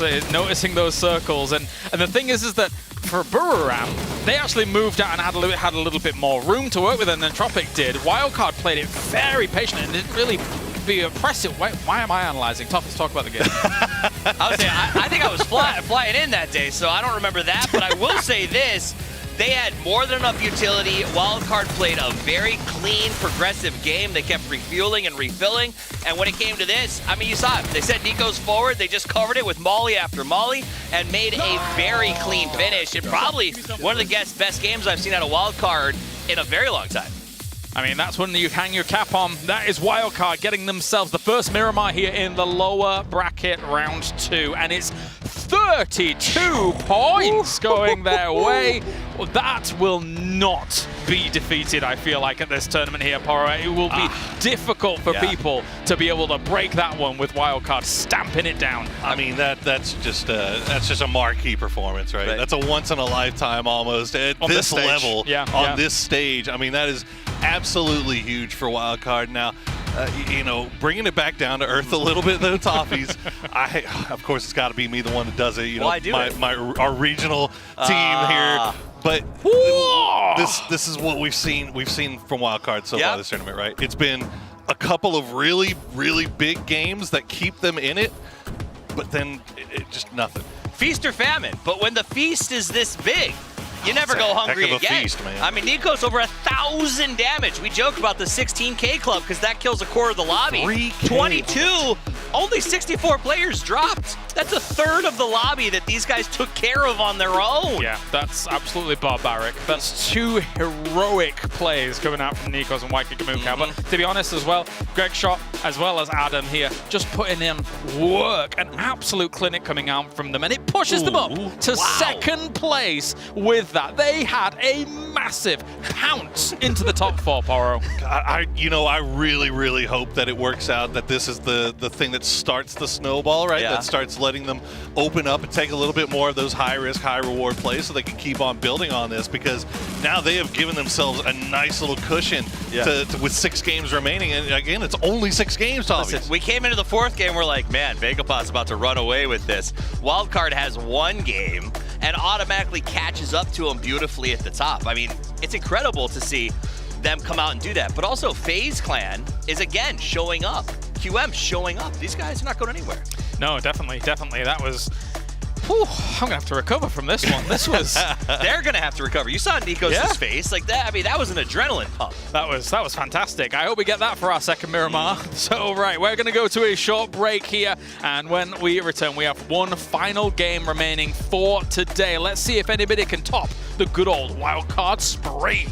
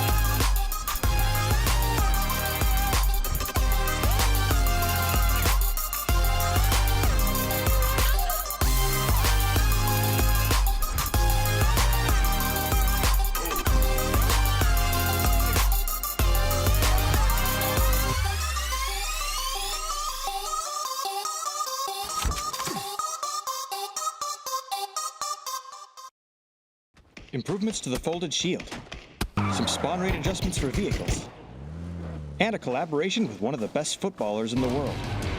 All this and more as we dive into the Update 20.2 patch report. First up, the folded shield is getting a few changes based on community feedback. The inventory weight has been reduced, weapon durability increased for both guns and grenades, and it now installs in half the time. You'll also find it a bit harder to run over than before, with a vehicle now needing to be going at least 10 kilometers per hour, instead of the 1 kilometer per hour it was before. In addition, the shield can now be placed back into your inventory, and deployment can be cancelled before it finishes.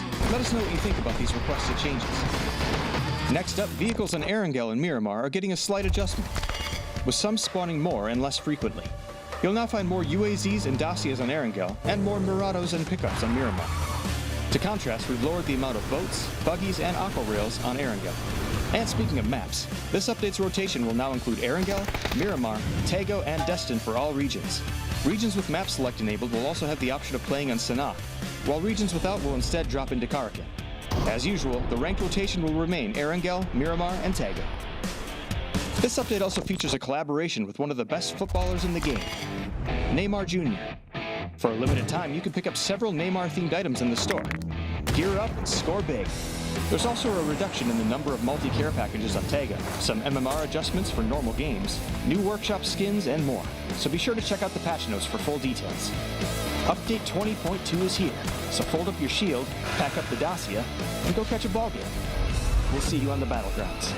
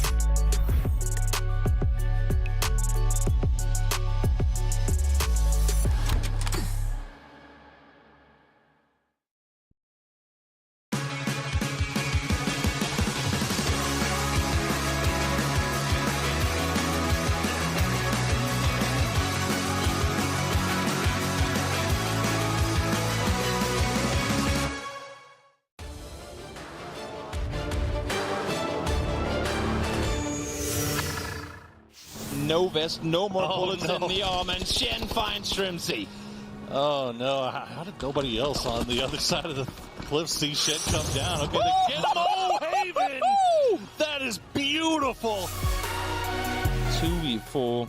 Ming. Oh, that was real smart though. Ming gonna find Gustav. He peeks over the side. He's gonna find 8C. No. And now another one. He's waiting. No. Fex will find Ming. But it's a 2v1 Mill. Can he find one? He finds Diggory. It's a 1v1. And Fex has no HP. And Ming. Calculated. Sure. Why not?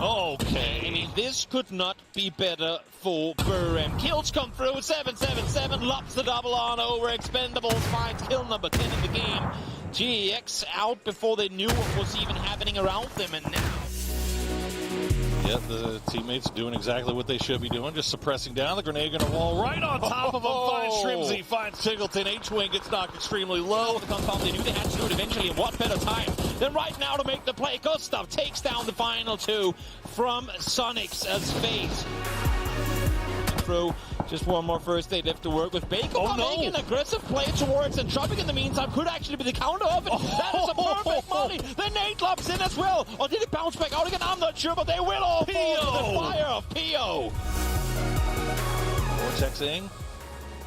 Lost the spot. He's gonna find Ming just on the end of the smoke, and now Long has been spotted out as well, but that's it for the ammo. Does he still have the other gun? Oh, no. He doesn't. He has no more bullets. Run for ammo. Run for ammo. No, Andre, he needs it on you. Oh, no. He literally doesn't have any ammo to work with. Pick up some ammo as fast as you can. Get the reload, and he hasn't swapped guns yet. There you go. Got the M4. Got the reload. Long is still alive. He's still holding the angle. Behind the sunset. He comes out, and he prevents.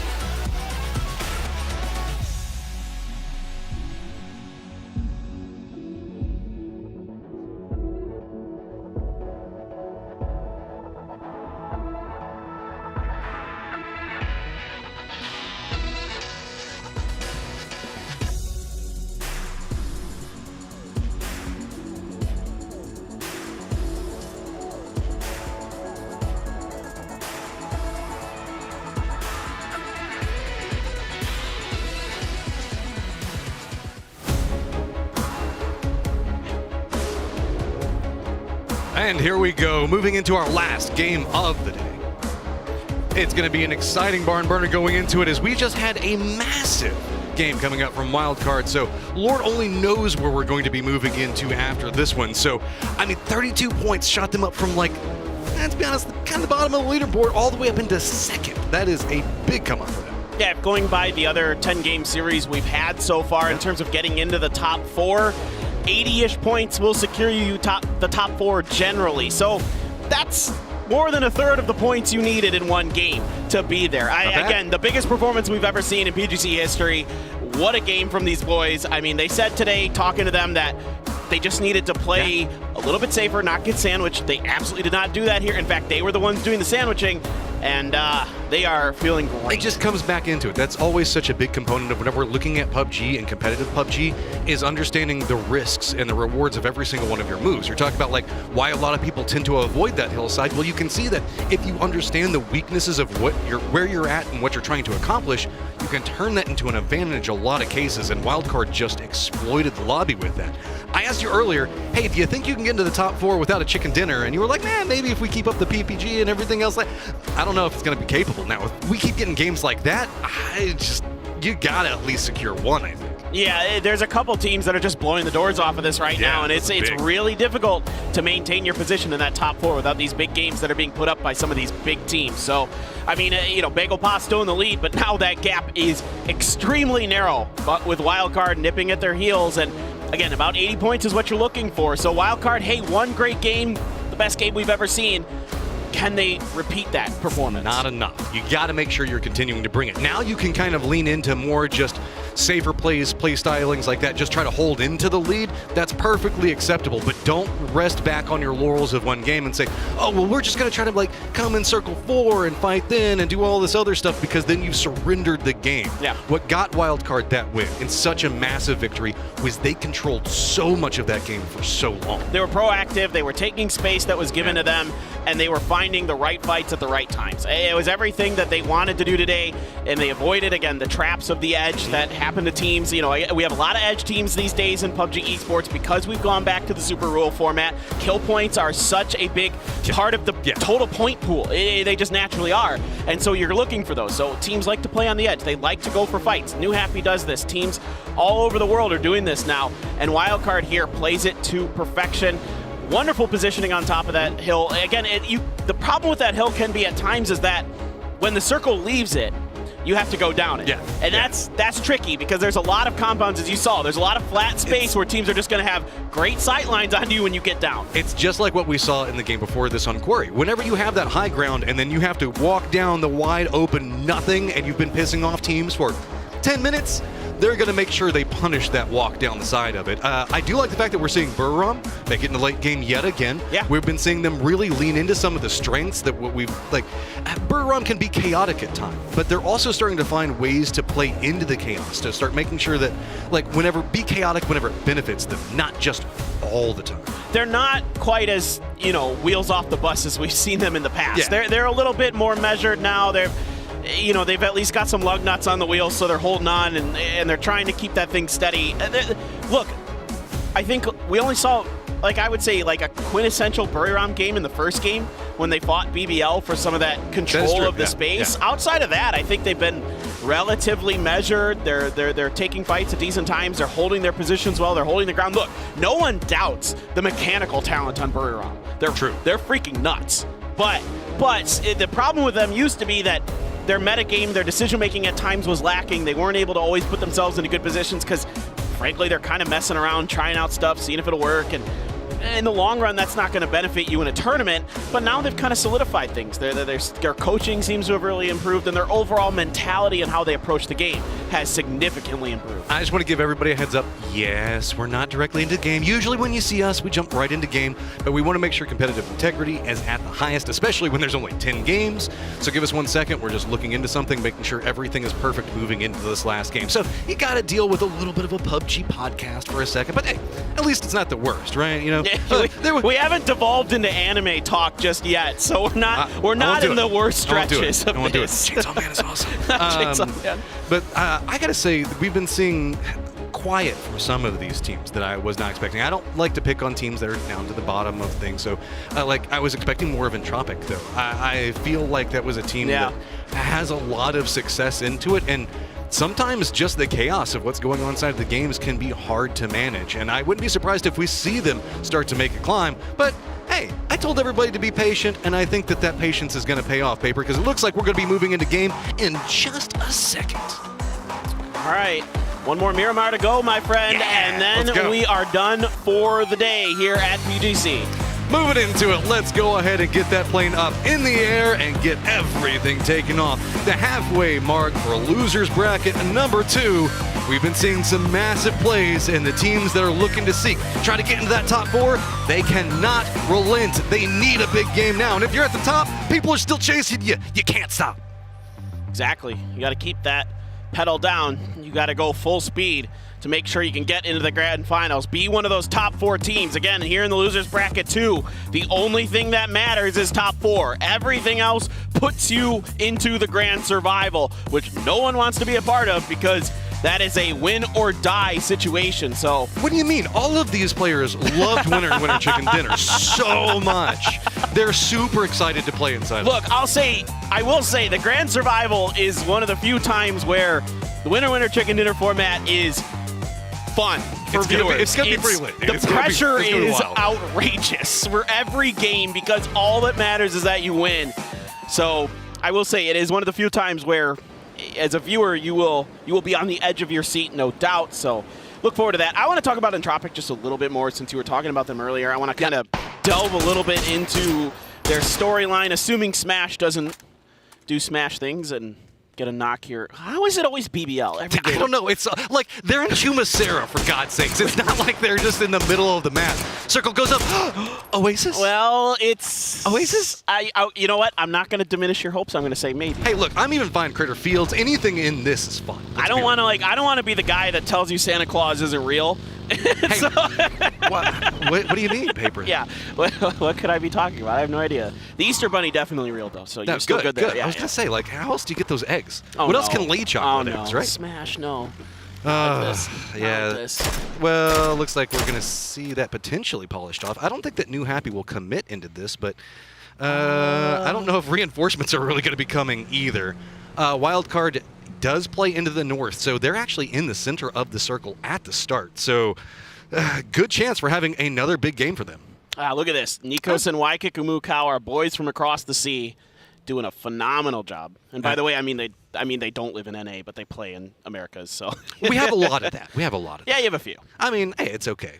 Come play where it's fun, because let's be honest, North America, we have some fun over there. It's a lot less actually, dangerous. Americas. I got to be careful with that one. Americas. Yes, you have less animals that are trying to end your life. Yeah. Well, it's still kind of crazy there sometimes. Tyloo, though, also going to find some crazy as Nuadra gets the spin back around, tries to make it a little scary, but Buriram going to lose one early to Tyloo, and Tyloo being the aggressor this time. CC gave Nuadra an opportunity. That's not something that you want to ever have happen again if you're CC. You had Nuadra dead to rights, but even Nuadra able to spray as much as he did before CC was finally able to take him down is that's the one you'd like to have back as CC. But hey, whatever, you got the kill, you got the point. It is what it is. Anyway, Entropic, hey, they're on the screen. I could talk about them. So coming into this, like, they've been really kind of up and down. I mean, obviously, the beginning of this year, they're a team that really looked like they might be the best EU team. They might be challenging Twisted Minds as a team that we're talking about as the best from that region. Then they kind of fell off. They didn't qualify for PCS 7. They weren't there. They didn't participate. They were able to get here just on the backs of doing really good at PCS 6, winning PCS 6.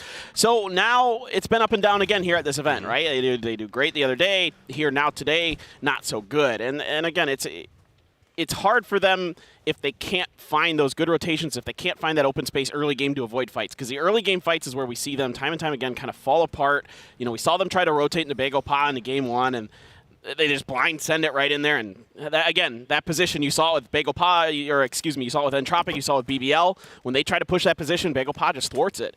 And most teams will. Almost every team will in that position. So, yeah, it's been a rough day for Entropic. Hopefully they can, kind of figure things out and make a run at this. But right now, last place, 5 points. It's not looking good, Matrim. Yeah, silver linings. It's not hard to climb, right? Everybody's down in the muck with you. You can put up a 32-point game, right? Well, I mean, at this point, really just wiping a squad moves you up several positions. And we're going to see a lot of that moving in as some of the safety, this early play might have to start coming off as we move into these later stages. Last game of the day, no surprise, it's kind of quiet. Nobody wants to go out. Last day, first team out, right? Because that's where you're like, morale is going to take a smidgen of a hit. One of the teams we haven't actually got a chance to talk about either a whole bunch is Sonics. Sonics are chilling down in 12th place right now, and just like the new Sonics game, they've been getting some kind of mixed reviews depending on how things have been going forward. We know that this is a team that can just do a lot, but it's also a team that right now, they've been having to do a lot of reactionary thinking. Yeah, no, I think that's well said. And they started out today pretty good, but most of their 15 points, if not all of it, came in the first couple games. So since then, they've been quiet. And, when we were kind of in between games here, Tiggleton, I saw him come over and he was very animated talking to some other players, and he's, they're having a tough go of it. They're running into things, they're running into players that they're not expecting. You cannot take anybody on Sonics and break their mental. They're just always going to be happy. It's like, yeah, they'll get disappointed about different stuff, and you can see it on their faces for a period of time, but they bounce back really, really quick. I will say, though, if you told me that Sonics was in 12th and Petrichor Road was going to be in 10th moving into loser bracket 2 at the halfway point, I would have called you a liar. Yes.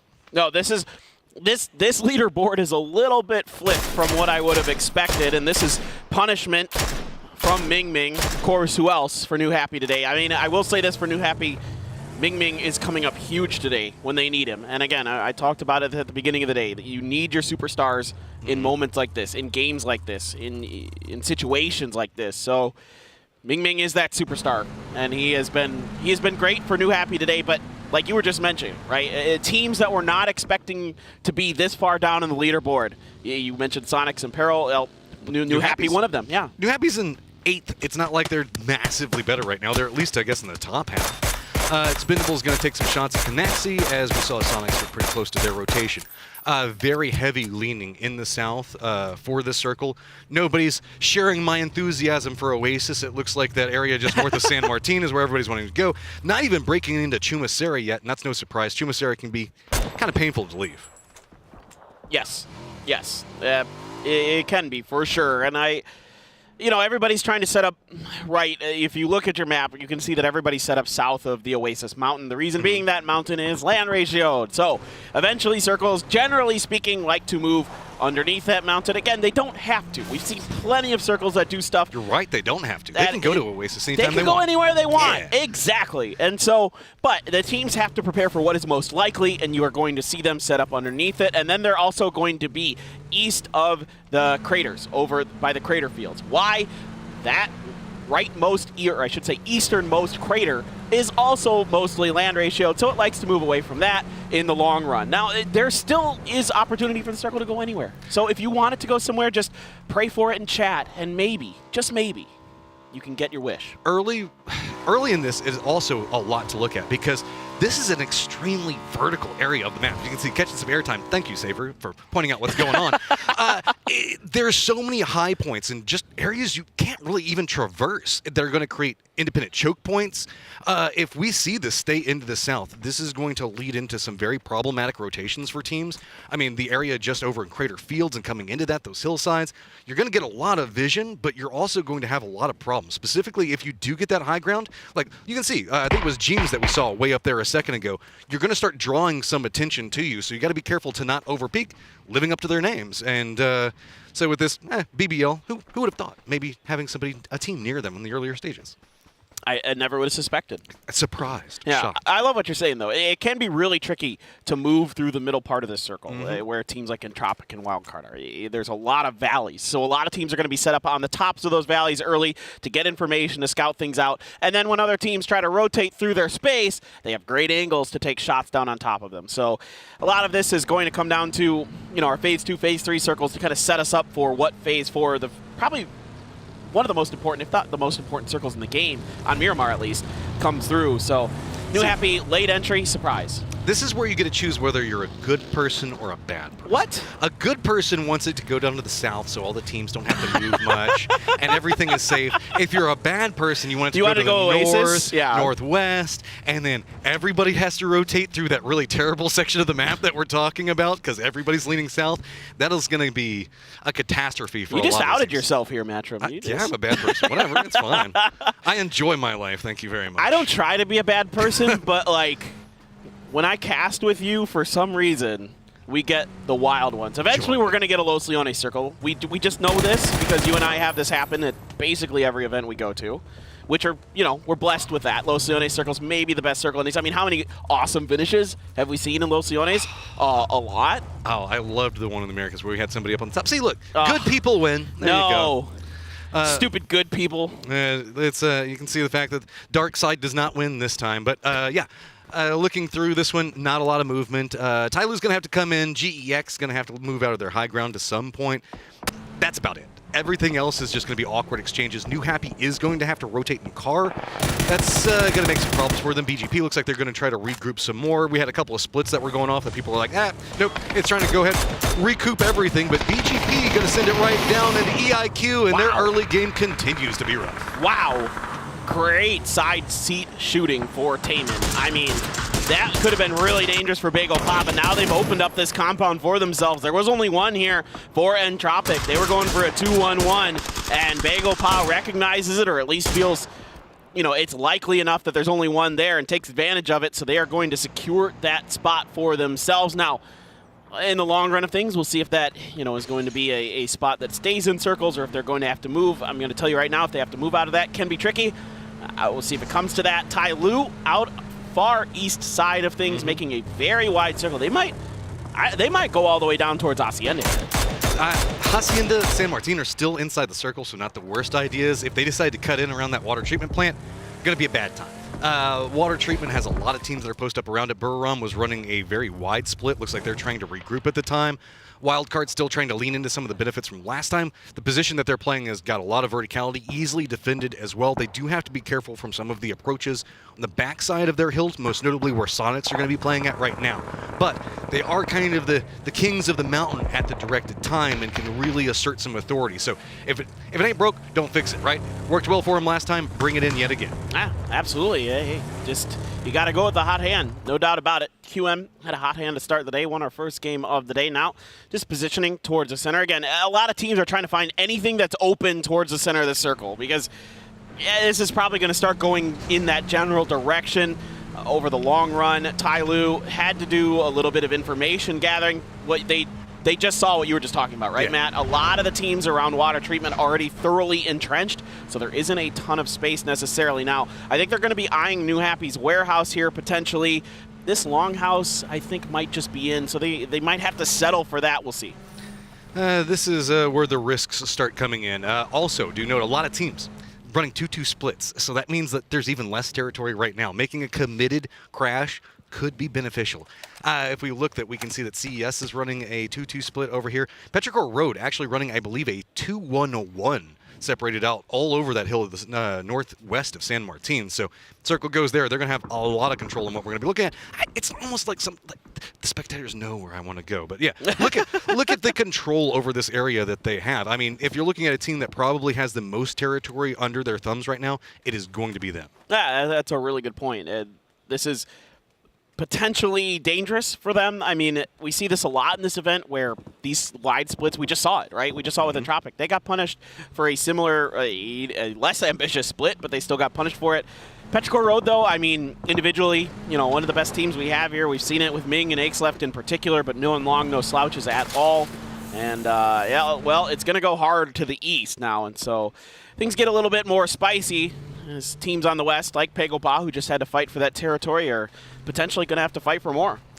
Going to see some slight shifts coming out. Water treatment plant in this area is not going to be able to support the amount of players that we still presently have. Firefights are going to break out. Crashes are about to happen. That's the only thing that can really go down with it. Teams that were already in this area get to move in much more comfortably. You can see that FaZe getting into circle quite early. They're just going to be to the northwest of water treatment. Wildcard abandoned that high ground position, moved into the lower ground just to the southwest of their area. We do have Burram that moved into water treatment earlier. Freaks are going to be to the north of that. Tyloo still driving. Sooner or later, they have finally managed to make it in the safe zone, so congratulations. It's been a hot minute. Tyloo's going to be taking some shots at him, and I think that actually they found the one spot that was open, so good scouting. Yeah, no, not bad at all.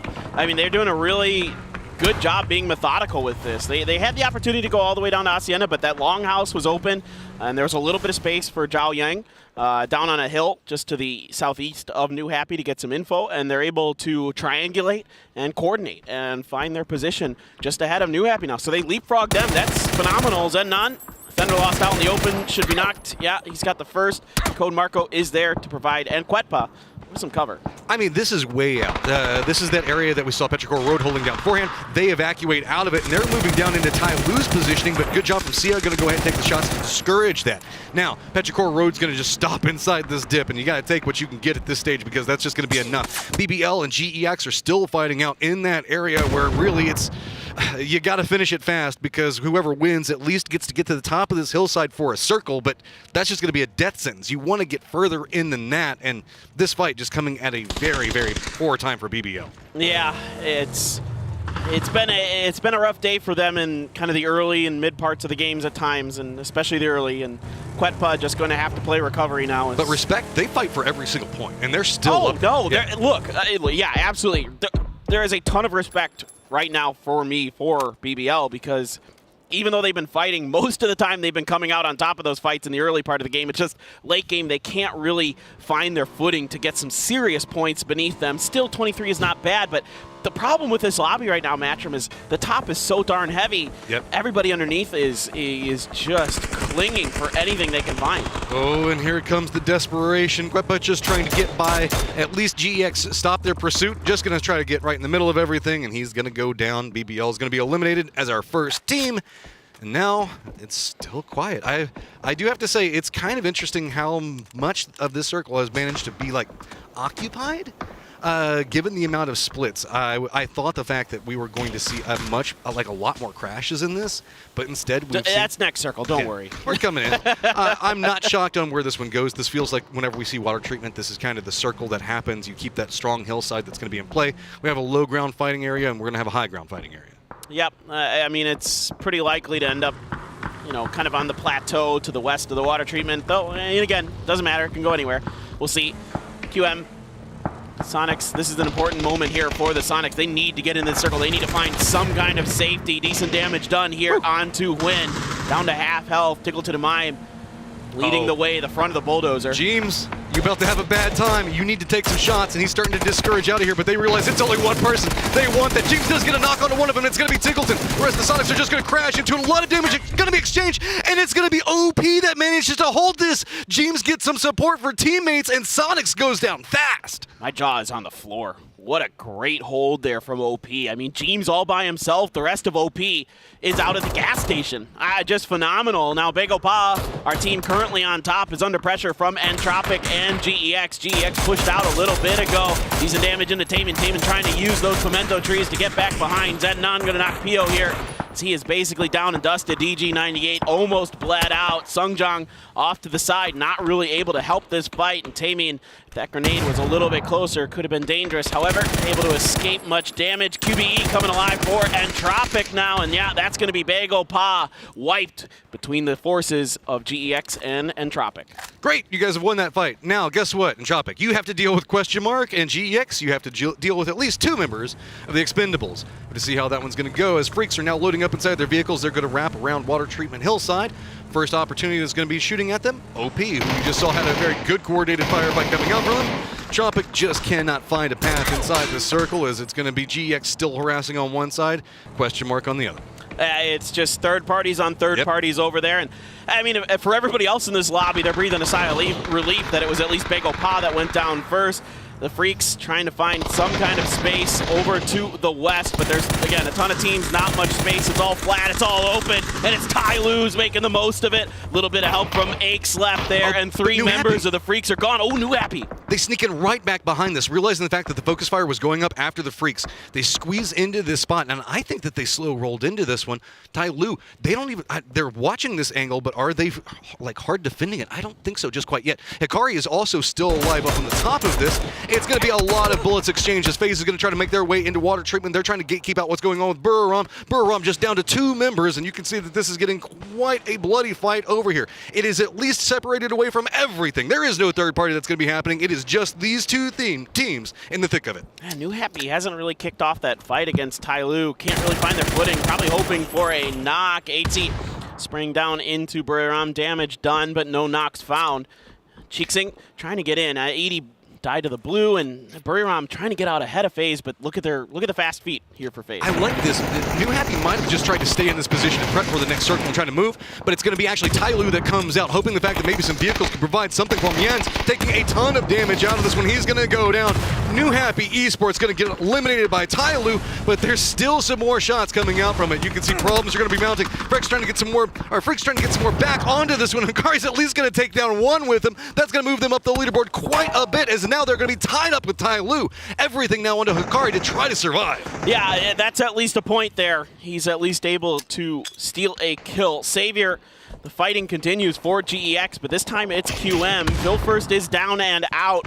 Grenade from Savior is going to finish the job. Yan Lee got knocked. I can see Wildcard starting to think about maybe getting involved in this fight. I think if there's already a couple knocks into GX. I think they have a pretty decent opportunity maybe to get into this. Yeah, Adam and Nikos were in vehicles and started to head out to the east, and we're like, no, wait a minute. Let's go back into this. Now they're sending the vehicles right up next to this firefight. They're going to jump in. YK Kamukau is going to be coming in back behind it. There is a plethora of kills to be picked up here right now. GX realizing what's going to be going on. They say, okay, we've got to start trying to flush these out as fast as possible because Freaks are going to go down. That's going to open up something for Ty Lu. What can they make out of it? Wildcard now making their push in. Molly on one side of it. Spray is going to come out. Question mark's going to get eliminated. GEX still just trying to cling to life. Yeah, now this is great positioning for Wildcard. They've got GEX boxed outside of the next circle, so they're going to be able to play defense. You do see a shotgun floating in there for SSR out in the open here. Aches left trying to split to the side. What a transfer and a grenade. That's 2 for Aches left, breaking Ty Lu open. Ty Lu was picking up kills moving into this one, but it looks like Petrichor Road found their defensive line. They're going to hold it down. Ty Lu's going to go out, and so with this, the Southeast now belongs to Petrichor Road. Firefight still going up with Wildcard as it's going to be GX using the smokes. They're going to step out of this and say, this might be a little bit bad. Savior's going to drop one on to Adam. Can they follow up? It's just going to be a second too late as YK Kamukau doesn't see what's going on. Shotgun's going to be coming out. Adam's going to go ahead and get flushed. SSR is trying to be holding it. We've got firefights going on all over this building. Back and forth from it. Savior's trying to move in. It's going to see a lot of Wildcard members starting to go down as it's now 2 members up for them. They wanted this fight, but GEX outmaneuvered them. Oh, it was just a perfectly placed grenade that busted Wildcard open onto Adam. Now the shotgun trying to be put to use to block Wildcard, who had to swing all the way around to the outside of this fence. Meanwhile, FaZe has wiped out OP. Greg Shot gonna go down. Just 1 left here for Wildcard. YK Kamukau. See if he can find any success. Waiting to hold the stun, seeing if anybody's gonna push in from GEX, but at this point, they don't really need to.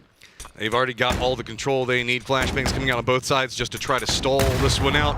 That's not going to matter. The nade's going to connect. Wildcard had themselves a good last game, but going to go out kind of early in this one. Circle's going to reveal itself.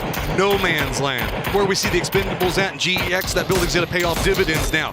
Firefighting all around the lower sections of Petrichor Road and FaZe now caught in the thick of it. Well, this is going to be tough for Petrichor Road. They want to get the points from FaZe, who are in a just awful position there down at that shack, because they are likely going to have to either wrap to the other side of the hill where FaZe's 8C kind of is, or they're going to have to crash DE.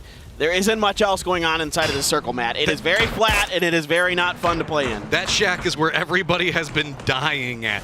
Remember, we saw that there was the push that came out from Sonics. OP was holding this down. Now you can see that FaZe has gotten control over it. You at least get to avoid what's happening in the high ground firefights, but looks like Petrichor Road is just wanting to try to defend this one out because both teams wanting to get that small area of the cliff facing that drops down to move into this next safe zone. So they're just going to have to fight for it. Looks like FaZe on the receiving end of a lot of the damage, but it's going to be 8C that does get the drop onto Mill, and that might be enough to find some angles off. That's breathing room. Maybe they can make the escape. Diggory was down to almost no health and able to get a heal off and start making his way through this smoke wall to get in as Petrichor Road. Oh, Ming got knocked to the blue. Oh, that is terrible timing. Expendables now starting to harass FaZe, making it to that hillside, and it's going to be problematic because they got Petrichor Road on the other side.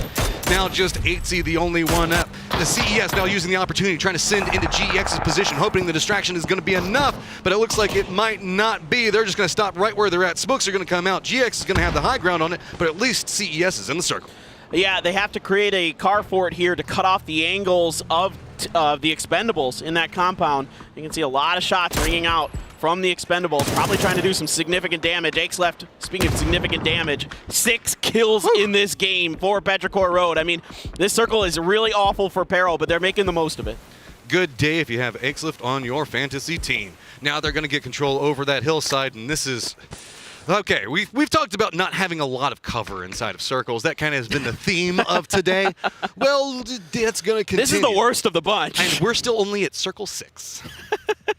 This is one of the god compounds, is what I like to call these. Oh, yeah, 100%. That TE has. It's just if the circle's on you, you've basically won the game, unless you don't do something really unusual. So, yeah, I mean, for Cerberus, this is at least something that they've been able to accomplish. They're at least in the circle. They're alive. I mean, you know, they were maybe hoping that they could get up to GEX's position, which is a little bit safer, but they cannot. Fortunately for them as well, GX can't really push that way because of TE sightline. With the replay, I just realized we now know where Poro's used cars spot is at. It's right there. You saw all the cars outside. You found it. Found it. It's on Miramar. I always knew it was going to be on Miramar. So, who's managing the car lot since he's not there? We asked him about that. Apparently, one of the rats. So the rats. Yeah, wow. Yeah. Great. GEX now trying to stretch out. The circle's going to reveal itself. Petrichor Road still has. I think that they still have some hillside to hide in off. Wait. How can it be a rat if Kickstart is here? Oh, what? Why are you going to do that to E United? We have been fighting that meme for so long. I love Kick. I just had to roast him a little bit here. I know. He's been like racking up fantasy points for everybody. I'm going to hear about that one later. I know. You're going to deserve it, too. Oh, so TE got some control over the circle. GEX still trying to harass out CES. So really, it's just an exchange of bullets for the teams that are on the outside with nowhere to go. Because, yeah, this is not even in the circle in the cover you got to work with. Yeah, there's a rock up ahead for CES, and I don't know if they can even get to it. Did you see it? It was like 300 meters. That's great cover. Yeah, 300 meters out, telephone pole, perfectly fine. What could go wrong? Now it's just firing line. You got to take down what you can. Kill points are going to be the crucial part of this one. Yeah, they're trying to use that vehicle as a little bit of moving cover, maybe open up some extra space, try to open up a lane to get through. They're going to throw as many smokes as they have, I guarantee it, because it's going to take everything in the kitchen sink for Cerberus to get out of this. Blue's already on their heels, and yeah, Smell has already found one. Will there be any others to follow quickly for Cerberus? The smoke is just kind of buying time is the most that you can get with it. TE now starting to keep their focus onto GEX, realizing that it's just going to be a matter of time for both of these teams unless they can figure out some things. CES, though, is on the receiving end from TE, GEX, and Petrichor Road every once in a while kind of jacking the boxes up that hillside. Takes a shot or two, but it's going to be Smell that finally takes down Tycon, and it's just going to be a weathering amount of bullets and kind of whoever's going to luck into the kill as the CES is going to go down. And GX, congratulations, you live, but you still need to move into the circle. Yeah, we've all been there. All right, well, Petrichor Road has kind of kicked FaZe out of this position, so they're able to take it for now, but they're going to have to move out of it as the circle has slightly shifted away. They are doing some damage to TE. GEX maybe can open the door here for somebody to win this other than TE. Oh, where are they trying to go? Yeah, Levis is trying to hold this high area, and you can see Nature now starting to come out. 777 on the other side of it. This is just a quick crash. GEX coming in full on gusto. They're sitting at a ton of kills. They want to try to make it more, but the defensive line for the Expendables is so big. Spins back around, takes the shots into it, and you're going to see Petrichor Road still can't even find anything out of it. While all this is going on, Yan Li has stayed behind as a safety. So all of this destruction that's going on over here can be picked up, but it's going to be Yan Li that gets to provide overwatch on whatever happens next. If anybody can win this, it's this guy right here. Aches left, one of the best in the business, trying to find some seriously needed points. He's going to switch to the double barrel shotgun. Knows this is going to be a close range fight, but like you were just talking about, Yan Li out on the fringes of this is inside of this circle. It's all slow rolling right now. Looks like Ixlif has been spotted out. So now, shotgun's out, waiting for it. Got to be careful, flashbang's coming through, but it doesn't matter. When you got a shotgun, flashbang, just pull the trigger anyway. Now just trying to counter, move around everything. The push is now coming in from the Expendables. This is also buying some time for GEX to try to reposition away from it. Shotgun's going to come up for big on one of them. Going to go ahead and flush it out. Now still trying to follow it up and everything. He's got the Molotovs. Going to have to jump above everything because he's afraid of anybody coming through those windows. Expendables now step out. GEX is going to be eliminated, and it's all about Ixlif now. It's a 1v2, and look at the footwork from Ixlif, the mechanics there to avoid the damage, to get up onto the desk, to allow himself to get a heal. He's going to try to check what's going on outside. I think he heard or saw a smell. Going to cook the grenade and go for it. That is close range, and if it's on the money, it's not quite. Does a bit of damage. Now he's got some stuns, trying to push space. Looking through, takes some shots, reveals himself, tries to step away. Ixlif can't do it, so it's going to be the Expendables in the end, controlling the longhouse, controlling the game, and walking away with the victory. Yeah, we talked about it earlier. These guys have been playing great all day, and it felt like it was a matter of time before they found the win. Well, here it is, Matchroom. The win comes through for the Expendables. That was chaos at the end of it. You can see everybody realized, okay, this is where the game's going to end, so let's just go ahead and commit into it.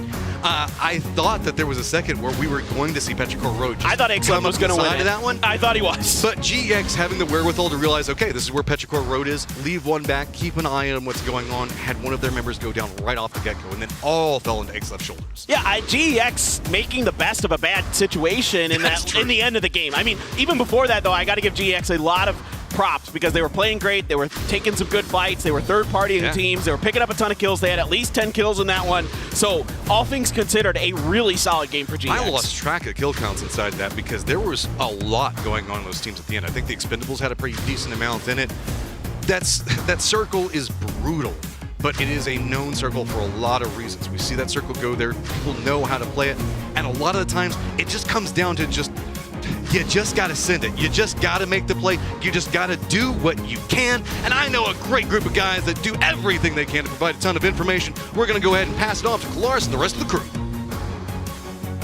Thank you. The Expendables get themselves a victory on what felt like almost a long time coming here today, all things considered. With the amount of points they've been able to rack up from compounds, they have got themselves plenty here throughout the day. Joining me, Toffees, as well as Poro. Toffees, this one had the Expendables written all over it with this compound.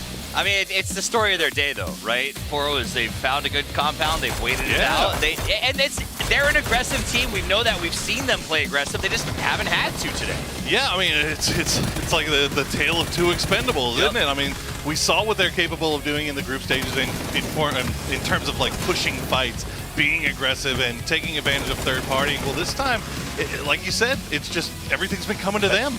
It's kind of funny when we heard at the start of the day, they talked about that, what's your strategy? Like, well, we're going to fight if it's a good fight. If not, we're going to run away. But they didn't cover.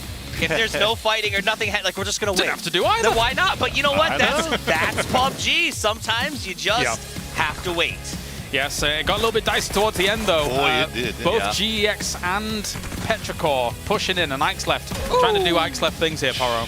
Ixlif reminding everybody why he is one of the most popular players in the world, why he's one of the most picked players, and then, oh yeah, the door.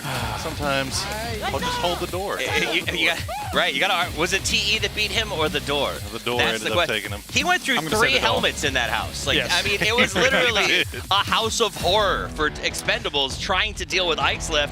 And a props to them. Petrichor does manage to get some points up on the board when they needed to, but Expendables ends the day with a bang.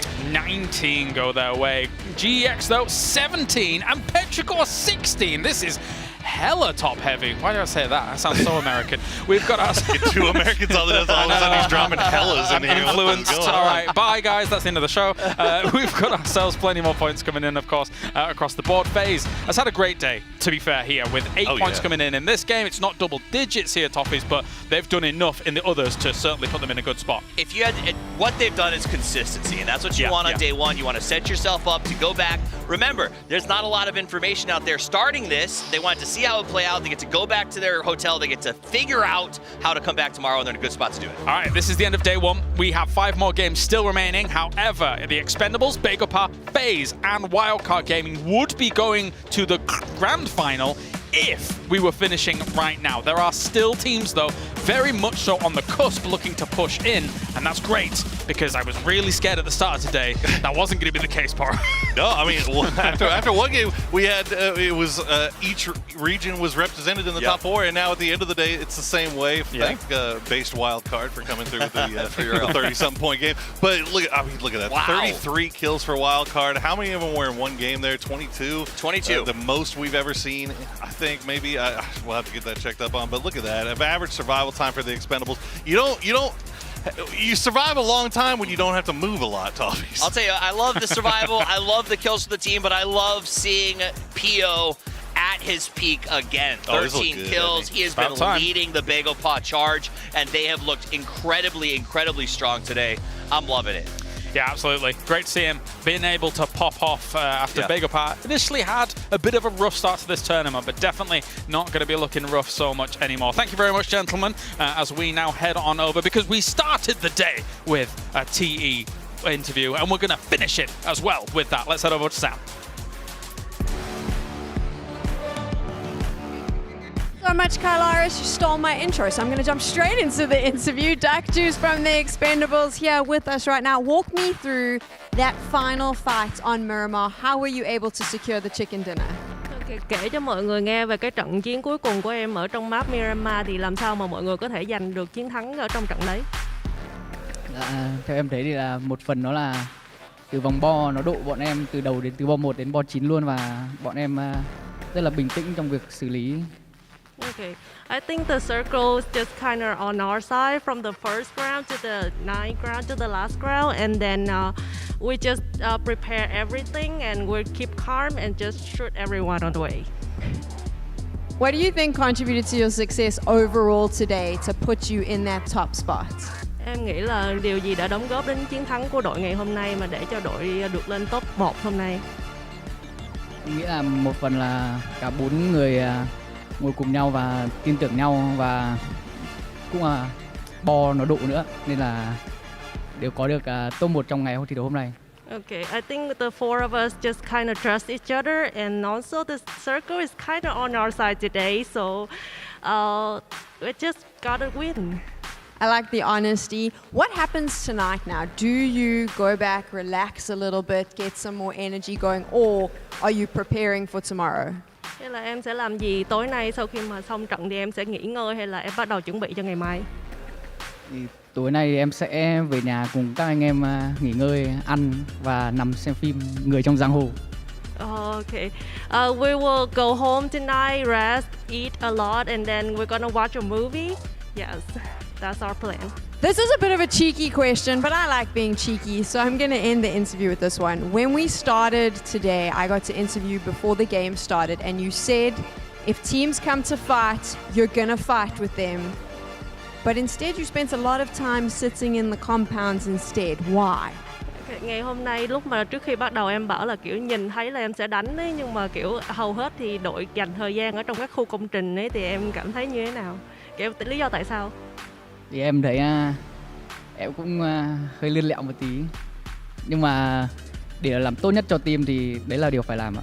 Okay, I think I that time I was a little bit tricky. I just kind of want to trick everyone, but we did the best for the team.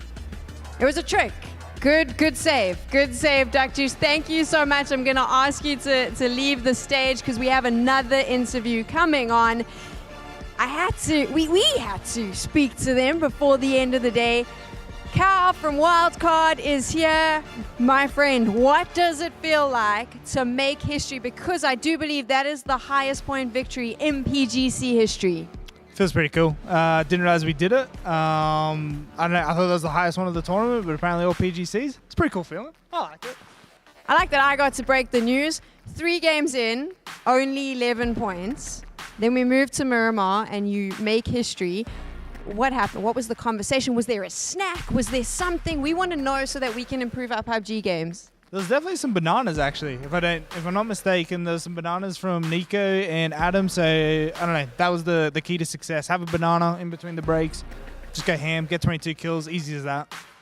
Pro PUBG advice right here. It wasn't a flamboyant victory. You got the points on the board, but it just kind of felt like you were in the right place at the right time? I mean, what was it, do you think, that led to such an epic game for you? I think you're right. I think, it wasn't very flamboyant, was it? I don't know. I think it was just making sure that we're going from high grounds to high grounds and, I don't know, abusing the fact that a lot of teams didn't necessarily have as good a position as we did. They're using our util really nice, which, I don't know, helped us a lot. I love how chilled you are about this. I'm like, you just made a big thing happen, and you're like, it's chilled. We had a banana. How do you keep this going, though? You've got to finish in the top 4. So how do you keep this momentum going into tomorrow? I mean, just have more bananas, apparently. So have some bananas in between one of the games, drop a 23, beat that score. And then, I'm sure we'll be sweet. We should be in the top 4 if we can do that again. Keep that up. There you go. Have some bananas. I'm going to bring some more for all the teams tomorrow, even it out a little bit. Well done. Congratulations. And good luck for tomorrow. There you have it. An epic first day of the loser bracket 2. Only 4 teams can advance. The rest are dropping down and will have to fight it out in a scary, scary bracket later in the week. I have had so much fun today. I hope you have as well. We will see you again tomorrow for some more PUBG. And until then, good night and goodbye.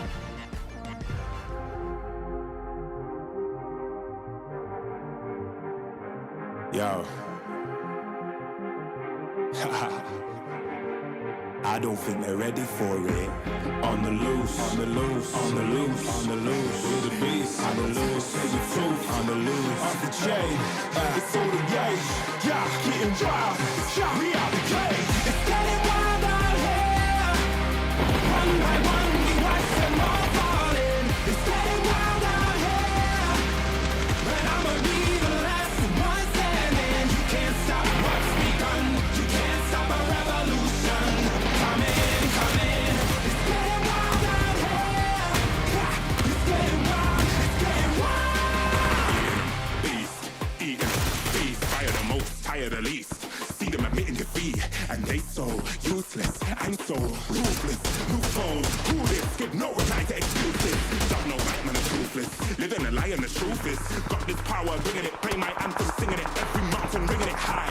I soar, I rise, reborn, back, come back like never before, taking my final form.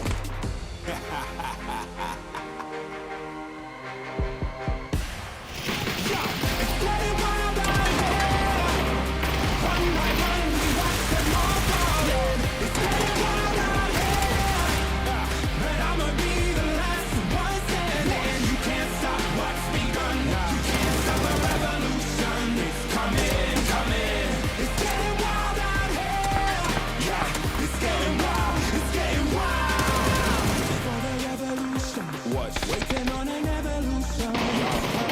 Come in, if you wanna come and get some. Nothing we can't overcome. Running, slow as we rise with the sun. We wanna rise and become stunning. Watch for the revolution. You can't stop what's begun. It's coming. Wait, coming. Wait, coming. Just you wait.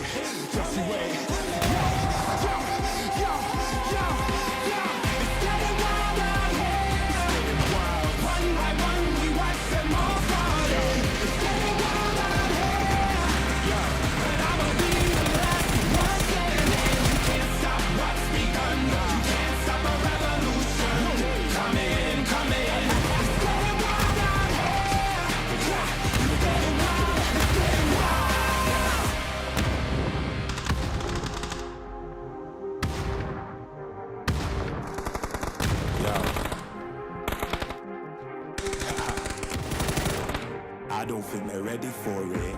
On the loose, on the loose, on the loose, on the loose.